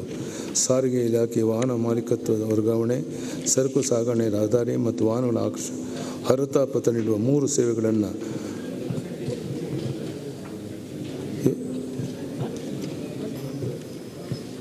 ವ್ಯವಸ್ಥೆಯ ಮೂಲಕ ಸಾರ್ವಜನಿಕ ಸೇವೆಗಳನ್ನು ಒದಗಿಸಲು ಕ್ರಮ ವಹಿಸಲಾಗುವುದು. ವಾಹನ ನೋಂದಣಿಗಾಗಿ ವಾಹನ ತಂತ್ರಾಂಶ ಮತ್ತು ಅನುಜ್ಞಾ ಪತ್ರಗಳಿಗಾಗಿ ಸಾರಥಿ ತಂತ್ರಾಂಶ ಸೇವೆಗಳನ್ನು ಸಾರ್ವಜನಿಕರಿಗೆ ಅನುವಾಗುವಂತೆ ಒದಗಿಸಲು ಸಾರ್ವಜನಿಕ ಖಾಸಗಿ ಸಹಭಾಗಿತ್ವದಲ್ಲಿ ಫೆಸಿಲಿಟೇಷನ್ ಸೆಂಟರ್ಗಳನ್ನು ಸ್ಥಾಪಿಸುವ ಉದ್ದೇಶ ಇದೆ. ಸಾರಿಗೆ ಇಲಾಖೆ ಅಧೀನದಲ್ಲಿ ರಾಜ್ಯ ವ್ಯಾಪ್ತಿ ಇರುವ 66 ಕಚೇರಿಗಳೆಲ್ಲ ಹಳೆಯ ದಾಖಲಾತಿಗಳನ್ನು ಡಿಜಿಟಲೀಕರಣಗೊಳಿಸಿ ಕಾಗದ ರಹಿತ ಕಚೇರಿಯನ್ನಾಗಿ ನಿರ್ವಹಿಸಲು ಉದ್ದೇಶಿಸಲಾಗಿದೆ. ವಾಯು ಮಾಲಿನ್ಯ ತಡೆಗಟ್ಟುವ ಉದ್ದೇಶದಿಂದ ವಾಹನಗಳ ನೋಂದಣಿ ವೇಳೆಯನ್ನು ಸಂಗ್ರಹಿಸುವ ಹಸಿರು ತೆರಿಗೆ ನಿಧಿಯಿಂದ ಸಂಚಾರ ವ್ಯವಸ್ಥೆಯನ್ನು ಶಿಸ್ತುಬದ್ಧ ಸಾರಿಗೆ ವ್ಯವಸ್ಥೆಯನ್ನು ಅಳವಡಿಸಲು ಹಾಗೂ ಸಾರ್ವಜನಿಕರಿಗೆ ಈ ಬಗ್ಗೆ ಅರಿವು ಮೂಡಿಸಿ ವಾಯು ಮಾಲಿನ್ಯ ತಡೆಗಟ್ಟಲು ಕ್ರಮ ವಹಿಸಲಾಗುವುದು. ಅಧಿಕೃತ ವಾಹನ ಸ್ಟ್ಯಾಂಪಿಂಗ್ ಸೌಲಭ್ಯವನ್ನು ಸ್ಥಾಪಿಸಲು ಮತ್ತು ನಿರ್ವಹಿಸಲು ಕೇಂದ್ರ ಸರ್ಕಾರ ಕರಡು ಮಾರ್ಗಸೂಚಿಯನ್ನು ನೀಡಿದ್ದು, ಇದಕ್ಕೆ ಅನುಗುಣವಾಗಿ ರಾಜ್ಯ ಸರ್ಕಾರ ವಾಹನ ಸ್ಟ್ಯಾಂಪಿಂಗ್ ಸೌಲಭ್ಯ ನಿರ್ವಹಿಸಲು ಕ್ರಮ ಕೈಗೊಳ್ಳಲಾಗುವುದು. ಸಾರ್ವಜನಿಕರಿಗೆ ಹೆಚ್ಚಿನ ಸೌಲಭ್ಯಗಳನ್ನು ನೀಡಲು ರಾಜ್ಯದಲ್ಲಿ ಪ್ರಸಕ್ತದಲ್ಲಿ 52 ಬಸ್ ನಿಲ್ದಾಣಗಳನ್ನು ನಿರ್ಮಿಸಲಾಗುವುದು ಹಾಗೂ ಸಾರಿಗೆ ಸಮಸ್ಯೆಗಳ ವಾಹನಗಳ ನಿರ್ವಹಣೆಗಾಗಿ 16 ಬಸ್ ಘಟಕಗಳನ್ನು ನಿರ್ಮಿಸಲು ಉದ್ದೇಶಿಸಲಾಗಿದೆ. ಬೆಳಗಾವಿ, ಧಾರವಾಡ, ಮಂಗಳೂರು, ರಾಯಚೂರು ಹಾಗೂ ಹಾಸನಗಳಲ್ಲಿ ಸ್ವಯಂ ಚಾಲಿತ ಚಾಲನಾ ಪರೀಕ್ಷಾ ಪಥದ ಕಾಮಗಾರಿಯನ್ನು ಶೀಘ್ರವೇ ಪೂರ್ಣಗೊಳಿಸಿ ಈ ವರ್ಷದಲ್ಲಿ ಲೋಕಾರ್ಪಣೆ ಮಾಡಲಾಗುವುದು. ಧಾರವಾಡ ಮತ್ತು ಮೈಸೂರಿನ ವಾಹನ ತಪಾಸಣಾ ಮತ್ತು ಪ್ರಯಾಣೀಕರಣ ಕೇಂದ್ರಗಳು ಈ ವರ್ಷದಲ್ಲಿ ಕಾರ್ಯಾರಂಭ ಮಾಡಲಿದೆ. ಆಡಳಿತ ಸುಧಾರಣೆ ಮತ್ತು ಸಾರ್ವಜನಿಕ ಸೇವಾ ವಲಯಕ್ಕೆ 2021-22 ಸಾಲಿನಲ್ಲಿ ಒಟ್ಟಾರೆಯಾಗಿ 52,519 ಕೋಟಿಗಳ ಅನುದಾನ ಒದಗಿಸಲಾಗಿದೆ. ತೆರಿಗೆ ಪ್ರಸ್ತಾವನೆಗಳು 2020-21ನೇ ಸಾಲು ಕೋವಿಡ್-19 ಸಾಂಕ್ರಾಮಿಕದಿಂದ ಎಲ್ಲ ಜನಸಾಮಾನ್ಯರಿಗೆ ಹಲವಾರು ರೀತಿಯ ಕಷ್ಟವನ್ನು ಉಂಟು ಮಾಡಿದಂಥ ವರ್ಷವಾಗಿರುತ್ತೆ. ಸಾರ್ವಜನಿಕರ ಮೇಲೆ ಇನ್ನಷ್ಟು ತೆರಿಗೆ ಒತ್ತಡವನ್ನು ಹೇರಲು ನಾನು ಇಚ್ಛಿಸುವುದಿಲ್ಲ. ಪೆಟ್ರೋಲ್ ಮತ್ತು ಡೀಸೆಲ್ ಮೇಲೆ ರಾಜ್ಯ ಸರ್ಕಾರ ಕರ್ನಾಟಕ ಮಾರಾಟದಲ್ಲಿ GSTಯನ್ನು ವಿಧಿಸುತ್ತಿದೆ. ಈ ದರವು ದಕ್ಷಿಣ ಭಾರತದ ರಾಜ್ಯಗಳಿಗೆ ಹೋಲಿಸಿದರೆ ಕರ್ನಾಟಕದಲ್ಲಿ ಈಗಾಗಲೇ ಕಡಿಮೆ ಇರುತ್ತೆ.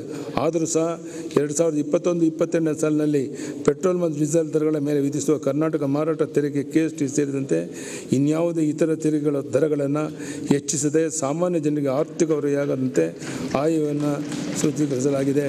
1 ಪೈಸೆ ಹೊಸದಾಗಿ ತೆರಿಗೆಯನ್ನು ಯಾವುದೇ ವ್ಯಕ್ತಿ ಮೇಲೆ ಆಗಿಲ್ಲ. ಇದೊಂದು ವಿಶೇಷವಾದಂಥದ್ದನ್ನು ತಮ್ಮ ಗಮನಕ್ಕೆ ತರಕ್ಕೆ ಇಚ್ಛೆ ಪಡ್ತೇನೆ. ಸರಕು ಮತ್ತು ಸೇವಾ ತೆರಿಗೆಗಳು ಕೋವಿಡ್-19 ಸಾಂಕ್ರಾಮಿಕದ ನಡುವೆಯೂ ಕರ್ನಾಟಕ 2020-21ರಲ್ಲಿ ಅತಿ ಹೆಚ್ಚಿನ ರಾಜಸ್ವ ಸಂಗ್ರಹಣೆಗಾಗಿ ಶ್ರಮಿಸ್ತಾ ಇದೆ. ಒಟ್ಟಾರೆ GST ಸಂಗ್ರಹಣೆಯಲ್ಲಿ ಕರ್ನಾಟಕ ದೇಶದಲ್ಲೇ 2ನೇ ಸ್ಥಾನದಲ್ಲಿದೆ. 2020-21ನೇ ಸಾಲಿಗೆ ವಾಣಿಜ್ಯ ತೆರಿಗೆ ಇಲಾಖೆ 82,443 ಕೋಟಿ ರುಗಳ GST ಪರಿಹಾರ ಒಳಗೊಂಡಂತೆ ರಾಜಸ್ವ ಸಂಗ್ರಹಣೆ ಗುರಿ ನಿಗದಿಪಡಿಸಲಾಗಿದ್ದು, ಫೆಬ್ರವರಿ 8ಕ್ಕೆ 71,833 ಕೋಟಿಗಳ ರಾಜಸ್ವವನ್ನು ಕ್ರೋಢೀಕರಿಸಲಾಗುತ್ತೆ. ಉತ್ತಮ ತೆರಿಗೆ ಅನುಪಾಲನೆಯನ್ನು ಖಚಿತಪಡಿಸಿಕೊಳ್ಳಲು ಹಾಗೂ ತೆರಿಗೆ ವಂಚನೆಯನ್ನು ತಡೆಗಟ್ಟುವ ನಿಟ್ಟಿನ ಈ ಉಪಕ್ರಮಗಳನ್ನು ಜಾರಿಗೊಳಿಸುವಲ್ಲಿ ವಾಣಿಜ್ಯ ತೆರಿಗೆಗಳ ಇಲಾಖೆ ಯಾವಾಗಲೂ ಮುಂಚೂಣಿಯಲ್ಲಿದೆ. ತೆರಿಗೆದಾರ ಅನುಪಾಲನೆಯ ಮೇಲೆ ನಿಗಾವಹಿಸಲು GST ಪ್ರೈಮ್ ಎಂಬ ದತ್ತಾಂಶ ವಿಶ್ಲೇಷಣಾ ತಂತ್ರಾಂಶವನ್ನು ಉಪಯೋಗಿಸಲಾಗುತ್ತಿದೆ. 2021ರಲ್ಲಿ ಕರ್ನಾಟಕದಲ್ಲಿ GST ಲೆಕ್ಕ ಪರಿಶೋಧನೆಯನ್ನು ಸುಗಮವಾಗಿ ಜಾರಿಗೊಳಿಸುವ ನಿಟ್ಟಿನಲ್ಲಿ ವಾಣಿಜ್ಯ ತೆರಿಗೆಗಳ ಇಲಾಖೆ ನ್ಯಾಷನಲ್ ಇನ್ಫಾರ್ಮೆಟಿಕ್ಸ್ ಸೆಂಟರ್ನ NIC ಸಹಯೋಗದಲ್ಲಿ GST ಈ ಶೋಧನೆ ಎಂಬ ಹೊಸ ವ್ಯವಸ್ಥೆಯನ್ನು ಅಭಿವೃದ್ಧಿಪಡಿಸಲು ಜಾರಿಗೊಳಿಸಲಾಗಿದೆ. GST ಪೂರ್ವದ ಲೆಕ್ಕ ಪರಿಶೋಧನೆಯನ್ನು ಪೂರ್ಣಗೊಳಿಸುವ ಹಾಗೂ ತೆರಿಗೆ ಬಾಕಿಯನ್ನು ತ್ವರಿತಗತಿಯಲ್ಲಿ ವಸೂಲು ಮಾಡಿದ್ದು, GST ಪೂರ್ವದ ಕಾಯ್ದೆಗಳಿಗೆ ಸಂಬಂಧಿಸಿದಂತೆ ಕರ ಸಮಾಧಾನ ಯೋಜನೆ 2020 ಜಾರಿಗೊಳಿಸಲಾಗುವುದು. 2021-22ನೇ ಸಾಲಿಗೆ ವಾಣಿಜ್ಯ ತೆರಿಗೆಗಳ ಇಲಾಖೆಗೆ 76,473 ಕೋಟಿ ರುಗಳ ತೆರಿಗೆ ಸಂಗ್ರಹಣೆಯ ಗುರಿಯನ್ನು ನಿಗದಿಪಡಿಸಲಾಗಿದೆ. 2020-21ನೇ ಸಾಲಿಗೆ ನೋಂದಣಿ ಮತ್ತು ಮುದ್ರಾಂಕ ಇಲಾಖೆಗೆ 12,655 ಕೋಟಿ ರಾಜಸ್ವ ಸಂಗ್ರಹಣೆಯ ಗುರಿ ನಿಗದಿಪಡಿಸಲಾಗಿದ್ದು, ಫೆಬ್ರವರಿ ಅಂತ್ಯಕ್ಕೆ 9,014 ಕೋಟಿ ರುಗಳ ರಾಜಸ್ವವನ್ನು ಕ್ರೋಢೀಕರಿಸಲಾಗಿರುತ್ತೆ. ಕೈಗೆಟುಕುವ ದರಗಳ ಮನೆಗಳನ್ನು ಪ್ರೋತ್ಸಾಹಿಸಲು 35 ಲಕ್ಷ ರುಗಳಿಂದ 45 ಲಕ್ಷ ರುಗಳ ಮೌಲ್ಯದ ಅಪಾರ್ಟ್ಮೆಂಟ್ಗಳ ಮೊದಲನೇ ನೋಂದಣಿಗೆ ಮುದ್ರಾಂಕ ಶುಲ್ಕವನ್ನು 5 ರಿಂದ 3 ರೂಪಾಯಿಗೆ ಕಡಿಮೆ ಮಾಡಲು ಪ್ರಸ್ತಾಪಿಸುತ್ತೇನೆ.